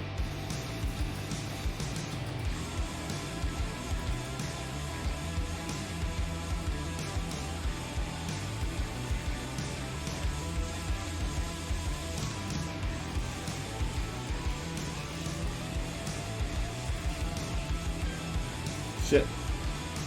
Wrong buttons. A lot of the wrong buttons.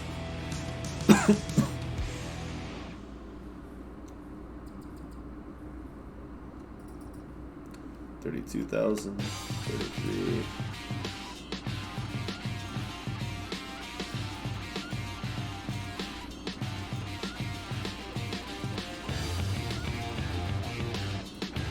$28.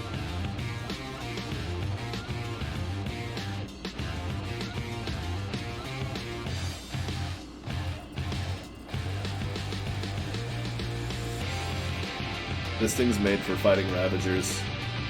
If I wasn't explicit about that before. It's kind of really good at it.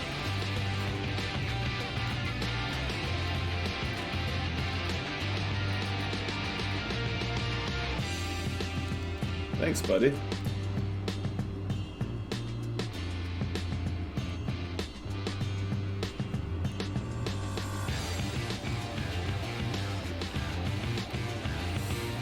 That's true too.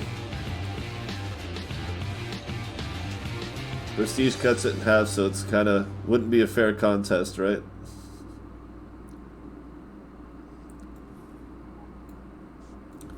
Because you can only prove that you have prestige and the price of the guy in the same playthrough in a video. 23,000.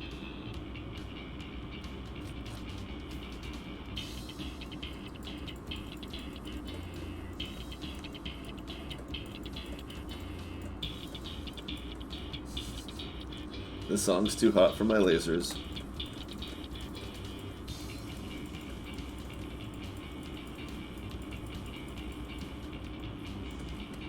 You know, the most annoying part about that is that's actually how I have to use them, kind of. Oh, look at that. That is extra saucy.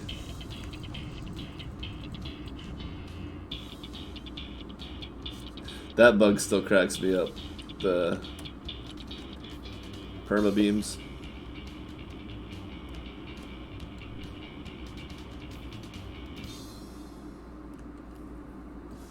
I'm gonna make you fight this Ravager, or I'm gonna make it fight you. But you're not gonna be happy that you're doing this. Apparently neither will I. You son of a bitch! Go away! Yeah, the cloak beam glitch.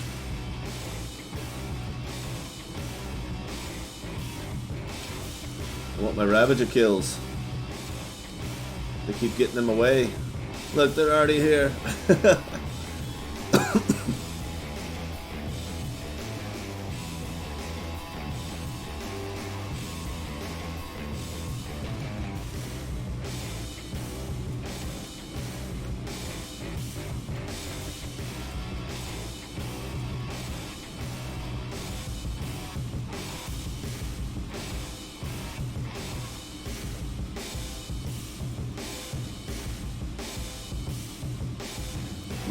You're first.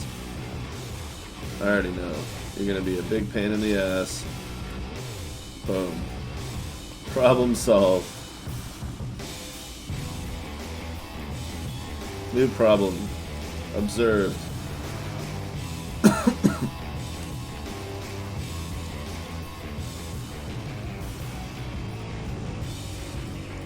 I told you. You fail at your job, we're gonna get hit by a bunch of missiles, buddy.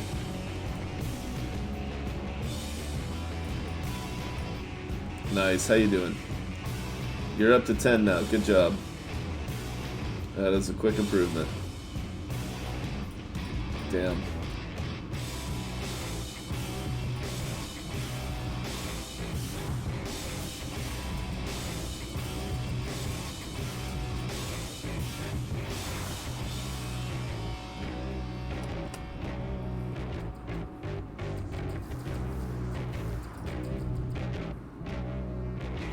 I mean, if you were a pirate faction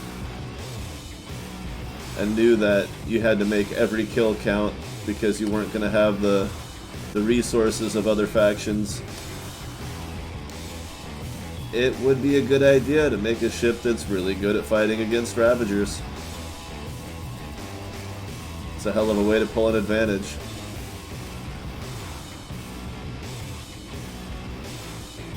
Big scores over a bunch of little ones.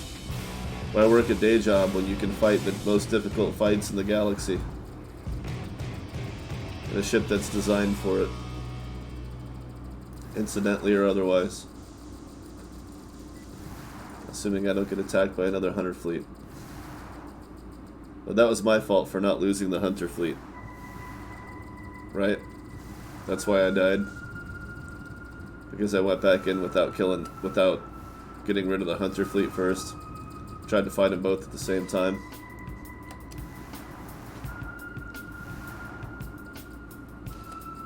Alright, take it easy.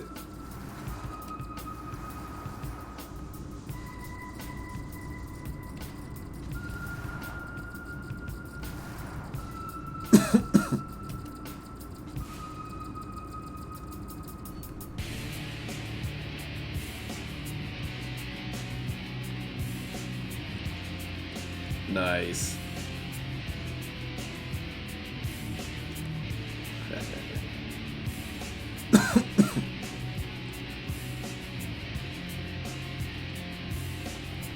It's so funny running around with no scanner on. I don't need a scanner, I've got maps, damn it. Maps are fine.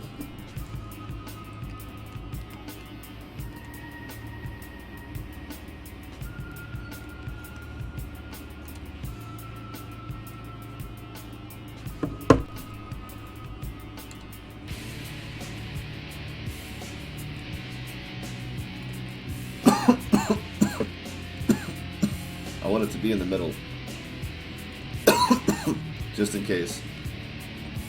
Didn't want to risk coming through a gate with something crazy on the other side.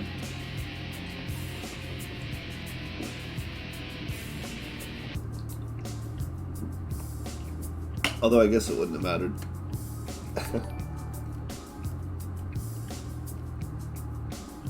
What was that? Oh, nice. Thanks for the follow.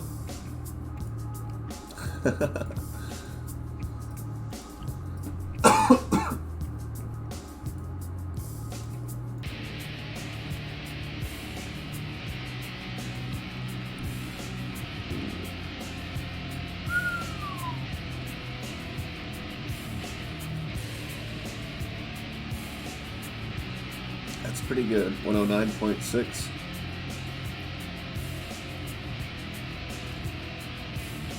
Yeah, I'm not really feeling that energy generation or storage now that I have.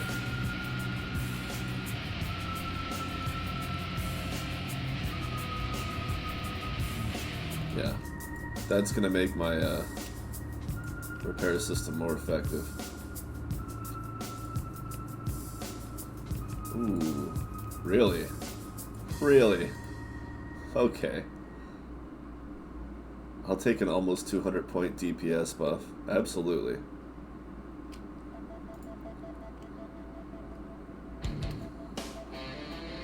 And for that, I will...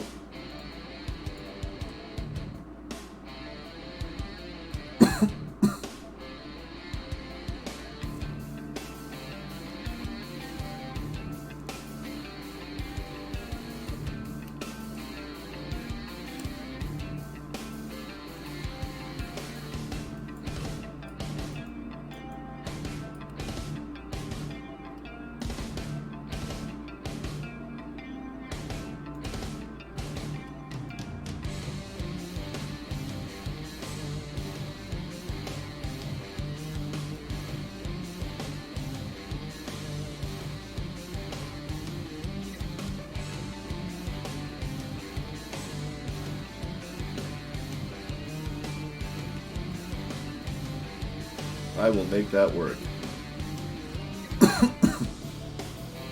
It's gonna get weird with those ultra lasers. They use up a lot of power. Oh, it's a big battery. And they overheat real fast now. In fact, I think we were better off with the...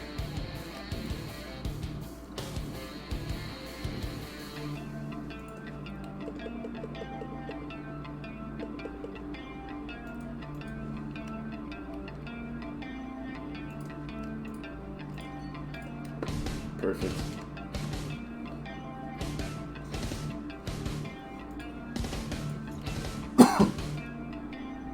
Relic hunting, space pilot. A little bit of everything all together. A lot of good loot. Would love to add this course air to my... Okay.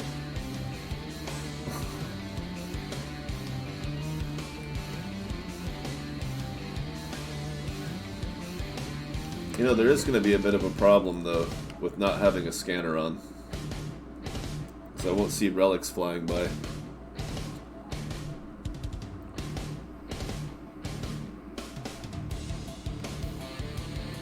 So we take one more look.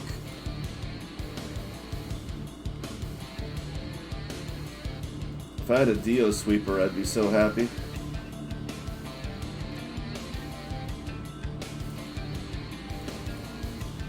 Darn.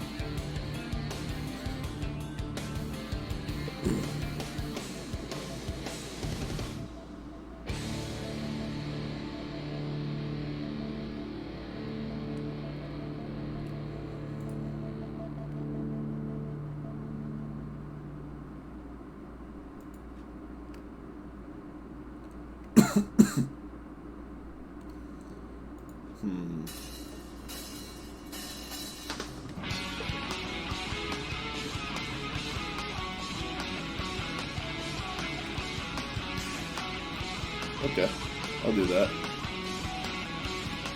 Now I can spot the relics.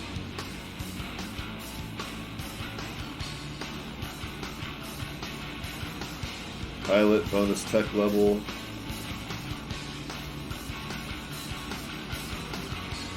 $37, $25. We're getting there. All my other blues. Well, that's a 15 blue. That could be promising. I didn't look at that last station.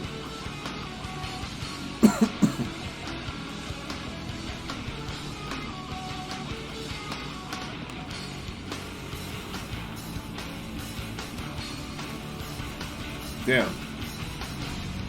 Whoa, that's a lot of gunfire.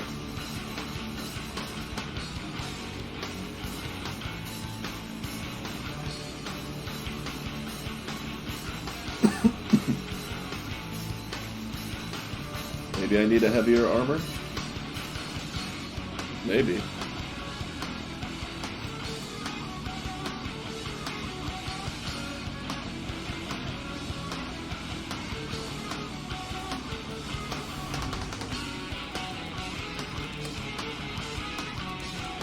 Damn.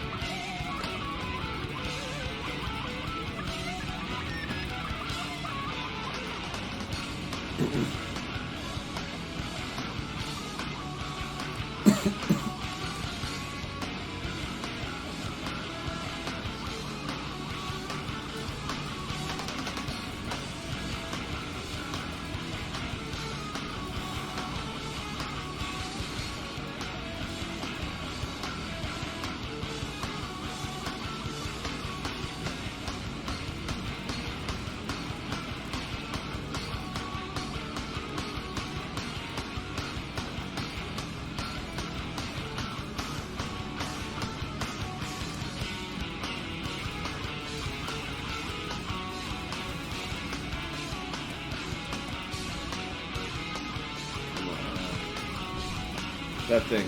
Target it. Do it. Damn it.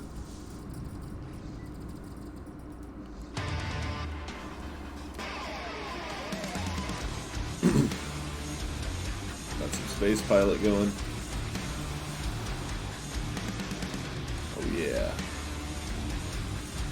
Shit. Cloak, you bastard, cloak. Not enough power.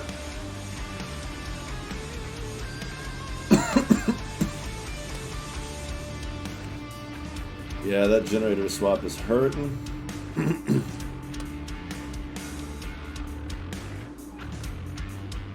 I may be firing the main weapons more, but I'm in combat less to do it, so it's not really working out the way I wanted it to.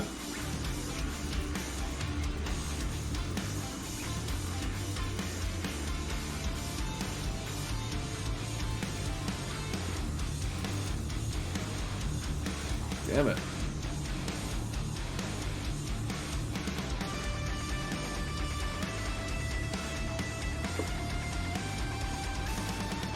But he's still half dead.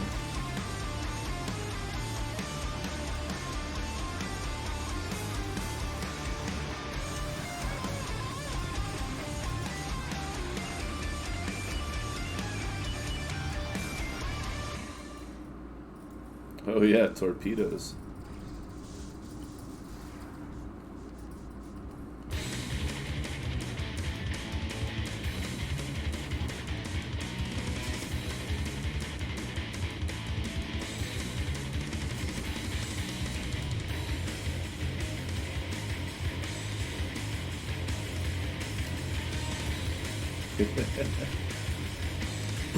Ramming speeds. Suppressing fire.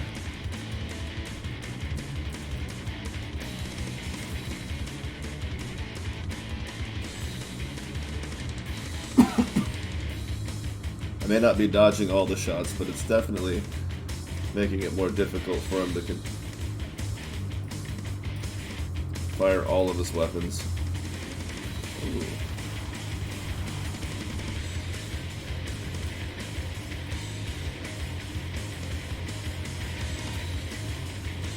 Had to see that coming. 13.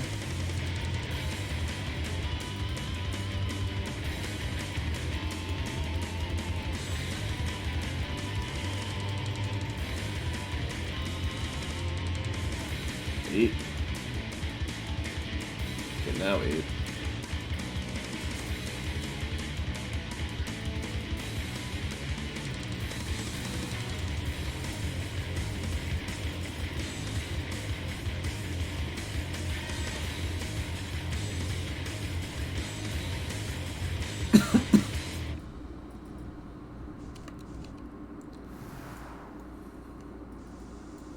The range boost is definitely favoring me in this particular fight.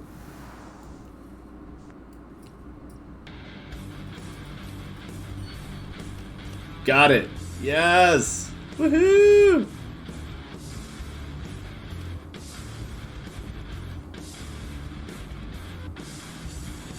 Hey Marauders, I'm not gonna bother stopping to fight you just yet.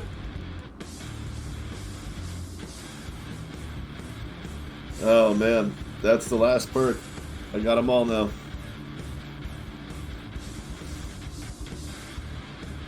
Excellent.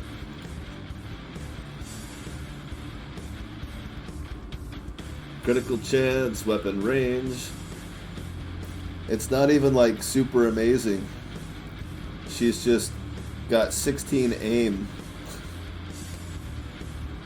And I've caught her working as an engineer, which is not even like her hobby.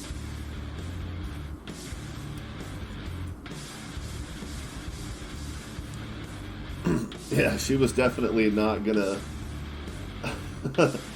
She was really close to not making it.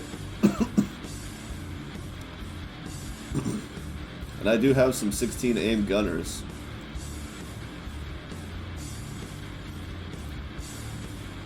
And I would rather have armor in my engineering. Even if the total is a little bit lower.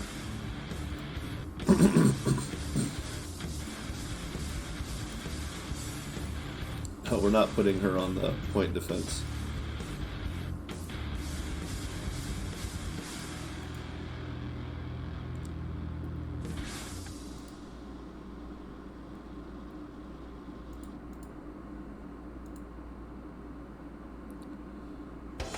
She doesn't have the big range boost though.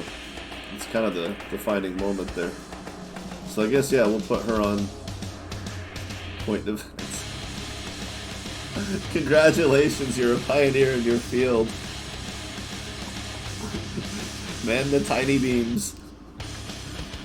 Get on the baby weapons.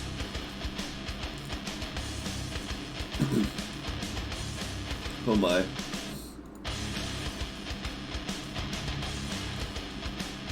Then again,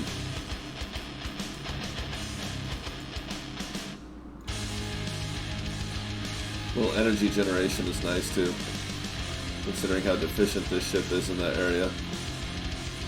so...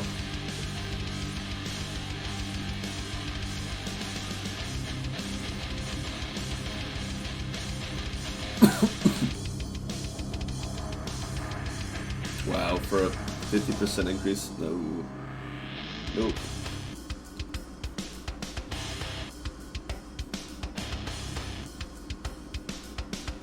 Base speed is 72, so I'm going to keep the booster.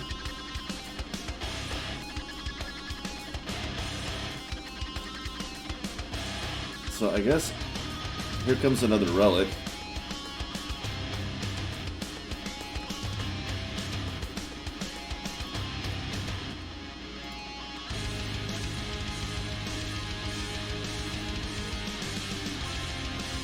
Ah, I missed. This ship's not wide enough.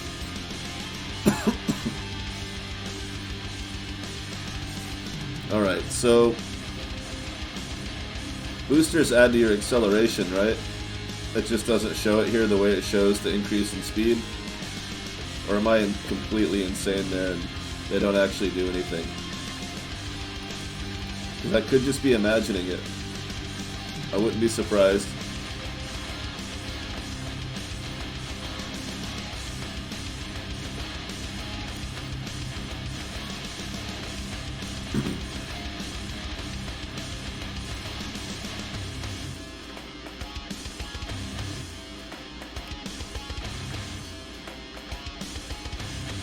Nice. Will that end up on the readout eventually? The way it does here.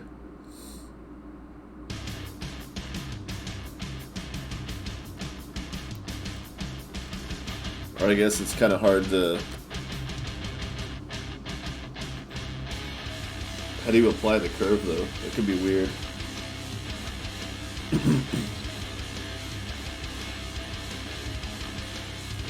It's harder to tell on big ships. So like, where's the timer?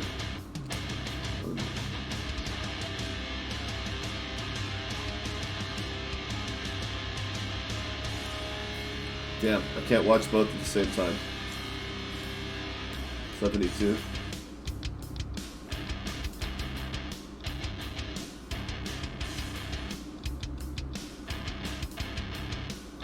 Only takes a couple seconds. Without the booster.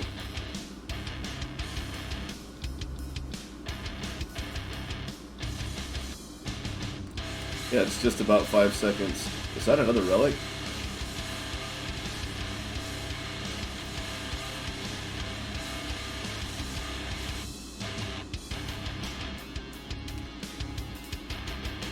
Then if we do it with the booster on.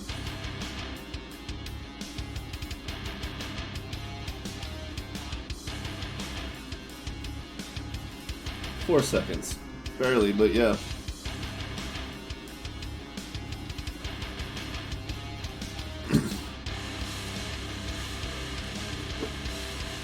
It is kind of hard to tell sometimes.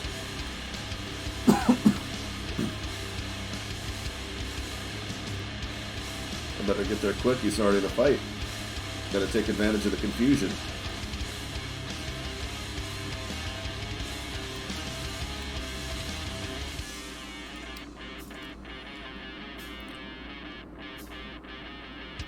Hound.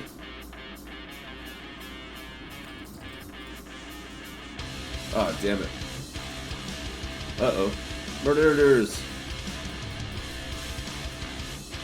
Whoops.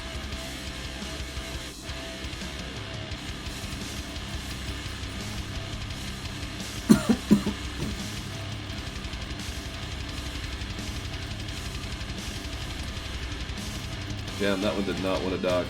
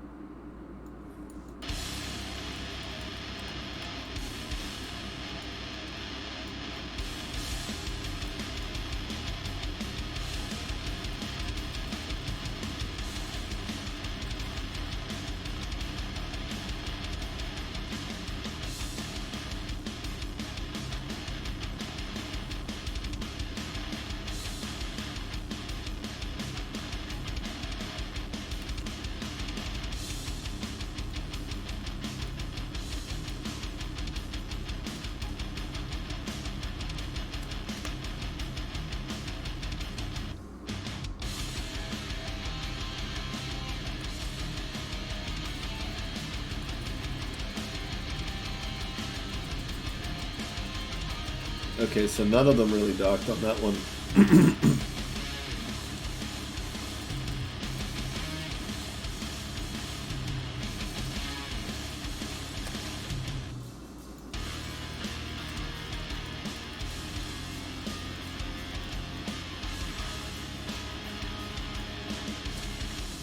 This merchant's like my best friend now.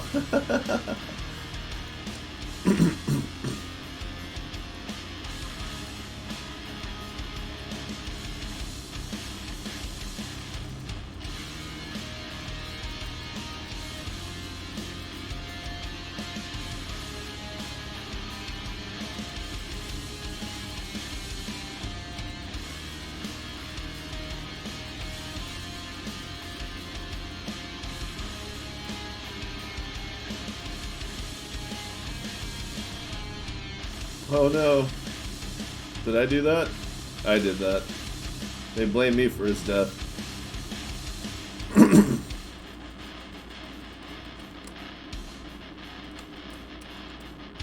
Don't blame me, I didn't want him to die.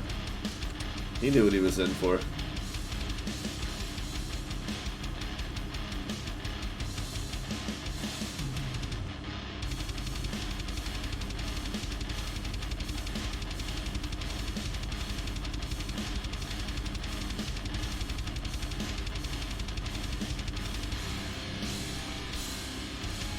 Nice.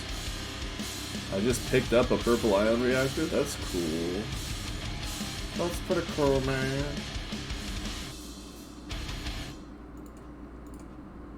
Why not? Just keep making it more difficult.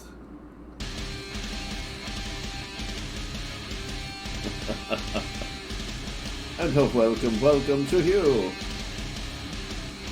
Alright. So December 1st,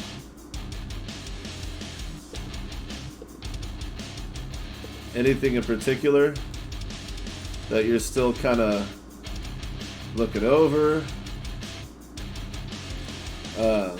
Anything that you specifically want to see run through any kind of testing up to that point? Or is it, do you pretty much have all the data that you need and it's just a matter of putting it in?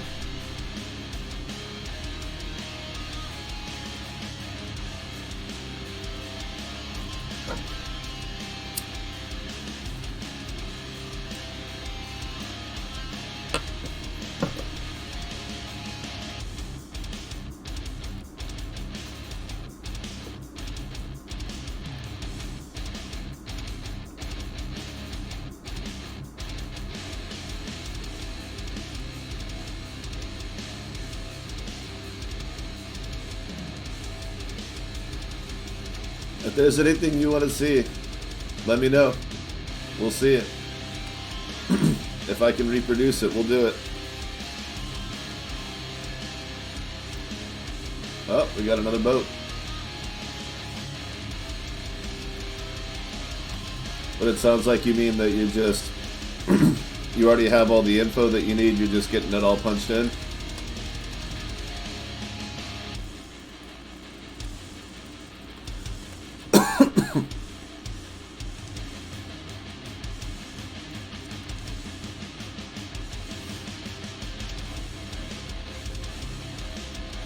Oh wow, I can carry 2 Eagles with a cargo mod. Nice, that's awesome.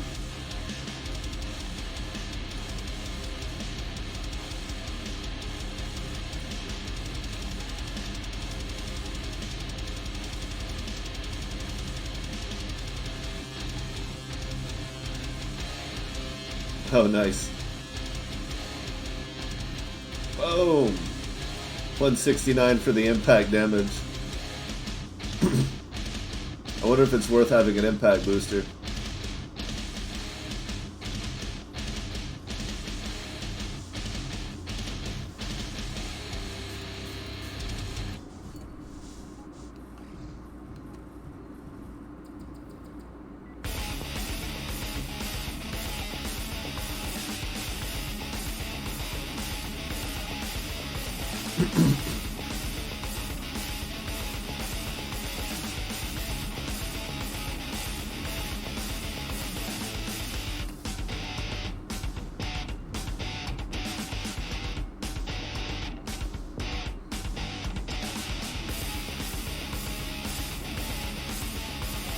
Alright, another miner to the rescue.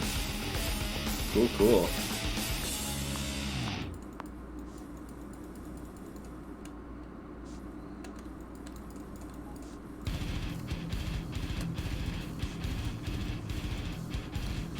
Yeah, I don't know why you're facing me, buddy. That's not the right way to do it.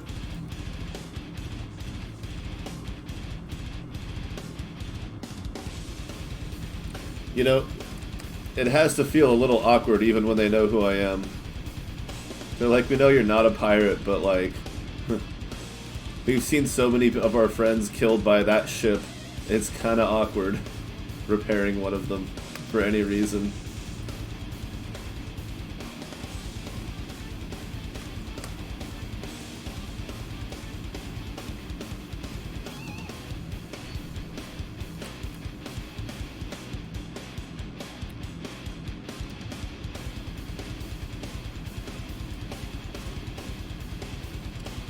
Like, how many horror stories start out with a bad run-in with a pirate corsair?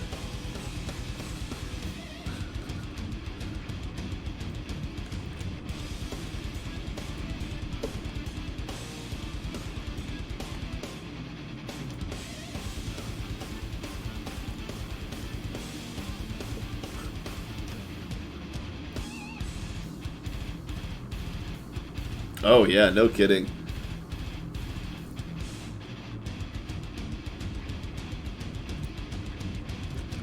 Because you can go up in the ranks with the Vang Yi, buy some of their stuff, find a few derelicts, and then turn it around and start attacking them so that you're friends with the Children of Terra. Or at least neutral enough with them. Oh wow, that's not easy to do, is it?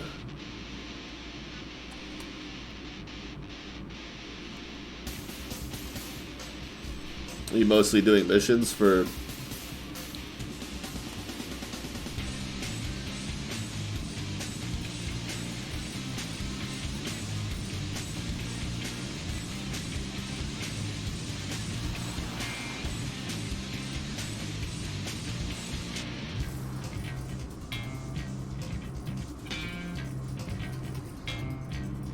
Oh, okay.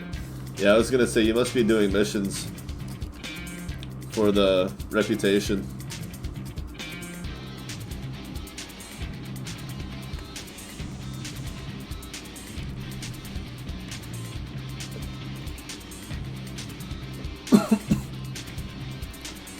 My brain can hardly wrap around it like, wait, how do you kill the right amount to do that? It's not killing Bob. Oh. Wait, what? I don't get it. There's other ways to play the game than just running around rampaging everything in sight. Sometimes I forget.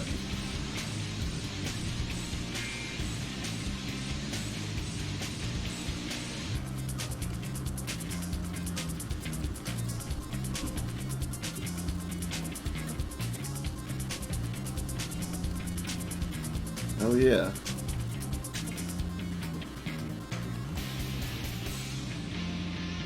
Damn it.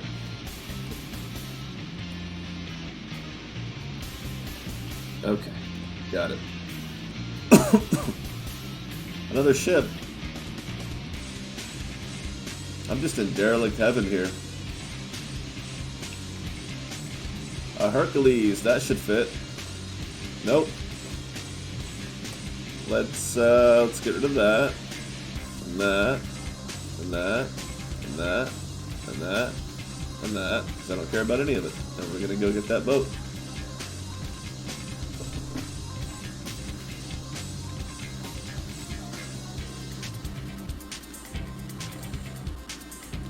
Yeah, you want to talk about conflict of interest? Forget parking a Vang Yi ship on the Children of Terra base. Show up and say that you're friends with both of them. That'll piss some people off. More than just parking a boat. How'd you get that boat? You stole it from them? You're like, yeah. Wait, no, they let me buy it. They're sweet once you get to know them.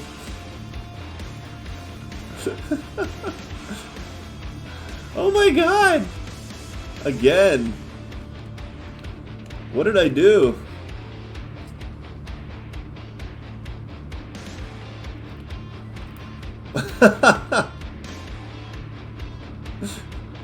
Indeed.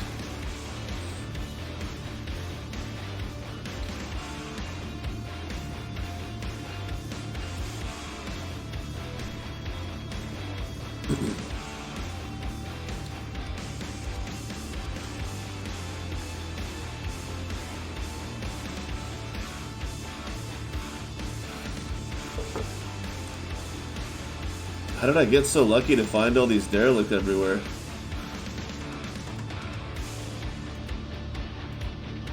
They have a Hades! Plus 20 equipment space. And all the weapons are crazy. And cloaking device energy. Critical chance. Forget the speed booster cost, I don't need that. What I need is that equipment space. That's what I'm talking about. Ship the same speed. Doing it all over again. This is what I wanted in the first place before I just started finding derelict cruisers everywhere.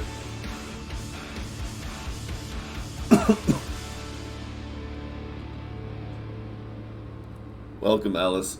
And yes, indeed, I finally unlocked the new perk, Tutor. It's not that new, but it was the only one I didn't have. So when it got introduced, I was pushed out of completion.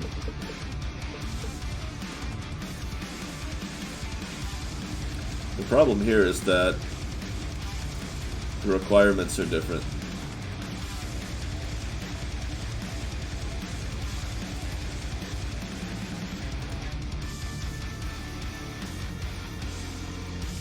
You're not my supervisor. Sorry, Archer, can't help it.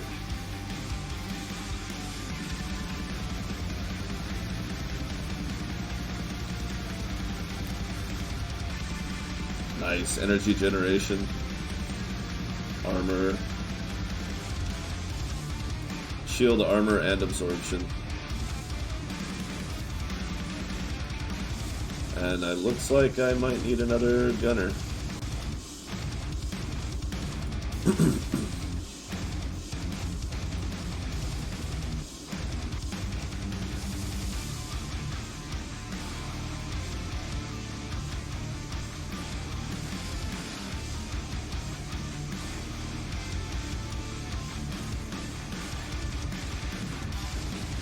And a couple of staff, maybe.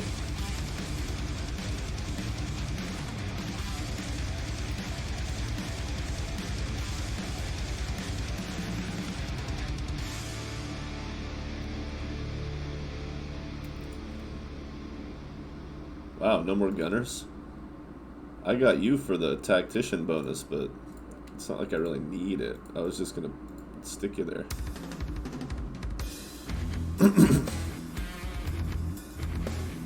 Crew experience up, that's cool.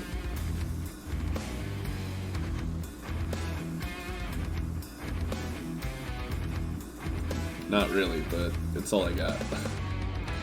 Alright. So now I can put on all 4 of those large ion reactors without a second thought. Yeah. And then just start stacking medium laser beams everywhere, because I'm not going to give a crap about missiles. No!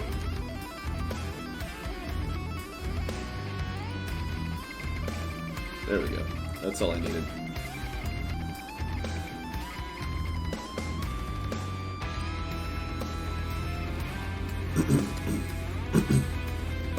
Which is a good point. I should put on a booster and a scanner right away so I don't miss another one. Obviously that, those 3.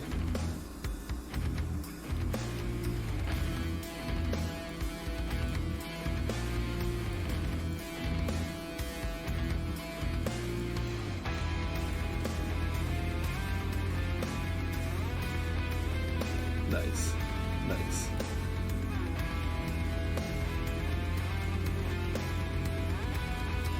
Doesn't go any higher than that. Okay.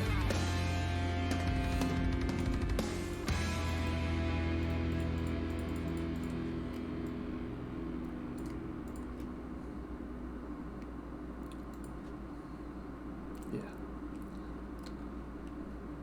Warp distance 35. Which requires 5,400 power. So I have plenty. I don't need that much. I don't need the max warp range. It's just to be improved over the previous. Now.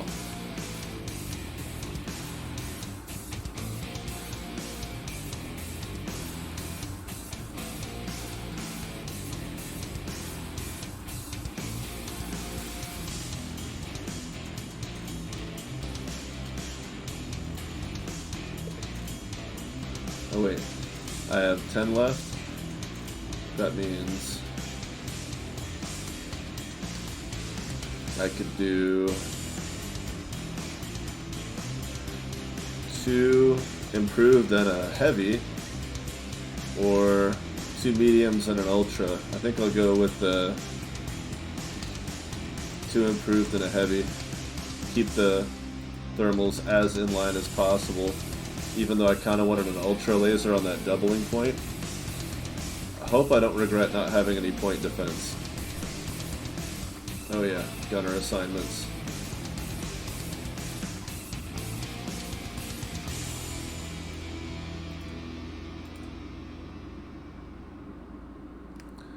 Weapon heat, you go on the lead. Range and Vulcan damage. Guess who's not going to have a job much longer?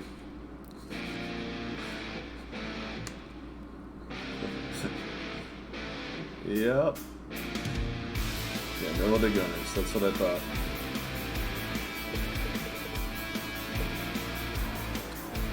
Four ships in one spot. Love it. Really hope I don't regret not using point defense.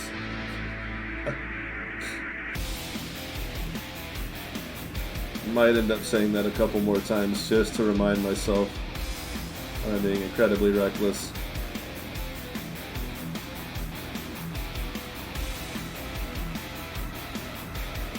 Heavy, 107.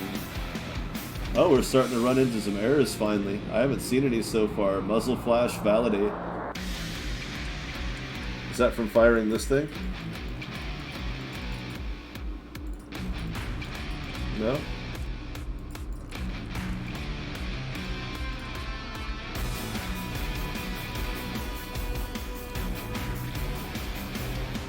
Wow, we have enough power to sustain all weapons for a long time. I just have to monitor the heat on that front one, which is going to be a lot easier.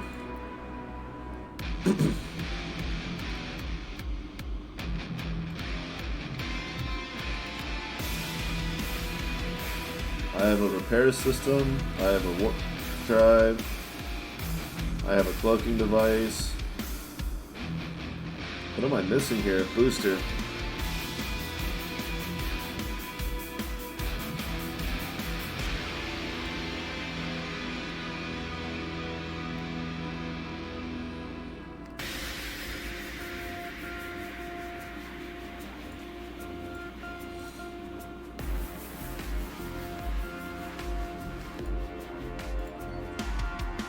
Oops, that is not what I meant to do. I wanted to upgrade a large ion. Oh well. Because there's 3 of them. Alright, let's ride. Now we're really going to mess up those Ravagers. Hell yeah.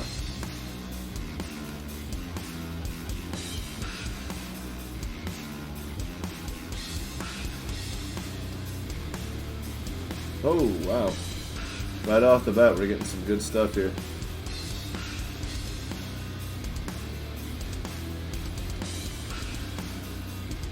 Alright, stop shooting the civilian. He's trying to trick you.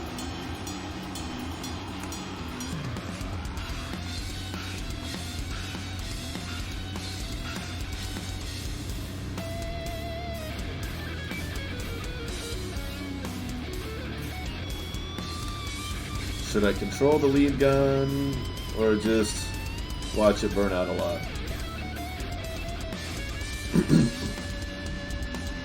A relic.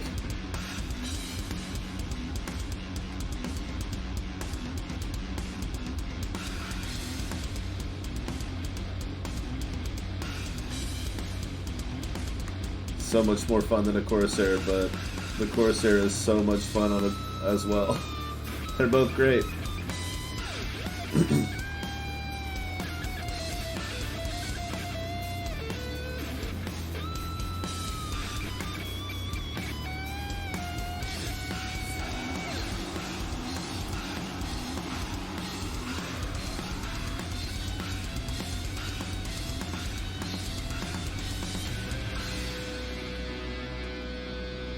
Yep.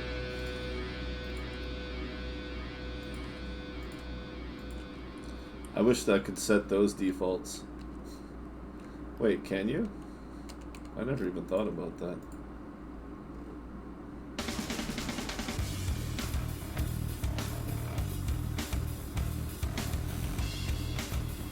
Nope.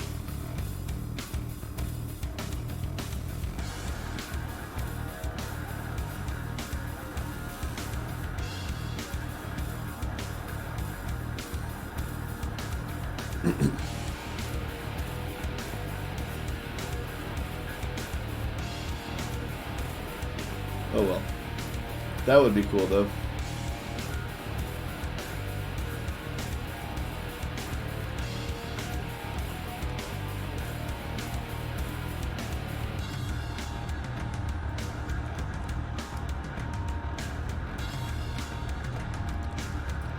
You screwed up there, partner.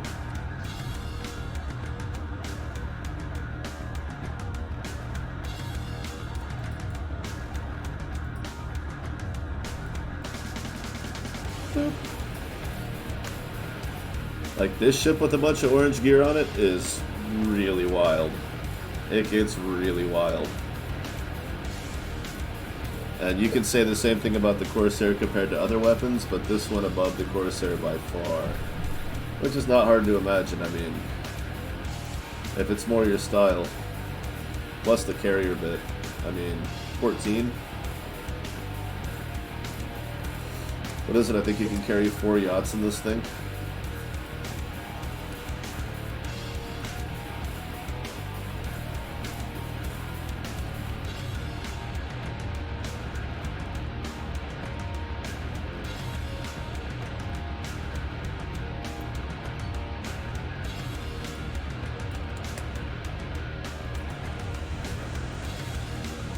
I should be cloaking when I do that for realism.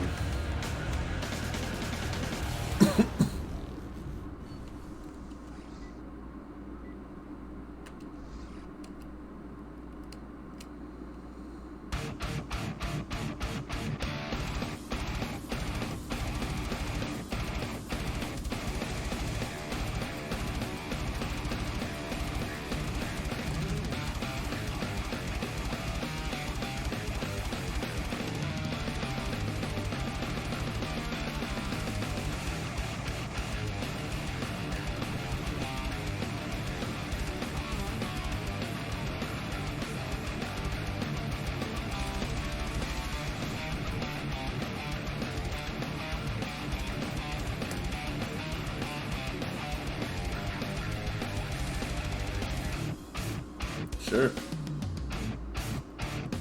That's what you gotta do, man.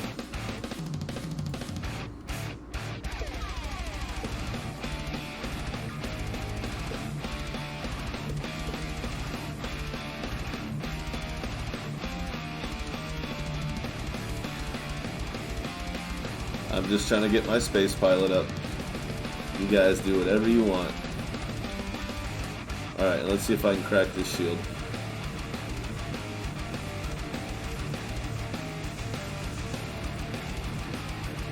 Oh, he's got a Guardian left. Forgot about that.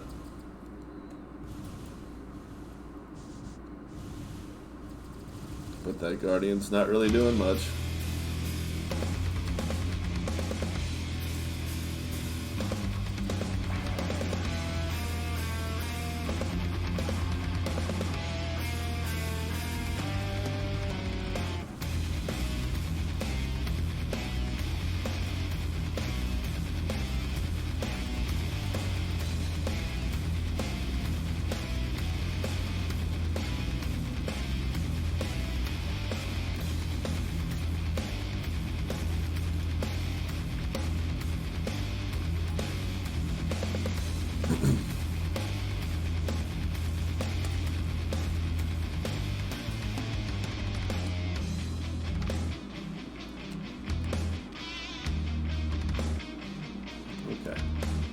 3 stationary. Good to go, good to go.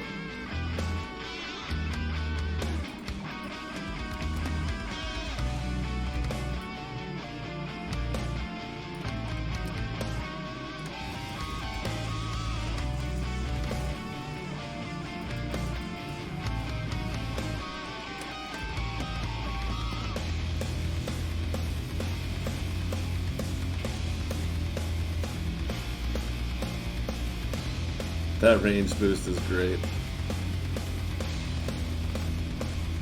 Hell yeah.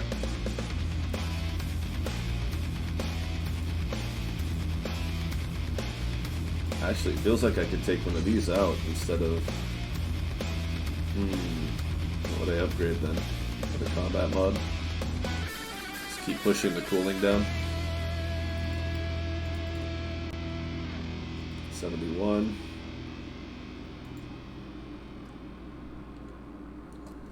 Don't really have a dire need to get rid of anything at the moment, but we can go ahead and save. While we're drifting toward that station, we'll plot our next course. Oh yeah.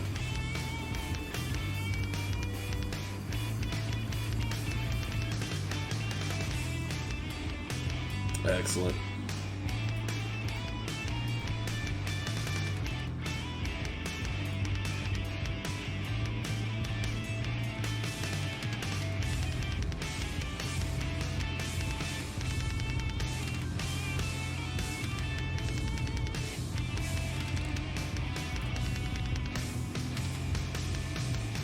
Expert Supervisor, 202.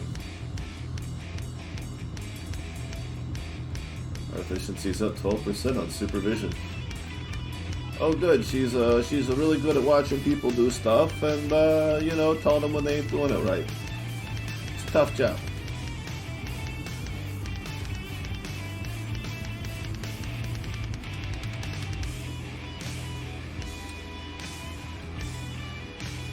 Nice.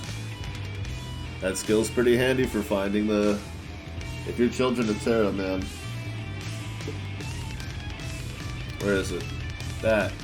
Logistics is super important early game. As soon as... Well, not early, but as soon as you can get it. Oh yeah, I've been taking these missions and not doing them. Should probably do them. Armor.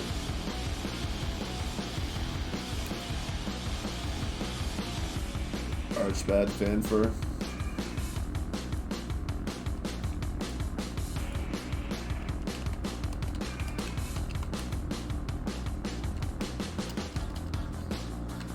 I can spell stuff, probably.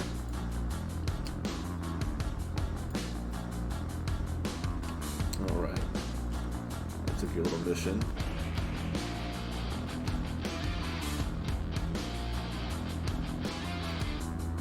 Is there an opening somewhere? No? Everything's full? Okay. Hey, what's up? How's it going?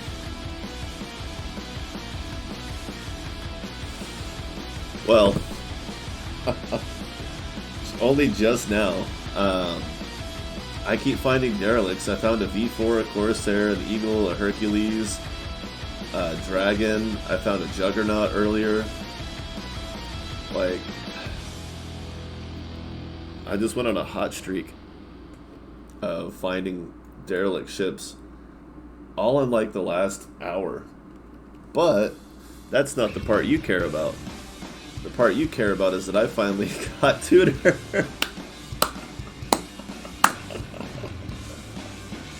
Finally! And they're a gunner. But it's 17A. And I have a couple of other semi-promising candidates. I just got it. I haven't even really employed its function. It was just like, thank God I finally got that, so now I'm going to go stomp around and kill some Ravagers. I've mostly... Where did I leave my fleet? Oh, right there, of course. My Rising Sun, all my extra people, and that lead this.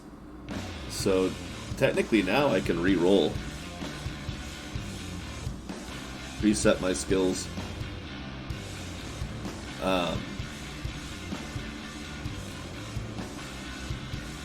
Not renown. I would not get renown again. I guess I don't need that either. But it would be, I would get that just so I could get leadership for my fleet. Maybe this stuff? Probably not. I'd probably lean more towards this stuff. The accuracy bonus has been really great though. Otherwise, I would think that these 7 skills would probably be over here, or finishing off this for extra speed. This has been a huge buff. Oh yeah, everything's different. Everything feels wildly different. Even stomping around in big boats. Like it's pretty intense how different everything feels. Combat wise. All the timing.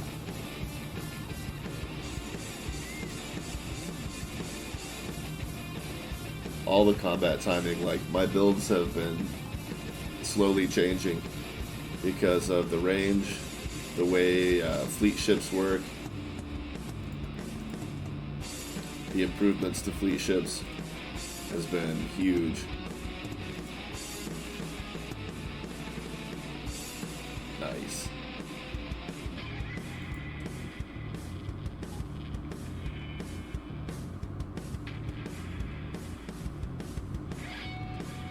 Wait, what's the other thing with them?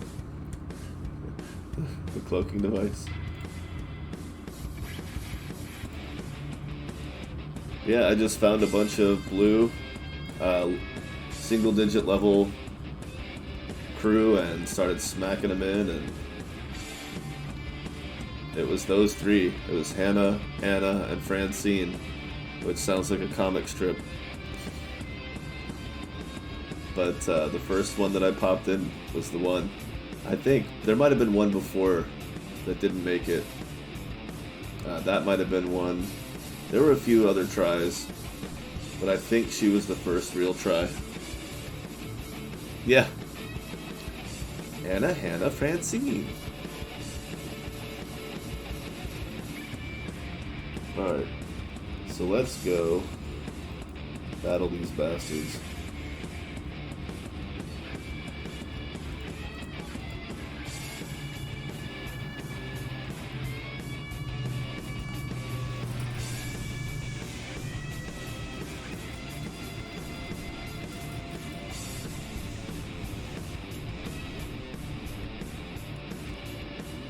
Boy, he's really haunting that station. Just went from one station to the other.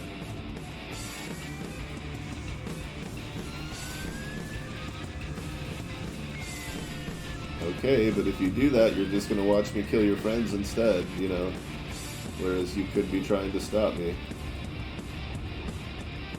Not using any point defense. Which is clearly a mistake against this guy.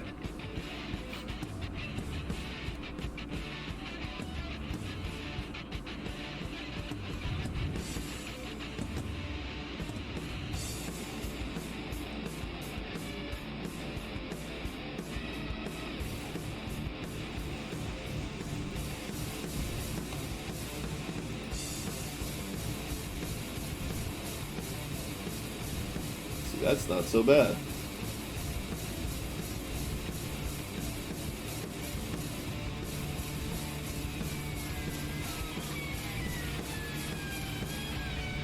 There, no overheating issues. I mean, no thanks. Nah. But Blarf.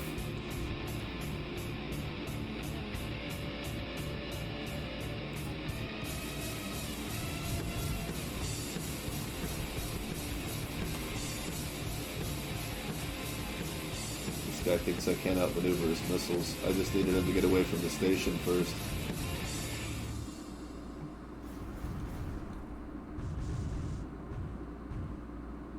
See? Full volley.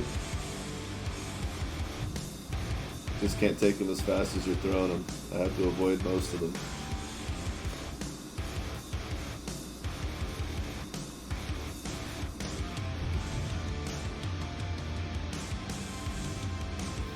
How do you keep doing that?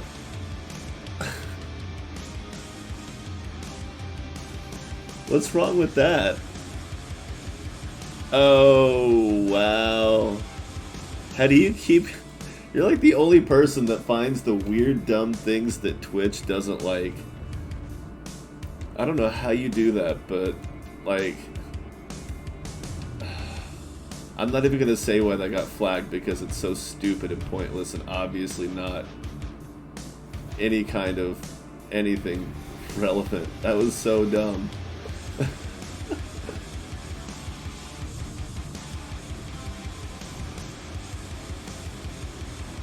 Like, I'm embarrassed for Twitch for having a problem with... Oh my crap. Look at that. Too bad it's not orange. Ah, crap. That would have been really funny if those missiles killed me.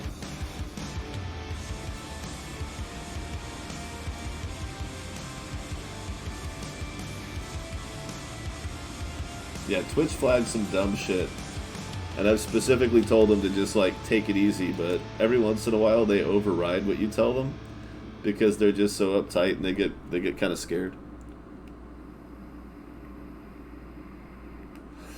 Yeah, those orange missile launchers out of, like, the triplers on this thing are ridiculous.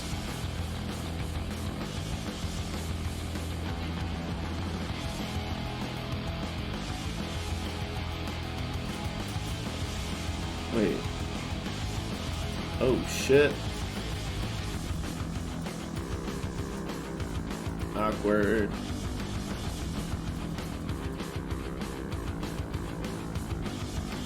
Oh, shit. No! Just all of a sudden, the damage increased a bunch. And then, hopefully I still get the same reward for killing that guy. Yeah, the orange missile launcher. It's alright, I probably wasn't going to use it, but they are neat. They're really useful if you're into that kind of thing.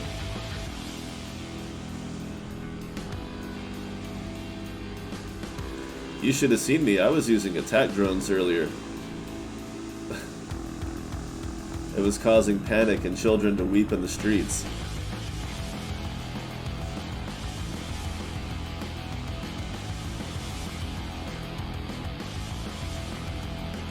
More harm than good there, buddy. You're doing more harm than... I'm gonna zap you. Right, I don't care that you're blocking his damage. It was on a cruiser, and I was using 7 bays. So nothing spectacular. Which was what made it even weirder. Okay. I'll probably take that if I don't already have it. That was the thing that made it even weirder, was that I was doing it low-key. I wasn't even, like, going overboard with it.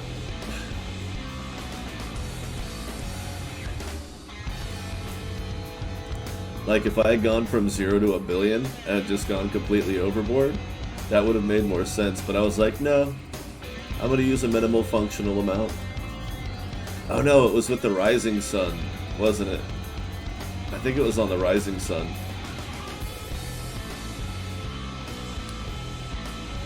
Probably going to take the improved laser beam on that one.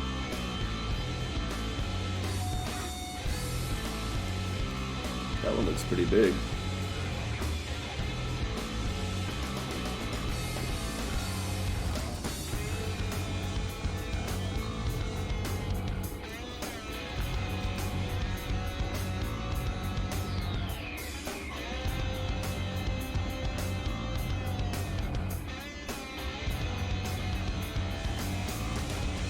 As I thought.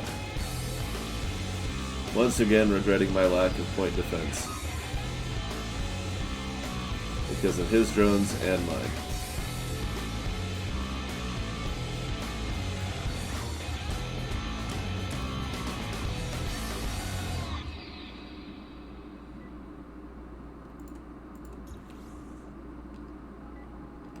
Perfect.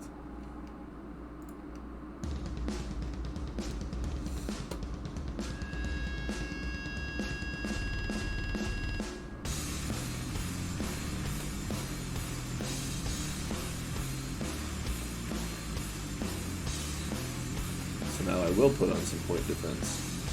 There. And there.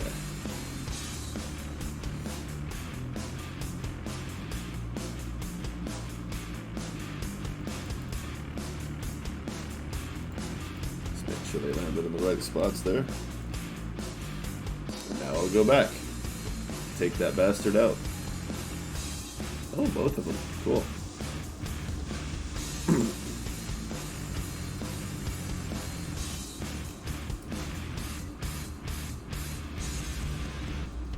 No. Would be nice though.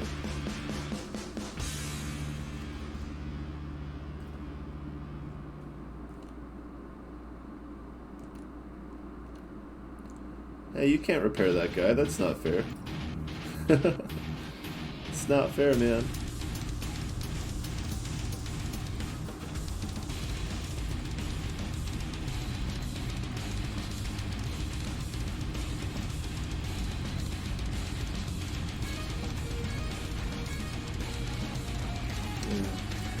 Okay.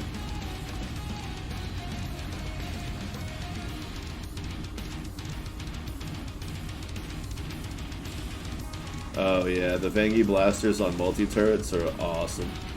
One of the best things about being indoctrinated now is their cruiser with light blasters on it. And then a couple of heavies on the front. It's just like, it's so clean for killing. It's crazy. And then I built a fleet of them.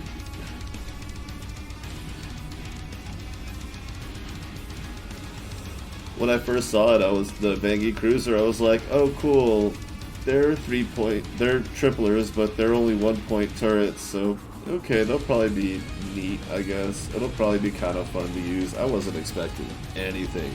And then I got in it and finally got all the blasters on it, and I was like, oh shit, this is pretty awesome.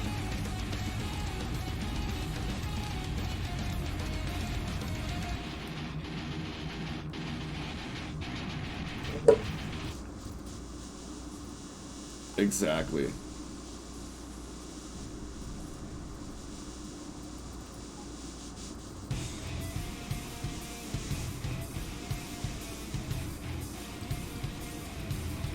But now they have the Hades. And the fight is a little more evenly matched.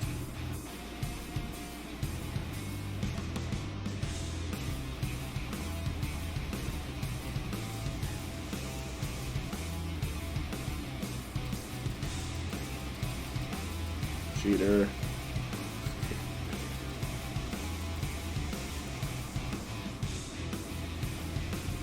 It's true. If you're going to use a cloaking device, the last thing you do is sit still, and it defeats the purpose.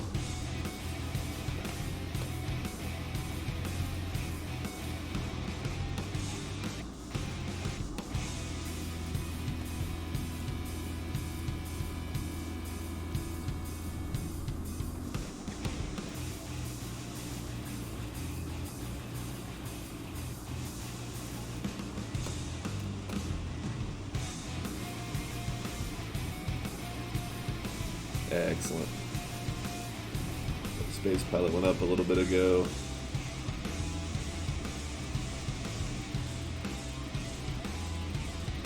$40,000 rep.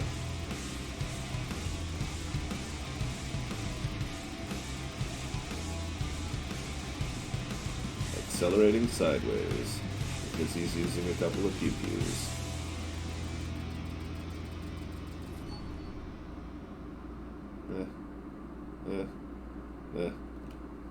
Probably do that for the tech level, or just to have it when the time comes.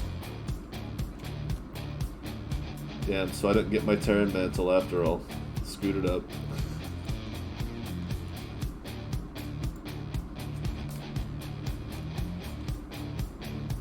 Wait. 3 battle stations, okay. Guess I could have just click on that.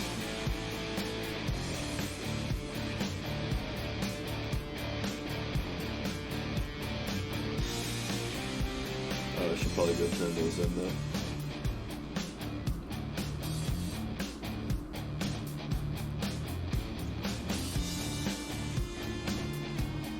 And just imagine the same dose of that we're gonna get when we see the Dreadnought. Like, yeah, now I get it. Now the war feels unwinnable if you don't have the newer Children of Terra stuff. Like, I mean, if anybody ever wonders, like, hey, there's such a disparity between their technology and the Vang Yi seem to have unlimited resources, how did the Children of Terra fight them at all? And it's like, well, let me ask you this. Have you ever seen a Vang Yi cloaking device? Why don't they use anybody else's cloaking devices? Or develop their own? I don't know. But I've never seen a Vang Yi cloaking device.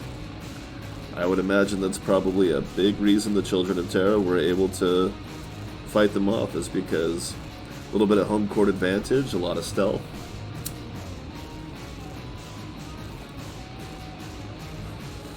Then again, how much does home court advantage count for in space?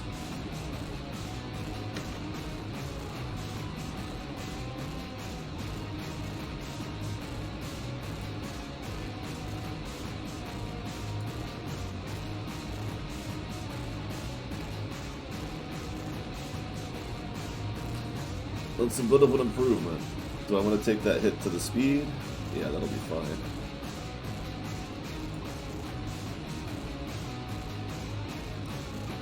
Oh, I do have Terran armor. It's just not upgraded. Well, we'll have to wait to upgrade it, huh? I was using the...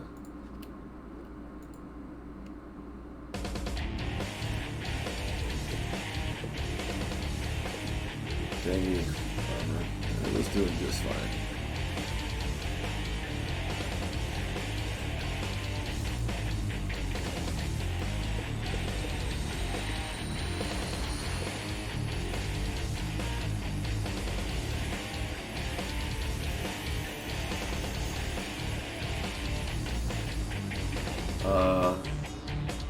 Did I sell that? I kind of want that.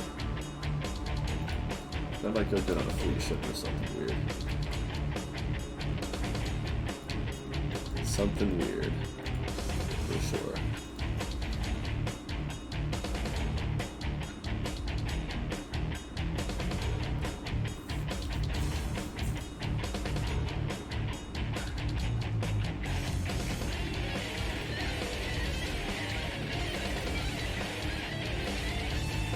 Like there's a little bit more of an active war.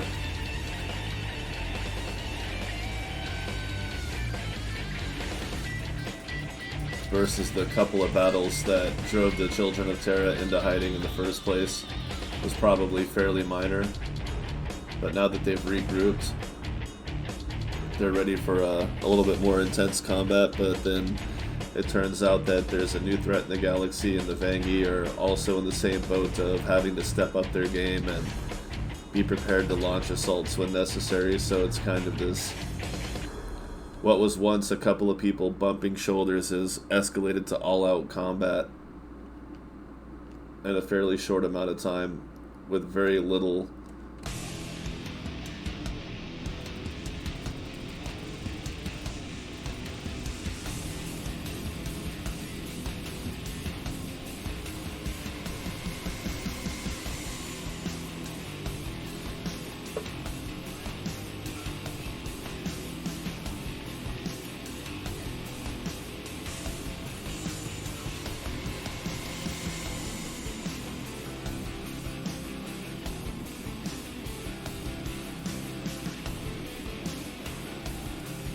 Wait, Siobhan? Shivan? What's that?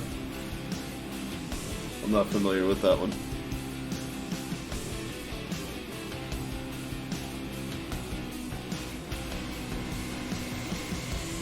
Maybe not ally, but prioritize over each other. I'll have to check that out then.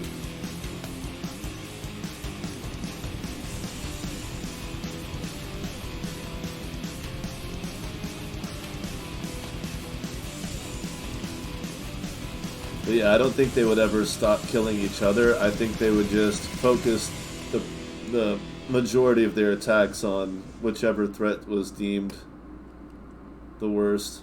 Ah, shit, we almost had that guy.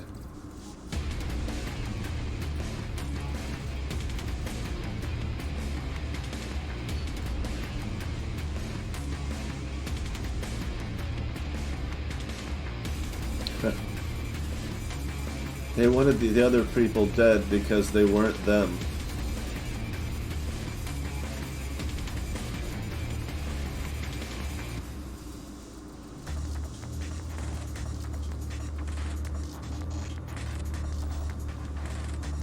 So like every time a new species gets introduced in Stargate, and then they find themselves kind of like, well, are we going to be friends with our old enemies because the new enemy could wipe us both out if we don't work together? Not that they played out the theme, but it was definitely a running theme. It was kind of the point of the show. Was, if you're nosy enough, you'll find your enemies become your friends. Rather unexpectedly and quickly sometimes. It's just a natural side effect of sticking your neck out as a matter of principle.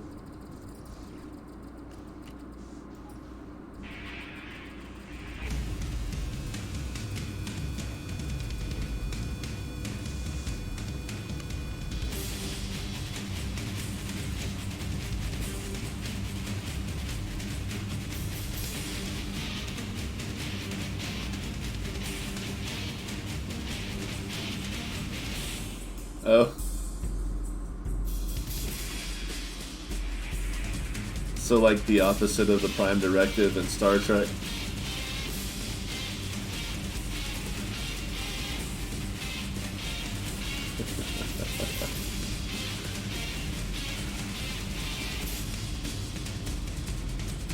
It's not that you're a threat to us now, it's that you could be if we're not careful.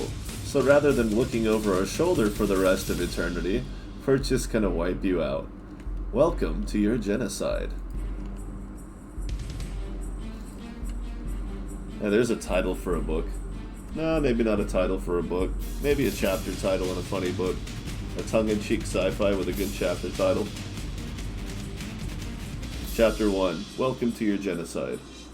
Now that might be a little too Hitchhiker's Guide, though.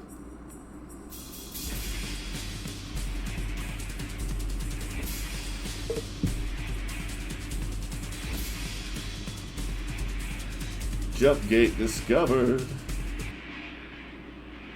Scanner power plus 11.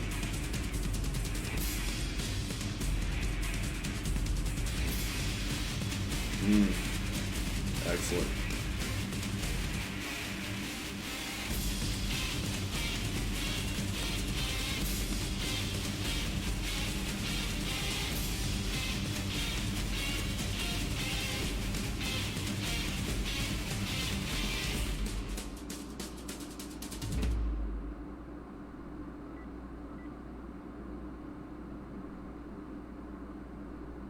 Good night.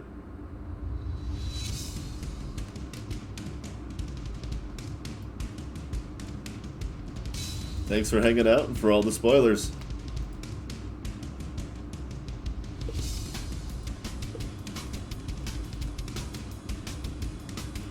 Lots of good new information.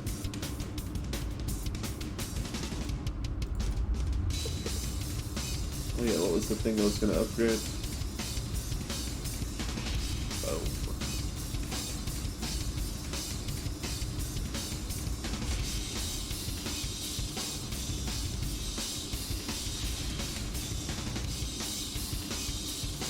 Ooh, that means I can replace that with the combat mod pretty soon. But it should still be pretty effective.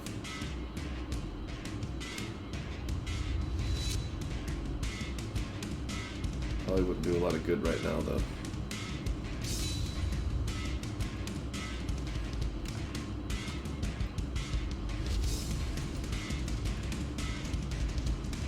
Let's see, what else do you have?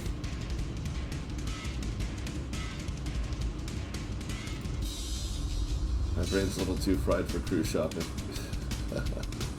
Not far behind you there. But I'm gonna get some more relics together first. And whatever the hell that is. Looks like a frigate, maybe? Frigate if I'm lucky. Probably looks bigger than a Corvette, right?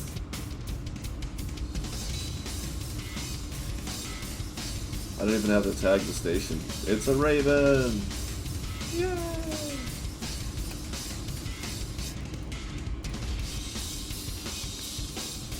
Okay, can't just pick it up. How big are these? 300? I think you need a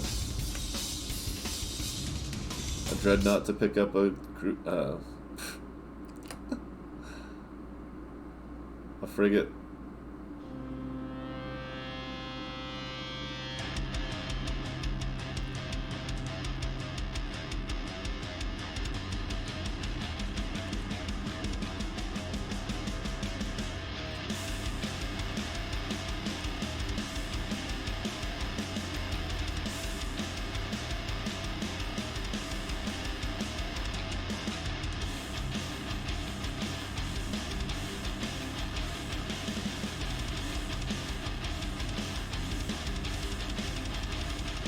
Yeah. You would have to figure out shield technology. That's kind of the...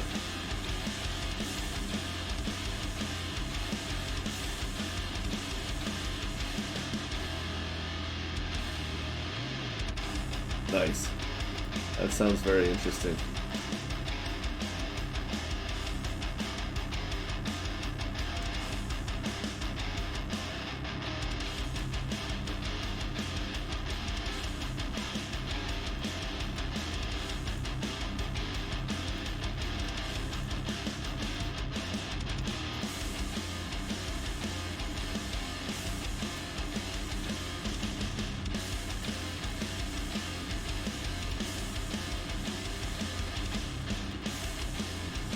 There.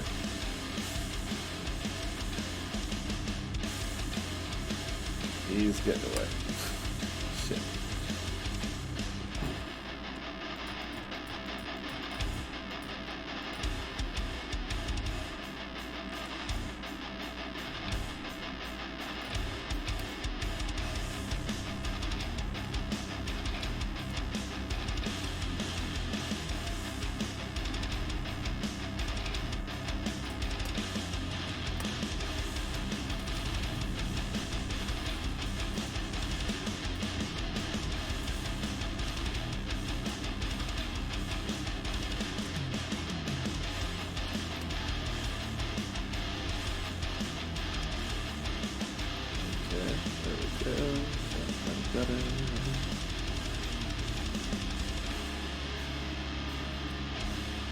Alright. Rising Sun. Not something I will need more than one of until fleet ships can use their hangar bays. Then I'll care about having more than one Rising Sun in a single save. Until then, it's the weakest dreadnought you can put in your fleet. In almost every way.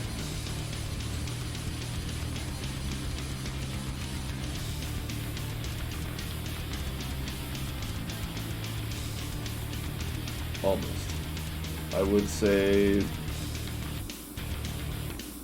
And it's hard to compare the weapon layout, even to the Sanctuary or the Dominance. It's just really different. It's almost preference in a lot of ways, but at the same time, I would say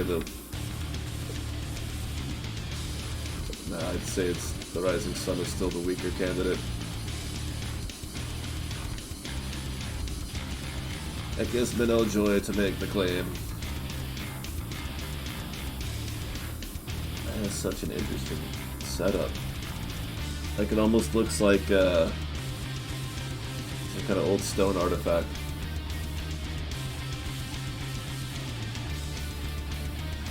It doesn't look like normal human design. Makes you wonder.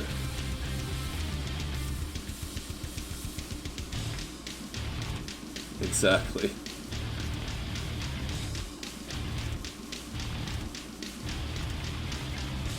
Rebel Station and a Ravager. Happy, happy. Joy, joy. It doesn't help that I can't afford a Dreadnought at the moment, but that's okay.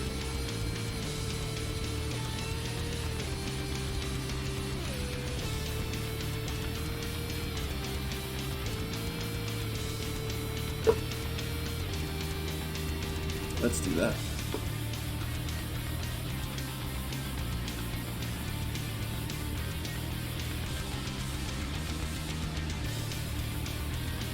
Yep. That's all it took. Let's see, do I hate my engineer? 37 and you're green. I might hate my engineer.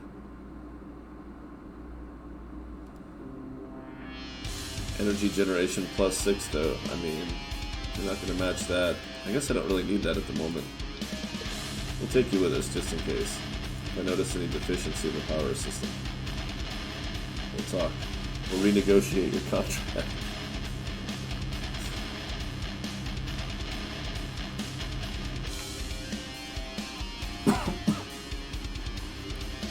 Alright.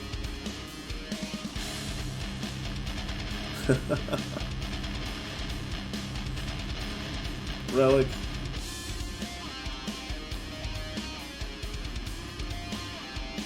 Wow, really? I mean, I get that the rebels aren't in control here. Oh, that's another thing I was doing. So I've been abusing logistics to try to create more Children of Terra systems. I've only got one extra one so far. But it's just a matter of looking for Vangi and Pirate controlled systems that have a Children of Terra base on them. Which, of course, I don't expect to find any Vangi bases that, or Vangi's controlled systems that have a Children of Terra base, but if it's possible, I'll find it.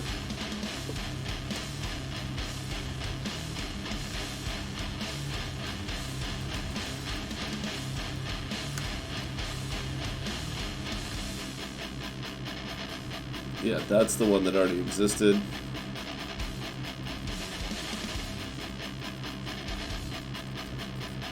And I know I tagged the one that I forced to create, but I don't see it now.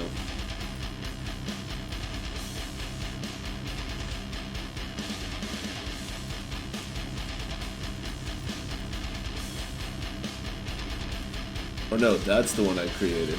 That's the one that already existed. That's the one I manipulated into existence. Pirate heatsink.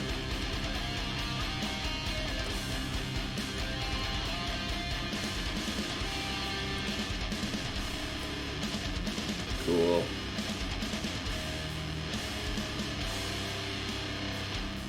And then my computer crashes. Idonian armor.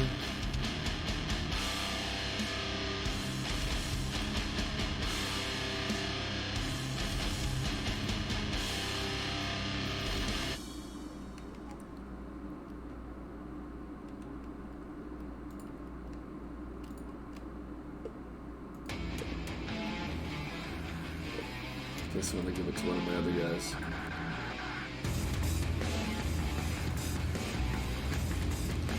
Yeah.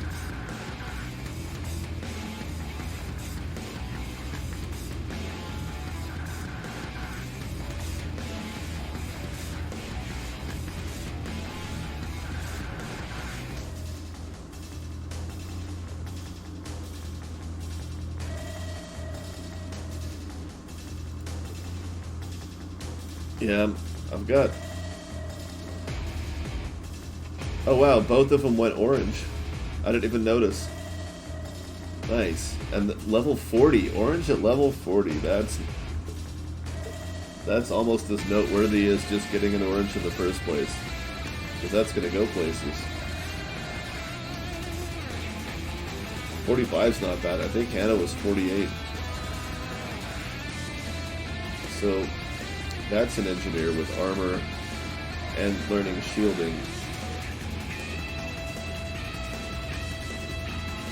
That's a pilot. Do I have a pilot somewhere? No. Hell, Carl might make it too.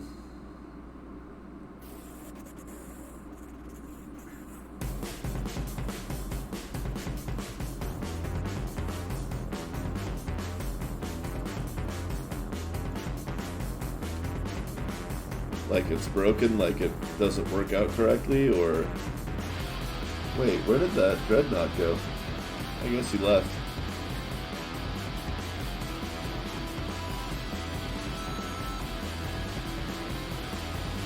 That's what I was thinking, is that her skills would develop faster, being lower level.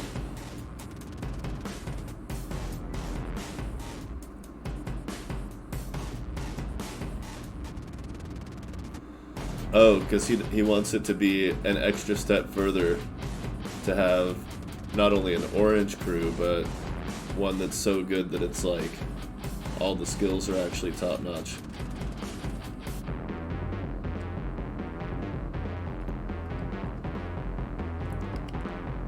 Because there's no way to know what's happening, right? You just have to kind of wait and see. Like it'll say learning something, but it never happens. Is that what you mean?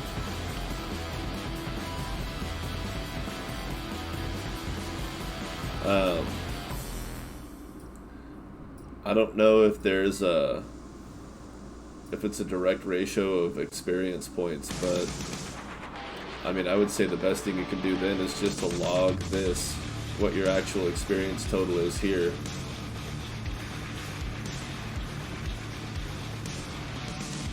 Why does it say out of 8 million if I'm max level though, right?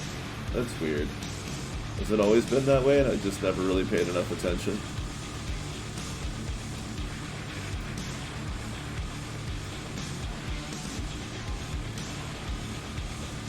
Has he commented about that? Like, is it kind of intentional, but maybe worth adjusting, or at least looking into adjusting?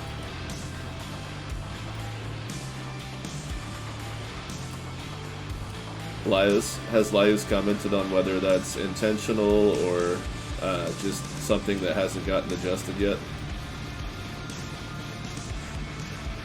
Oh, okay. Then yeah, I would track the numbers then, see how long it actually takes. Because there is a big difference in effectiveness of an orange crew member versus an orange crew member with the actual orange tier skills to back it up, right? I imagine that's kind of a wide chasm to cross anyway, as far as the benefits that you get for it.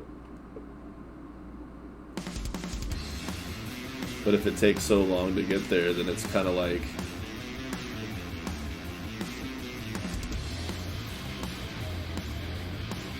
disproportionate to the rest of the game, maybe.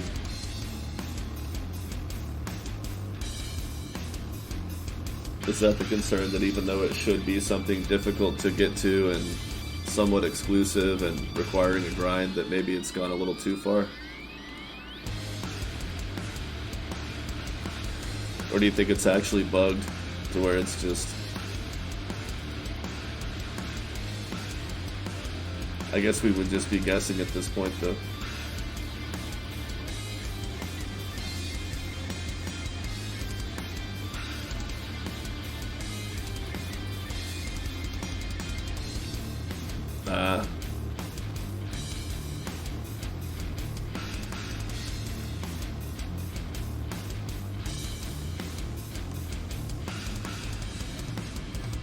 Ooh. That guy's got some Vulcan going on.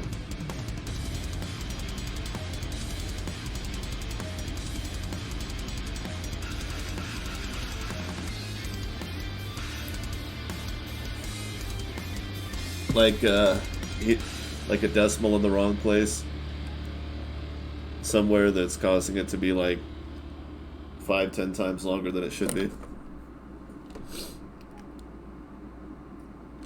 It happens. You stare at the same code long enough and you're just like, wait, what did I just do?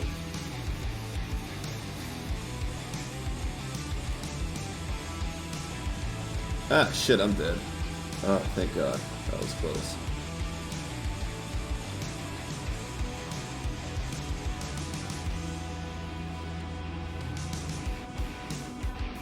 Okay, that's not too bad, but 2 of you will be pretty bad. Nice. Ooh.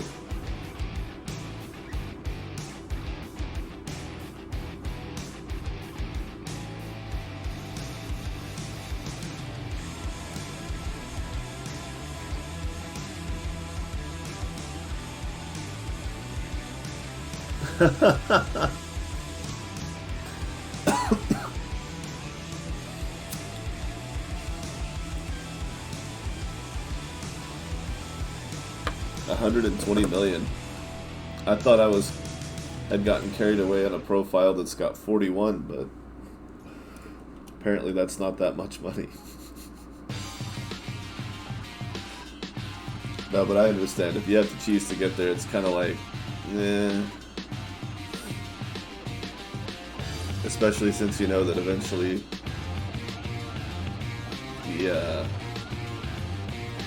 the nurse may come for that part as well. I want that laser beam.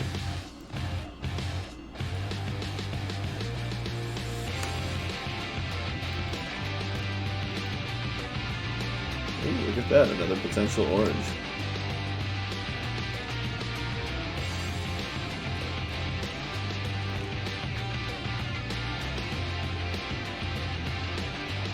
So, having tutor doesn't actually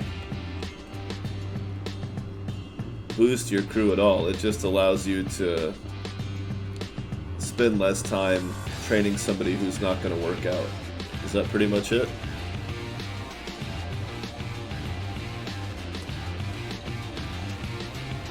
Yeah, it helps you to save time training people that aren't going to be very helpful. Damn, I don't think I could fight this guy. I mean, I could get him eventually, but that feels like it's going to take forever.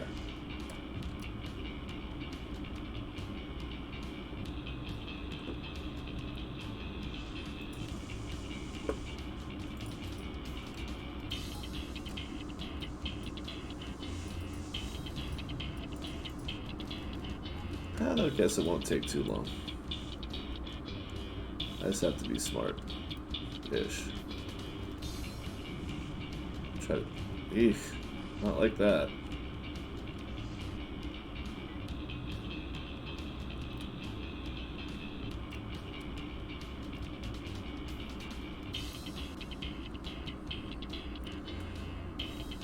Yeah, but that thing...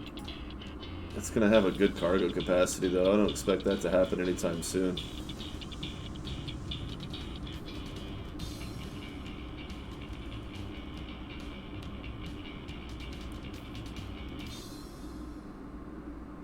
Oh yeah, I bet it's going to make a much bigger difference. It'll be considered essential in the future because anyone who plays with a fleet and has, 50, 60 crew that they're trying to train at one time, or even just 10 or 20, like, you're going to want to know what's happening. You're going to want that heads up. So, I guess first stop in a lot of early gameplay is going to be trying to earn tutors so that you don't have to take it as a starting perk.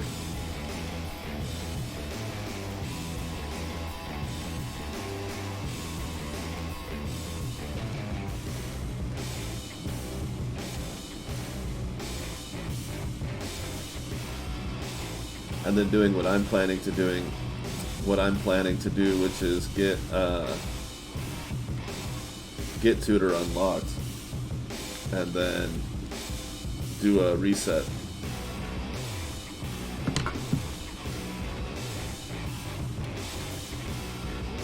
once you've earned it in a gameplay. Laios did say that in the future.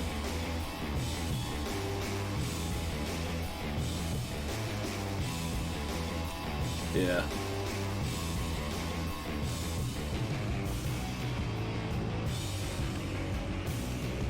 He did say in the future that skill rerolls would be a thing you could probably get more of.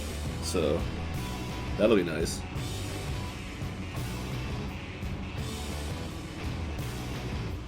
That's something I've always wanted, almost as much as the uncapped level.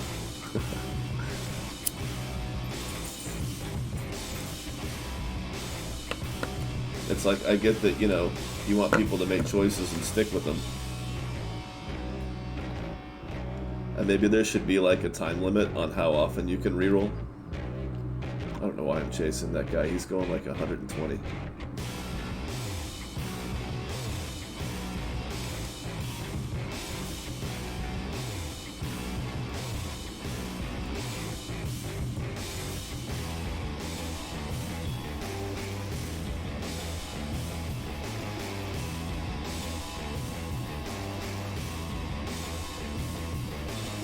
Jumping in for the full sector explorer is another great way to... Oh, see? We got another one.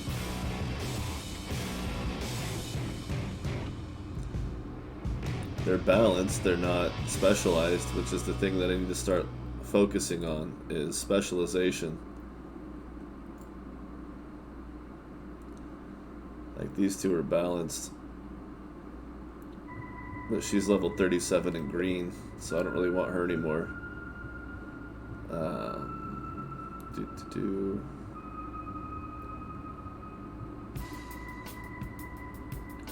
Actually, I'm kind of enjoying the... Well, these three are specialized, and they have the absurd weapon range. And that one's about to go up. Oh my god. They'll never be orange, but at least they're specialized. See, all my oranges are balanced or diversified. So that's the next thing to work on.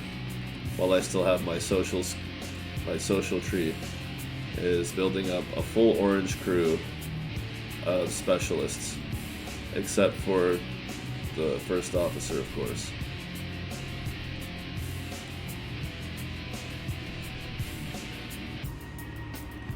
Oh, and tactician instructor mixes. Although eventually instructors aren't super helpful other than accelerating crew leveling. So you want to have a couple of those in orange, but probably specialized to swap in for when you are training. And then you want your tacticians to be specialized as well to swap in for the heavy combat. So even then,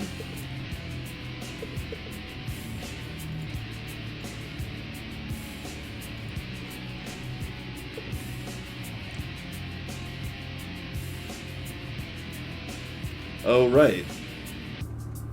That's right. So yeah, that would be the one place where having balanced or diversified would be a long-term permanent boost.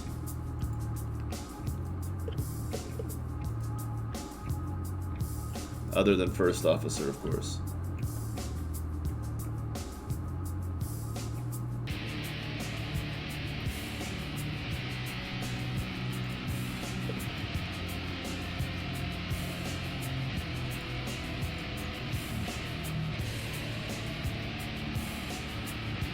Syndicate, huh?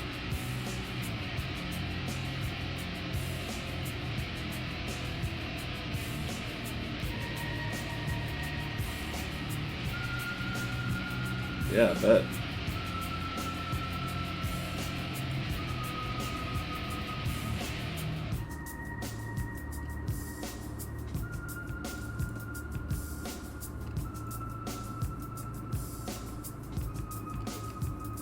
I don't use them, but it's not bad to have them. That's not bad.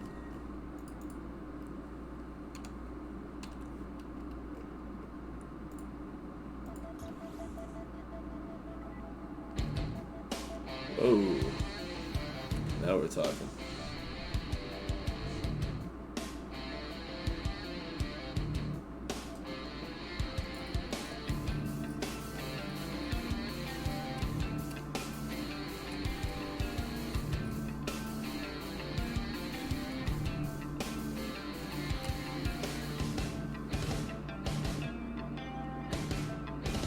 Oh, space pilot hit 50 already. Damn. Alright then. I guess we're just leveling crew then. Hell yeah, why not? Oh, and tech level, of course. Not that I have anything I need much more. I don't have a lot of high-tech stuff yet. But we're getting there.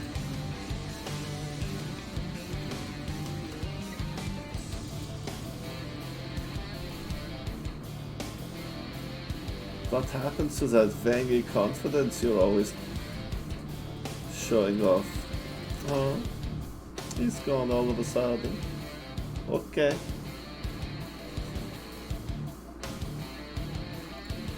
Sometimes it's okay to mock your enemies. Just make sure. See, specialized gunner. Perfect. In blue. That's exactly.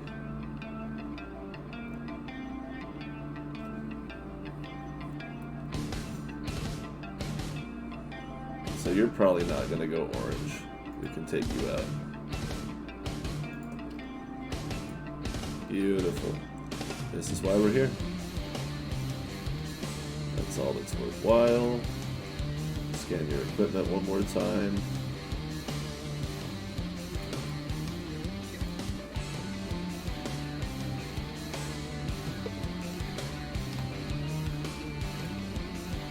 Oh. Other base. I miss my fleet ships. I can have my fleet ships back now, right? Because I'm just working on crew.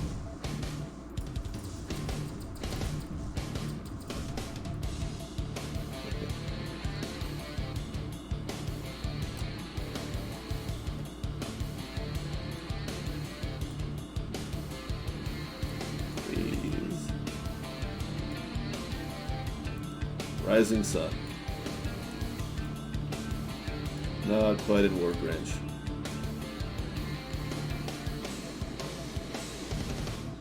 Alright, let's check for this potential crew over here. Well, this is exciting. I'm gonna go for a big fleet. See if I can stuff one more Hades into it at some point.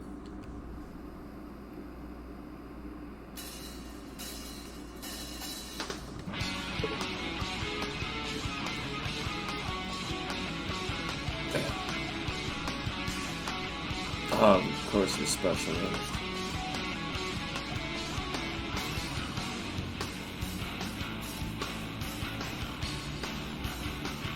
Nice.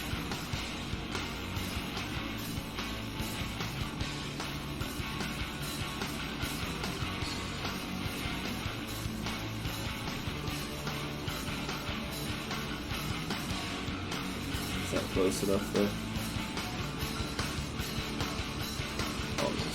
I'll just use the gate afterward. Probably be another Ravager. I mean, it will allow me to level up faster by killing faster. In fact, I'll just come back to this fight. Why do it now? I would love to put this ship with some specific downgrades into the hands of one of my crew.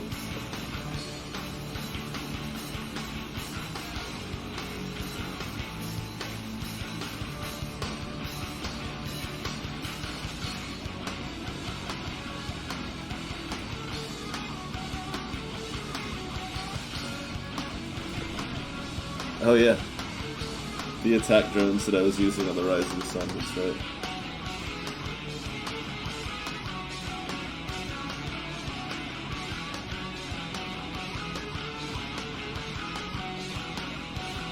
It's a lot of people. But I don't have nearly enough fleet capacity for that yet, so what must be done, must be done.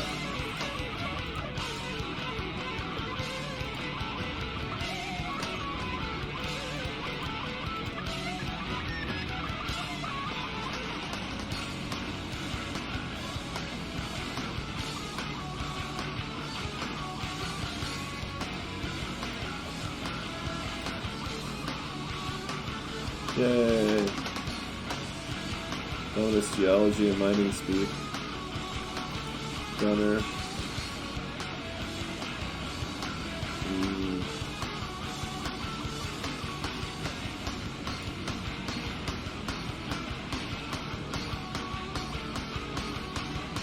I mean, let's see what your engineering turns into. But I can't forget that I have other people I need to train too.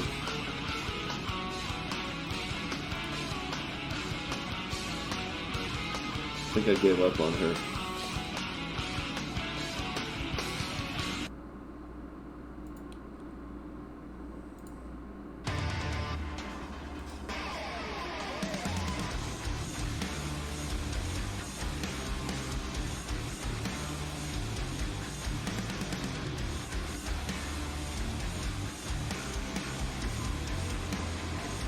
Let's go with purple.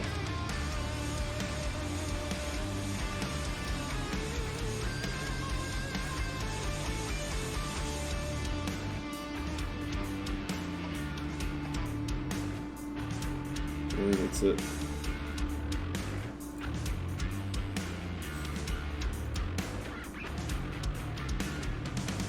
Alright, so I just need...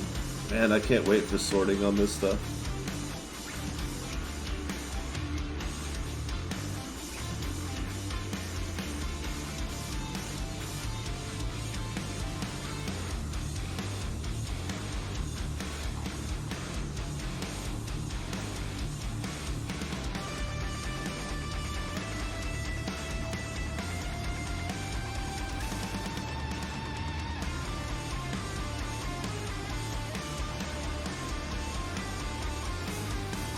Ship's acceleration, bonus fleet commander.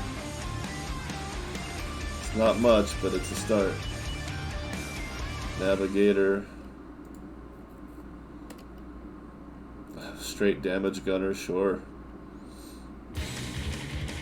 Fleet ships gain 9 shield, 5 armor. That's not great, but I kind of just want to get it loaded up now.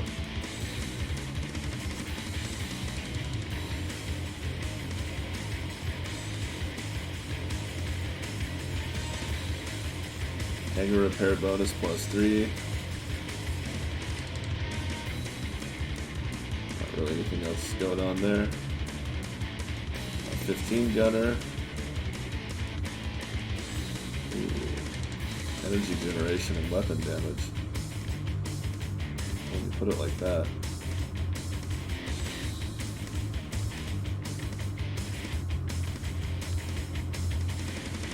I mean, there's really nothing to take out though. 13 gunner is probably going to be needed.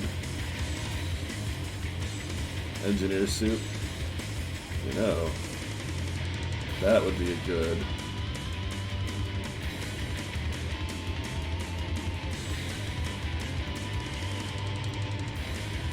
Yeah.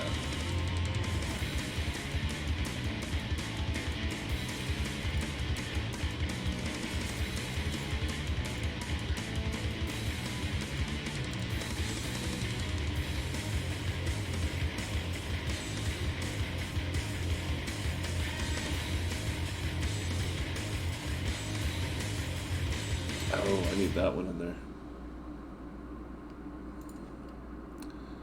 Crazy range bastard. Where'd it go? Okay. Alright. Jeez. Just staffing this boat is a fucking chore. Woo!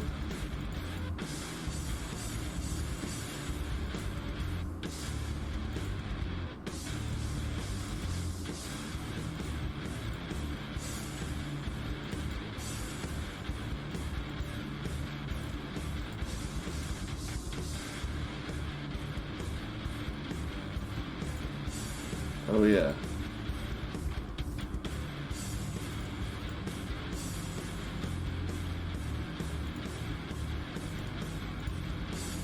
Wait, no, that's the wrong one. They all need to shift.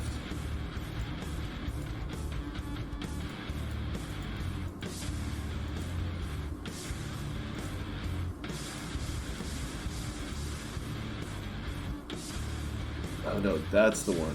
Yeah. Now I get it. Okay.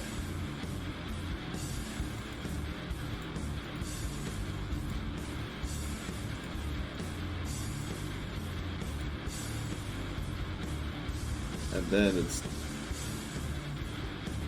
okay. Put the softer ones up front because I'm not going to be using them as much. They're just for picking fights. And that's the end of that. See, arming it's easy enough. That's not hard at all. This thing has barely more equipment space than a Hades. 14.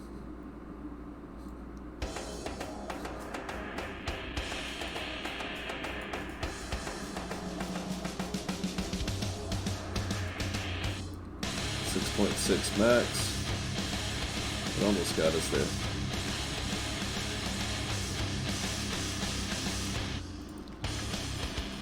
And we'll get purple eventually, some kind of way.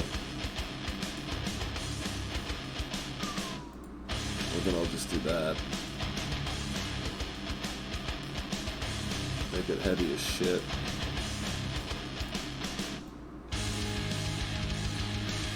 Suppose a generator or two wouldn't hurt.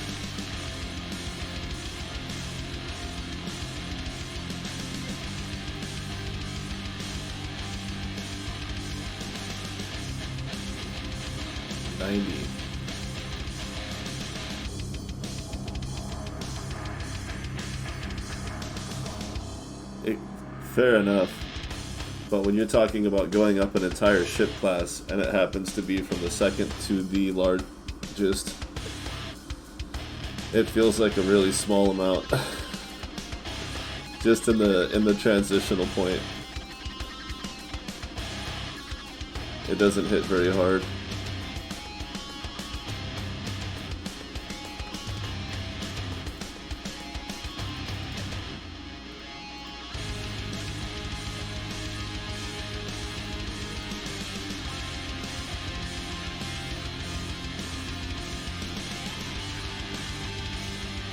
So I don't need that.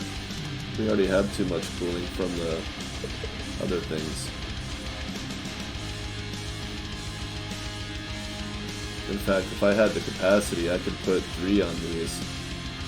Really shoot down all the missiles. In fact, I should do that. That's a really good idea, now that my combat mods are strong enough.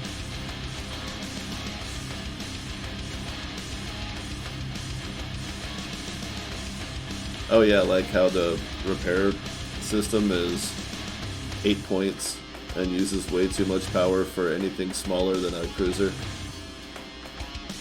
Like, a frigate is going to be better off with drones every time. Oh yeah, totally.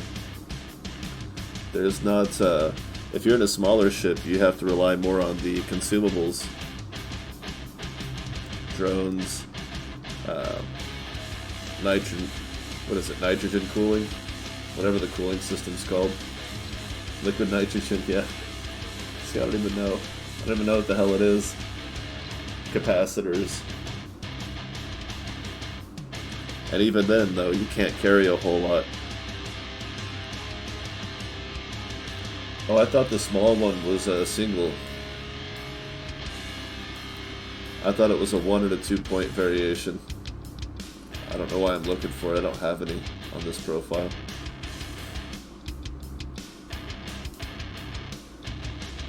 Huh.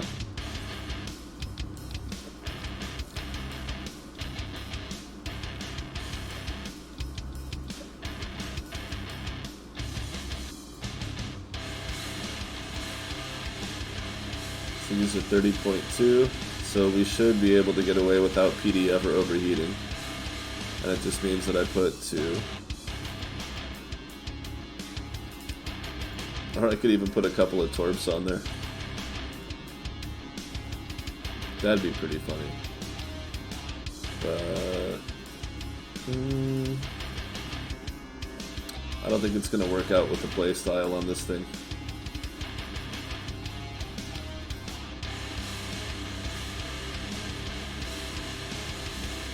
That's some seriously slow-ass turning. And acceleration.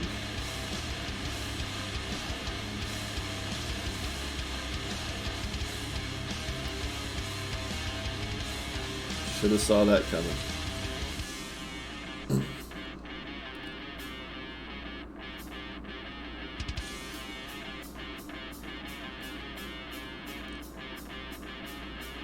Glad I was able to track that. I don't have a radar on.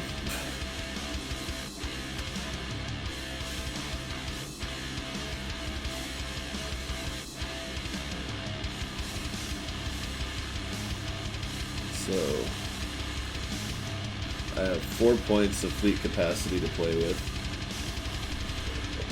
And if I can, I wonder if it's possible to get enough crew on this thing that's able to boost that to the point where I could put another Hades in.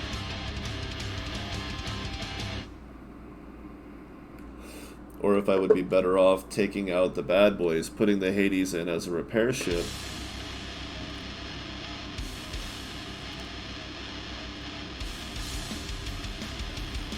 Another relic. It's going to be a lot harder to track.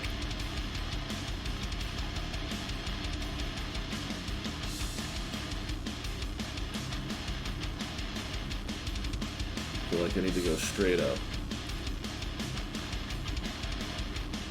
Wow, that's a lot of knights.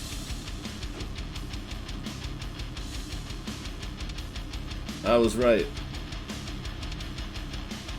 Thank you, brain, for being pretty good at that somehow. Although maybe it's not that difficult and it's just something I don't normally do. Tracking things I can't see at those angles. I usually don't have to do that very much. I like to upgrade my radar early.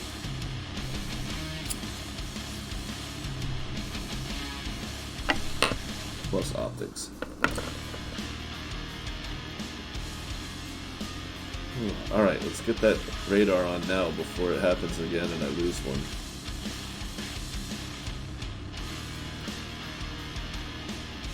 Now I've got 23 space left. What do I need? Gyroscope.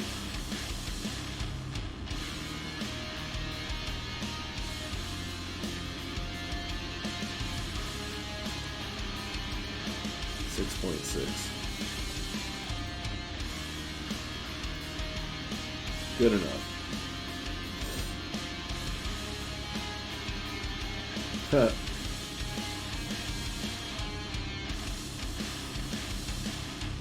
Got a battle computer on. Don't need more combat mods, but if that's all I can think to put on, then I should probably increase my shield size. Why do I feel like... Okay, I did a lot of upgrades since I put away the Rising Sun. I got a lot of new gear, so I can't just stuff it all back together the way it was before. But we're almost done here.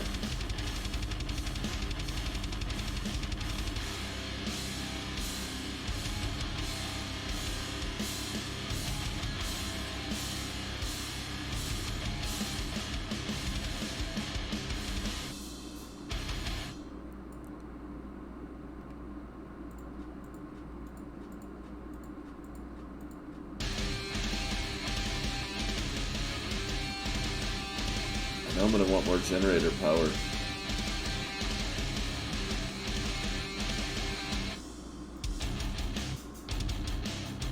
Because I've got...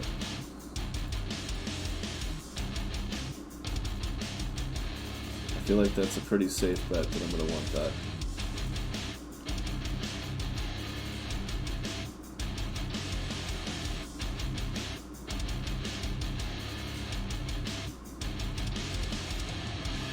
Seven seconds is not a lot of time to get away when you turn off your boosters. Let it fully recharge. And if you come from a standstill, this is how far you get before you're visible again. That armor is kind of a pain in the ass for acceleration. But it's not like it gets a lot better otherwise. Do I need that much power? Yeah, I want to be able to fire while I'm repairing.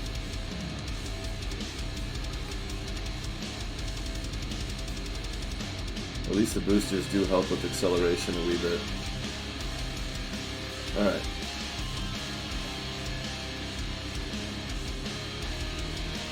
Oh, haha, no wonder it felt dead. That explains a lot.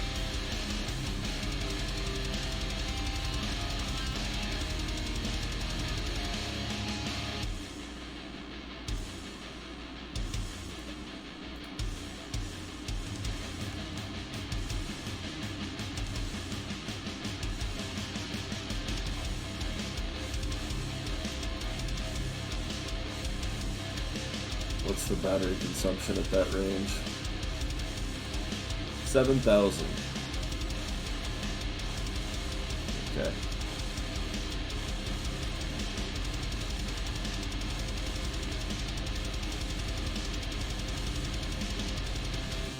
That is not much speed change.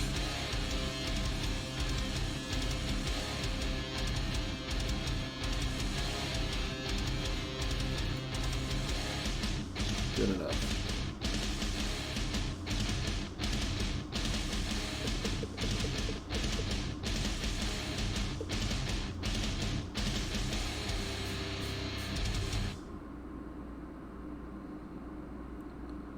Could give those two a nudge.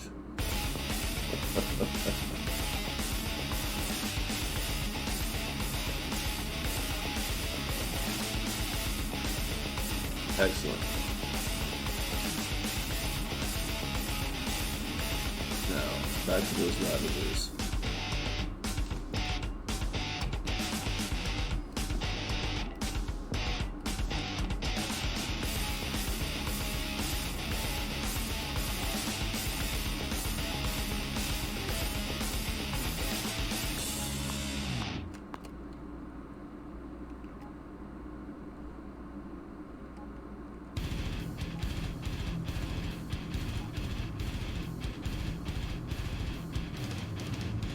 See, these two are flying away still.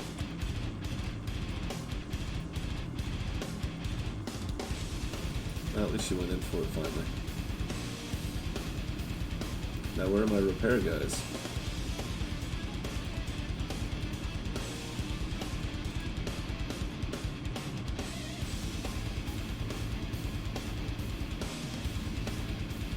Maybe a little bit more adjustment on that. Like, I kind of want to tell them not to repair anything but my fleet, just because, like, even if they prioritize the fleet, who's to say they won't follow something all the way to the other side of the map while my guys aren't damaged? But then they do take damage and they gotta wait all that time for a recall? Like, ooh. There are certain situations where I would prefer to be able to order them not to do that. For sure.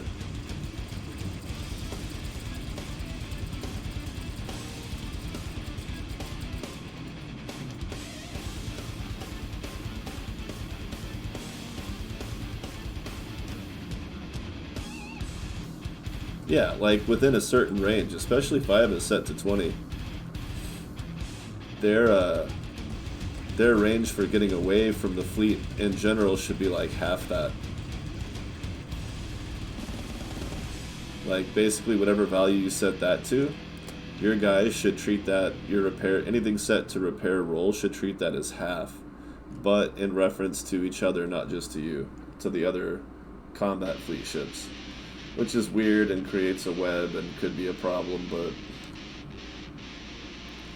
something that keeps them nearby so that that's not an issue, because it is kind of an issue.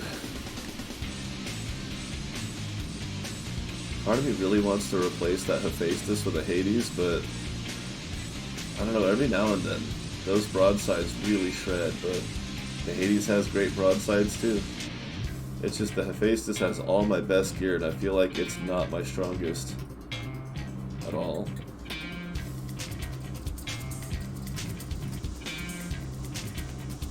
But in my hands, it would definitely be, compared to the Hades.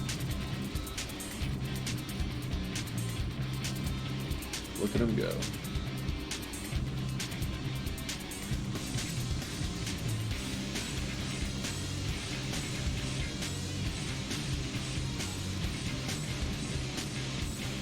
Alright. I think did we get one of its guardians, or just kind of... I mean, Evelyn's kind of being a jackass, but what are you gonna do? Nope, he's got all three.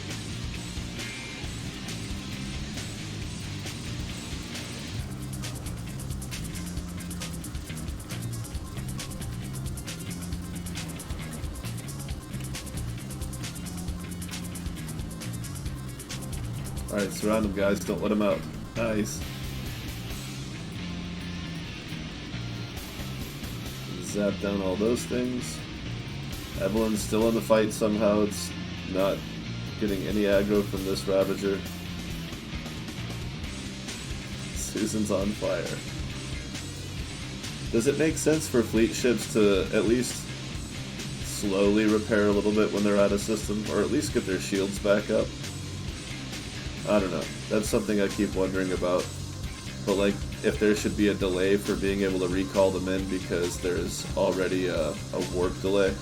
So like when they emergency warp out, you do have to wait to warp them in, but once you warp them in, they're not damaged still. I feel like that accomplishes the same thing and makes a little more sense.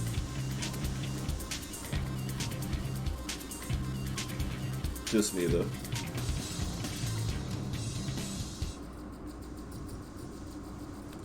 Well, it would just reset the values. Like if they have a repair system. Or I guess it could just calculate it and change the value, not necessarily a base reset, but just adjust the value, you know? Just replace the number based on the equation being done in the background. Don't actually render the whole scenario of it being in the system and repairing itself. Just give an approximation based on the quick math so that once it's able to warp back in, it's just as close enough to as it should be.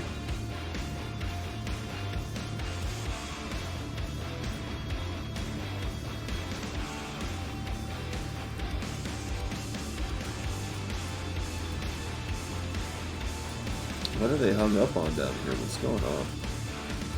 I don't understand what their problem is.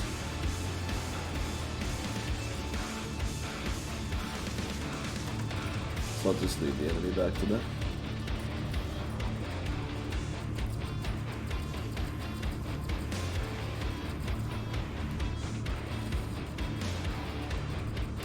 Because obviously the last thing you want to do is render an entire system just for your fleet ships to occupy so they can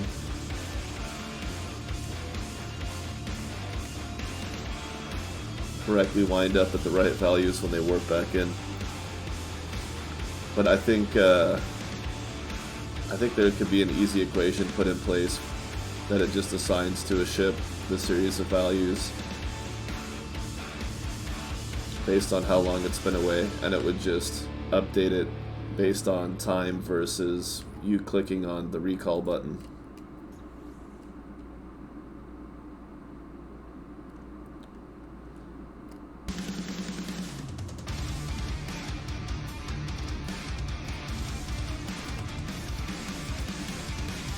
There's one thing I've learned, it's start with their walrus. Oh yeah, I can't decloak with the mouse because I don't have any weapons set to manual fire. Ah.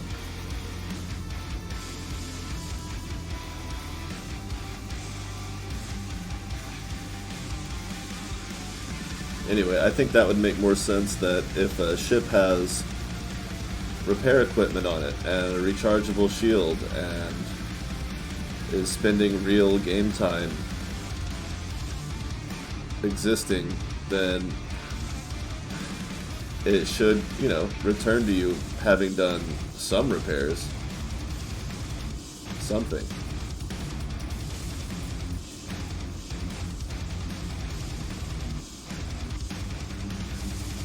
It's just wiggling its butt in my face. It's trying to distract me with the sexy dance.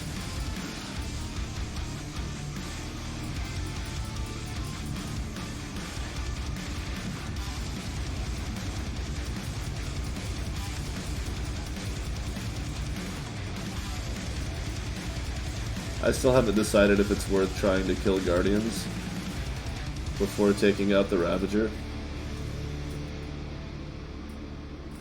But I kind of do it anyway, just as a matter of principle, but if it gets to be too much of a hassle, I'm just like, screw it. I don't want to.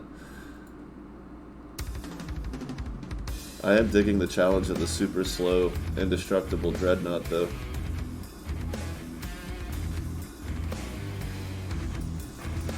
Like, you really do have to plan some shit out.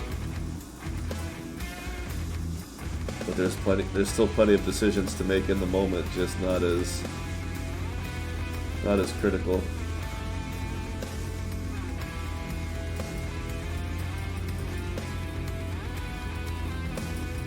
Yeah, that's kind of where I'm at.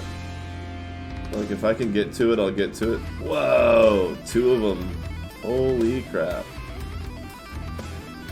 If I put 2 of those on here, I would have 12 left. And then 6 of that would be, so it would really just be take off 2-point defense beams. Oh man. What would it be? That would be a very different ship if I made it a forward heavy gunner like that. Just put point defense along the sides. Let the fleet focus on what I can't point my boat at. That could get weird. Let's try it.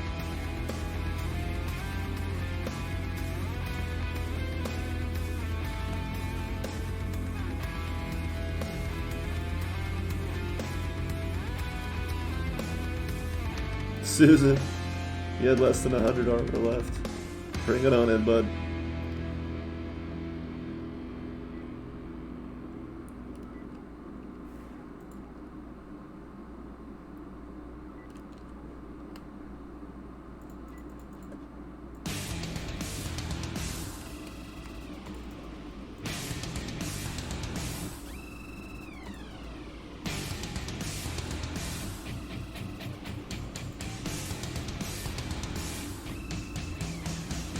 Yeah, exactly.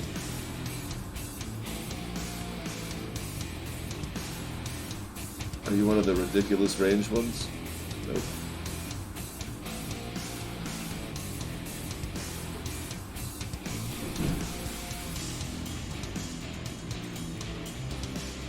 Actually, I should be putting the thermal-based ones on there, but they're not really all that great, and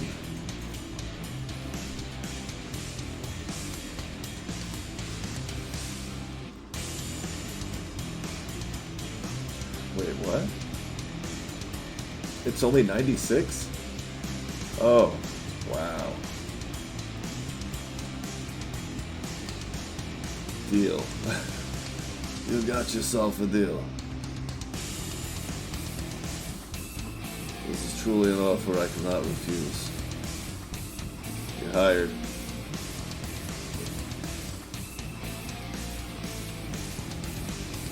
And you are fired. Despite not sucking. Oh, it's diversified. I didn't check. It's diverse. Still. Nevertheless.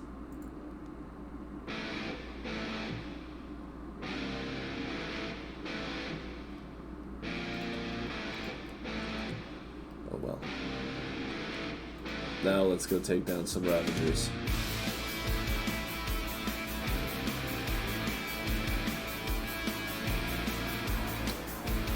Okay, 472.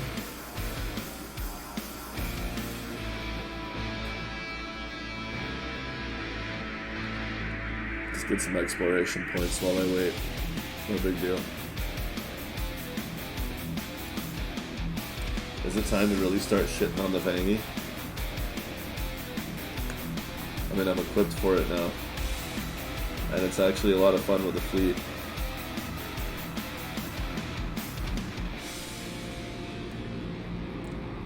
this range is pretty absurd.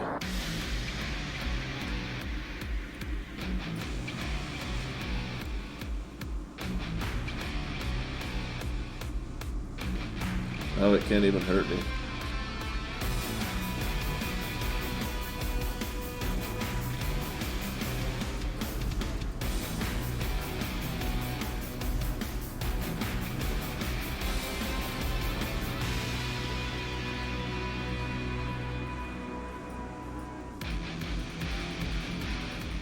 Hey Susan, what you doing?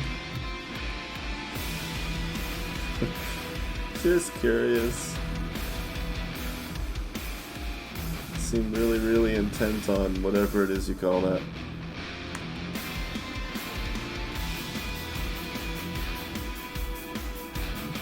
Sweet. No stations. No friendly stations anyway. Alright guys, you ready? I'm gonna do this the tricky way.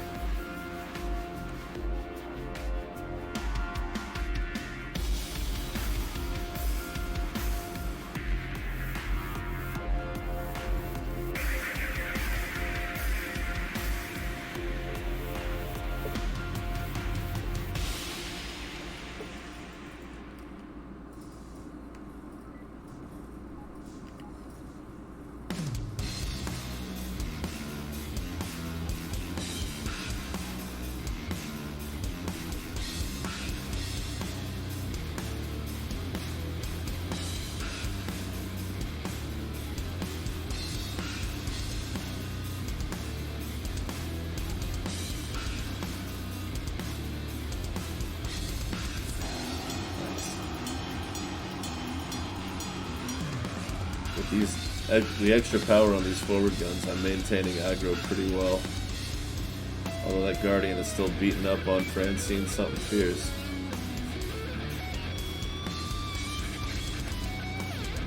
Nice.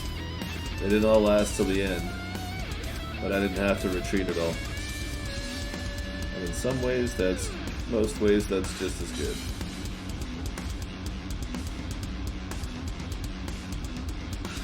You gonna get there, Paula?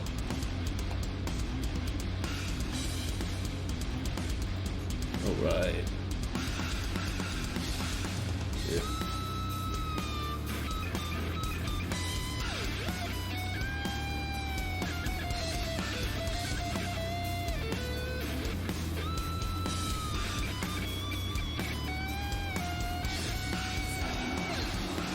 So I could benefit from one extra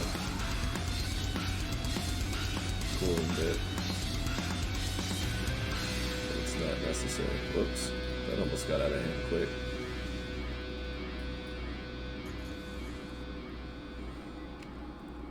If I really wanted to get nuts, I would use some capital laser beams and only have point defense around the edges. Good catch, Evelyn. That's what you're here for. Kinda wanna go get into a faction fight.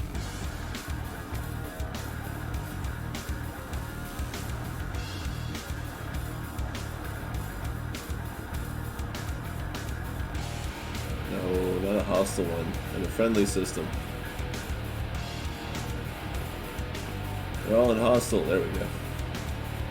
Oh, and the Ravager. Do not have that much power at all. 762. Okay, let's do that. First,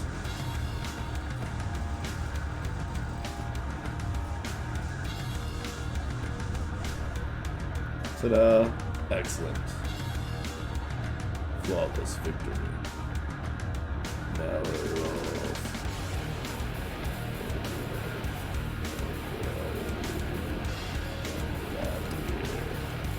I have 5,700 energy, which means I should be able to just barely get to that one. And then the number on that is 832.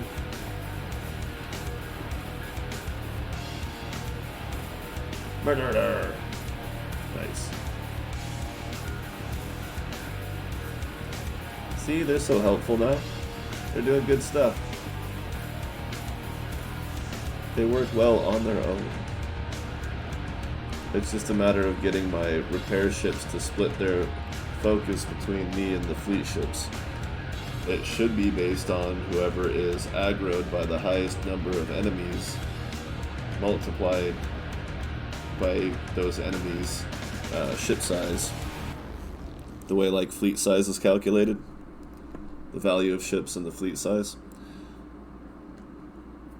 But that could wind up being a lot of math to balance out.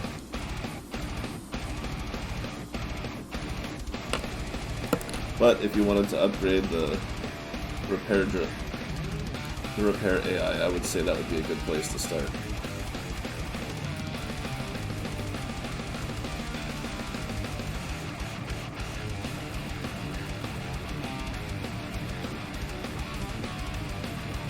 Well, it's still pretty fast.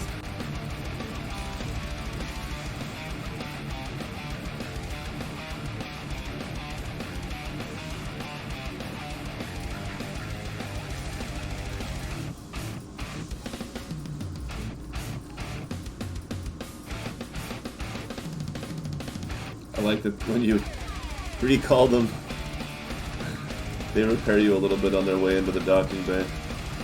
Like, yeah, you probably should.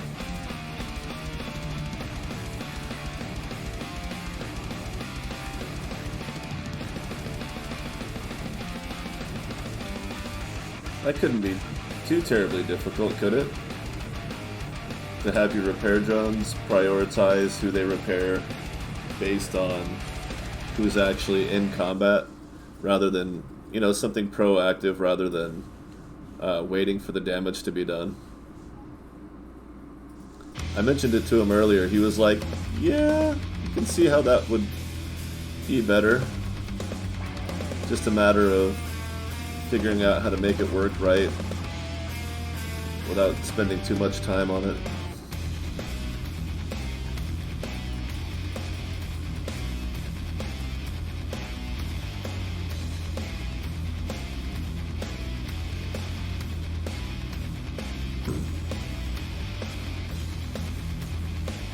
Alright. So this is where the real fun begins.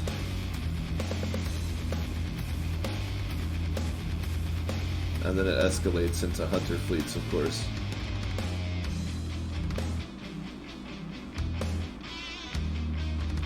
Like, see, I only got 2 drone bays on most of the... I think Susan only has 2 as well on the cruisers. And there's no drone bays on the fleet ships, on the repaired ships. Like, we mostly rely on the bad boys, and they rely on the hangar bay. That way the ships that are designed to do damage can focus on that as much as possible. I've considered getting rid of their hangar bays and giving them Medallo mods. Or getting rid of their drone bays, I mean. And just setting them up with Medallo mods for more damage. But I don't think that'll really be worthwhile until I have those Medallo mods upgraded some more. See, they do great when the enemy engages them. When there's a group and the bad guys are shooting at them first. Then they usually do pretty well. It's when I need them to advance on an enemy that's already being engaged and aggroing other people, that's when they seem to have a hard time finding the motivation.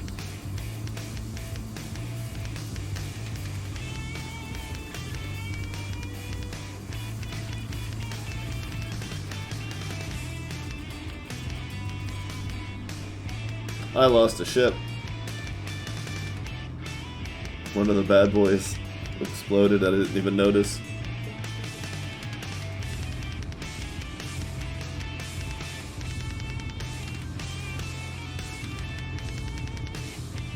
I finally developed the habit of looking at up here at the top right corner where it says fleet, and then it has the number of ships in your fleet in parentheses.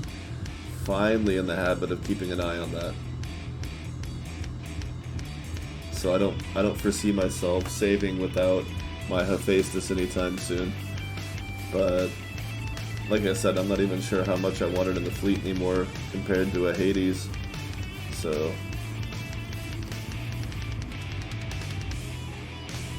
but it does save a lot of irritation of having to reacquire all the gear, restaffing, remembering where there's a Hades to be picked up.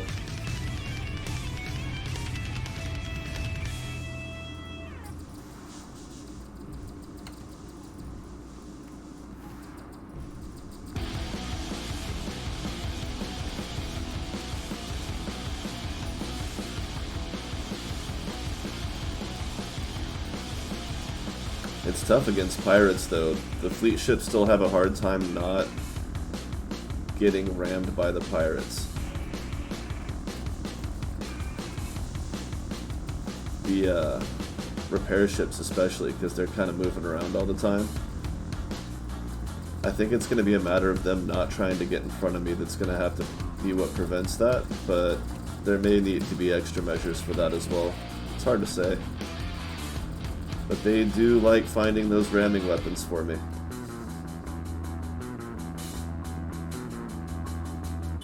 They did a lot better that time.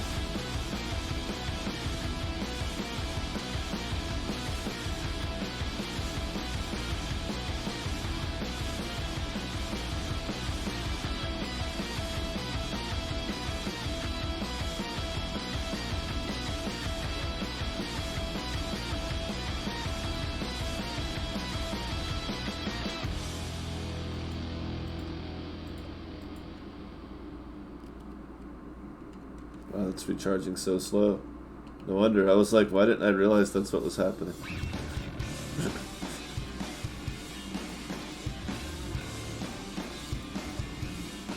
There we go.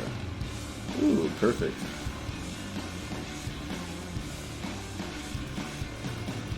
Except I'm short 2 repair guys. I need to actually duck out. I wasn't really prepared for that.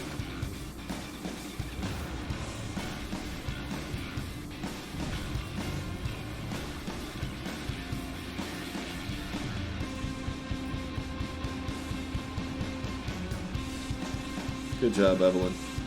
Susan. You guys are doing just fine. Considering I'm not really shooting anything at the moment. There we go. So I'm just going to leave them alone. But they're going to separate off. Just try to stay close enough that the bad boys can move between us without a lot of trouble. See, they let Francine get pushed because they're up there doing something else. Those ships that aren't mine. But because the damage to her was so quick and sudden, they didn't have time to react from coming all the way up there. And it's pretty easy. Like, I've got me and 3 other fighter ships and 4 bad boys set to repair. I'd like to just assign one to follow each ship and only move between as necessary. That would be a cool option to have.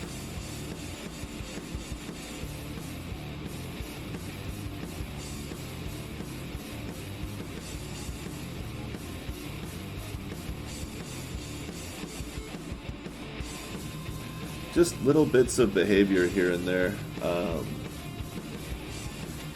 I don't know how you would cycle through it, but it would almost be like having a key that cycles through, telling your, just like hit 9 a few times, you know, for to cycle through a few repair ship priorities that apply to all of the repair ships in your fleet. And one of those options could be the free roam like we have.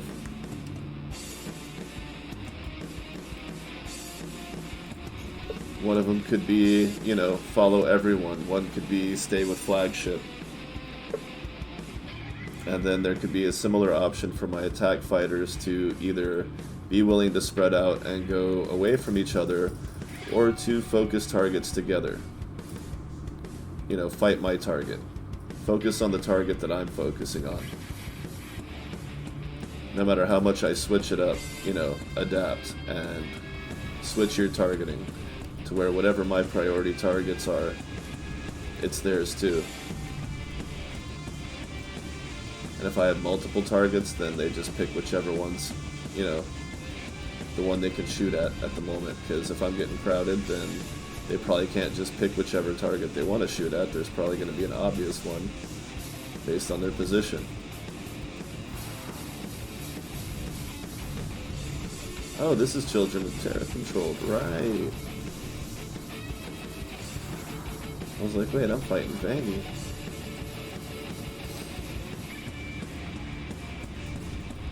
It doesn't have to be a super complicated menu, you know, and one of the options can be just, you know, what we have now.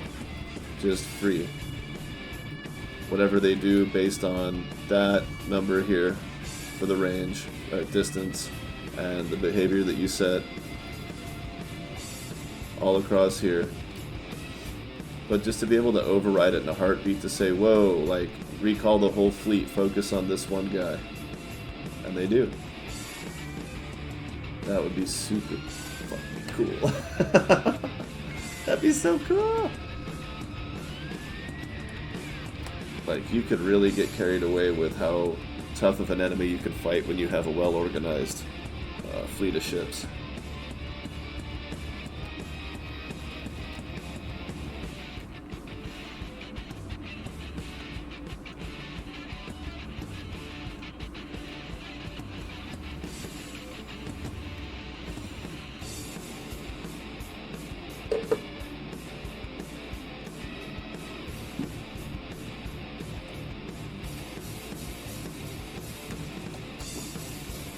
Let's see, what else do we have?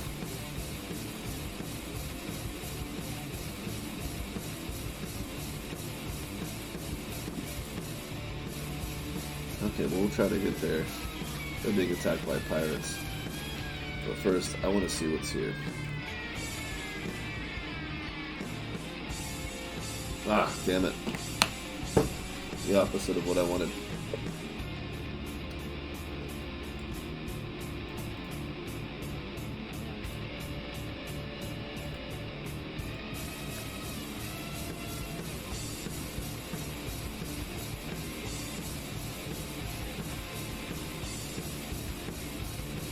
Oh, you got one way the heck out here, too. I'll have to check this one. We'll go see that one. I don't know where that other game is.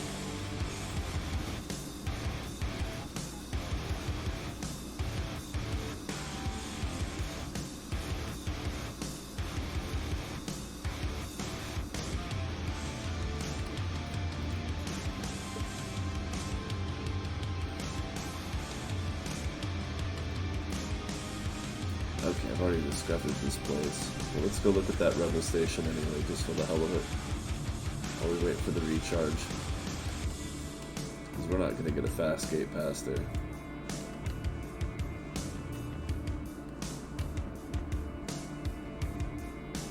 $800 credits, alright.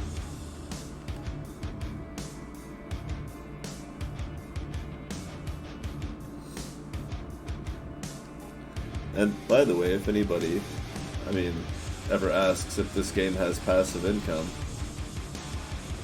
yeah, it's just a matter of parking a fleet in the system that they're way overpowered for and being close enough to a station that you're just stealing credit for kills, and you can just walk away. Not that you should, but it can be done.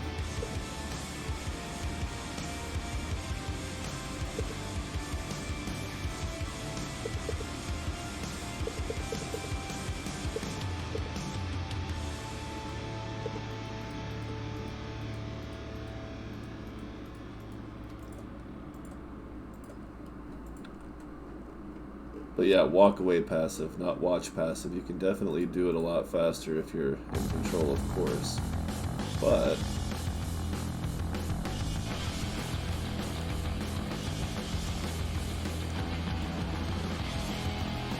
yeah, it's AFK passive income as opposed to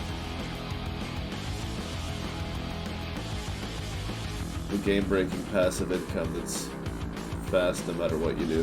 Faster than playing the game normal, like the trading. That's not even passive, it's just broken. But it's okay, the game needs to be broken in certain ways at this point so that it's not. See, they didn't even respond to that. Forget getting there in time, they didn't even try to get there. They're not trying to get there either. But, yeah, there went Susan. Francine is gone. And like, what the hell are we even doing now?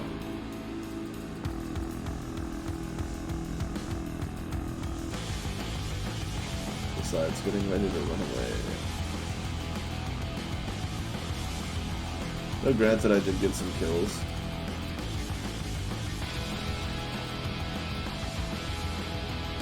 It's a level 52 fleet. I shouldn't expect to just... Oh! Lost one. 6. One of the bad boys exploded again because pirates. Because pirates. Gotta be careful.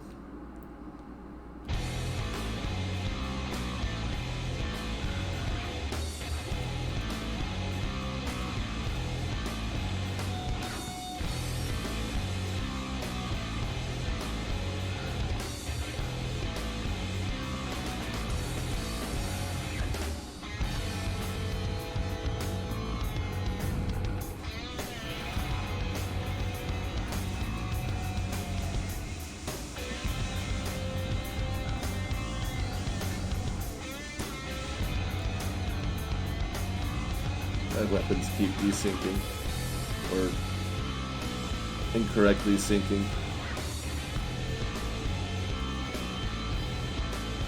Lost one again. Right there. Damn, I didn't even notice that time. They're being very unkind. It's those, I think it's the ramming weapons. I have to watch carefully, but I think it's the ramming weapons. I wonder if I just put them away until it's time to repair.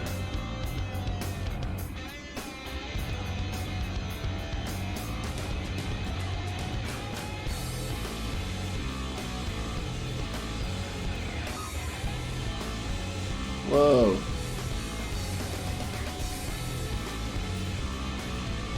Oh. Yeah, that could be a problem.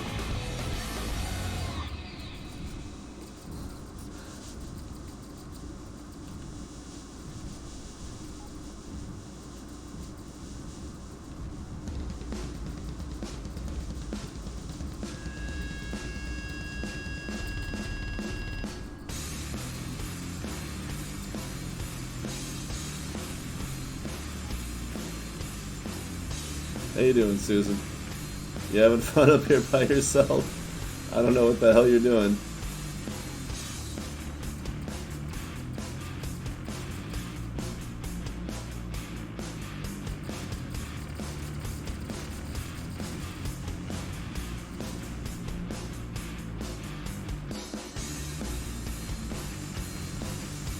Loot kind of blows.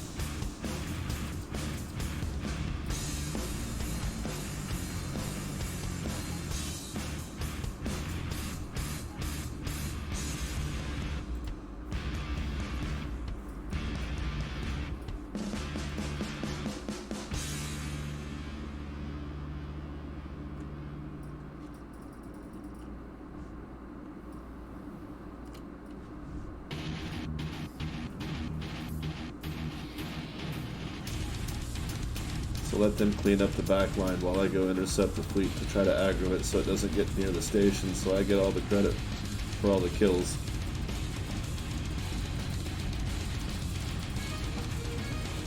And all my guys are fully repaired, so they can warp out safely again. That's one of the biggest things, is deciding when you can safely warp your guys in without the enemy completely repairing itself. That much I've been having a lot of fun with. I really wish Susan and Francine would fly around my ship and try to fight this guy, considering the repair ships seem to not mind being around him.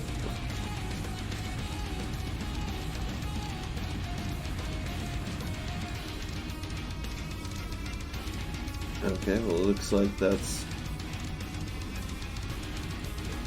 There was one further out here, but it disappeared now.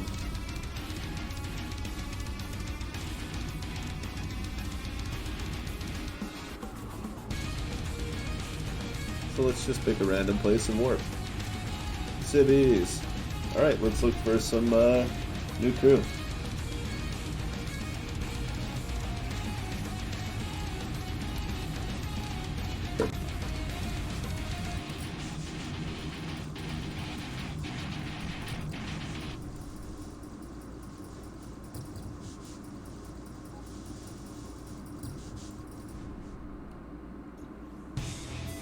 Oh crap.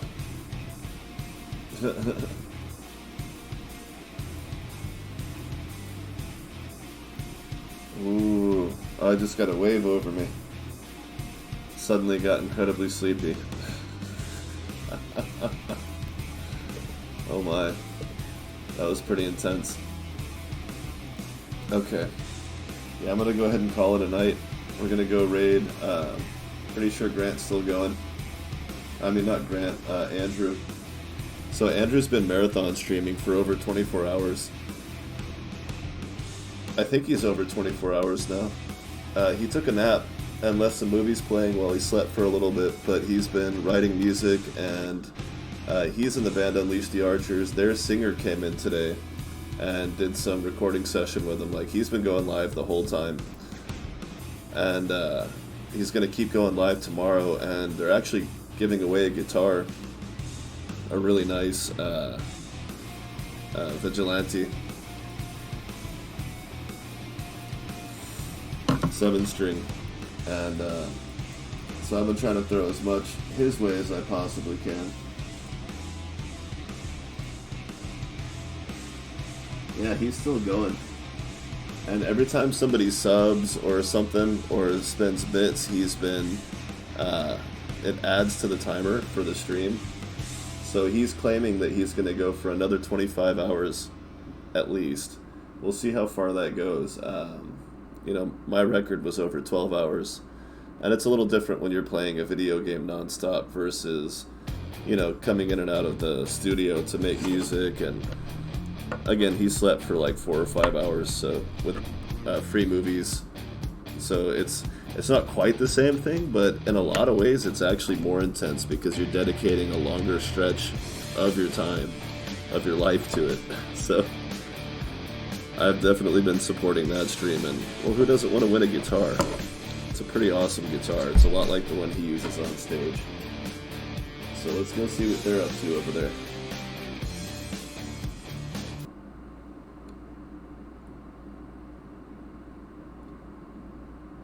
This is going to be great.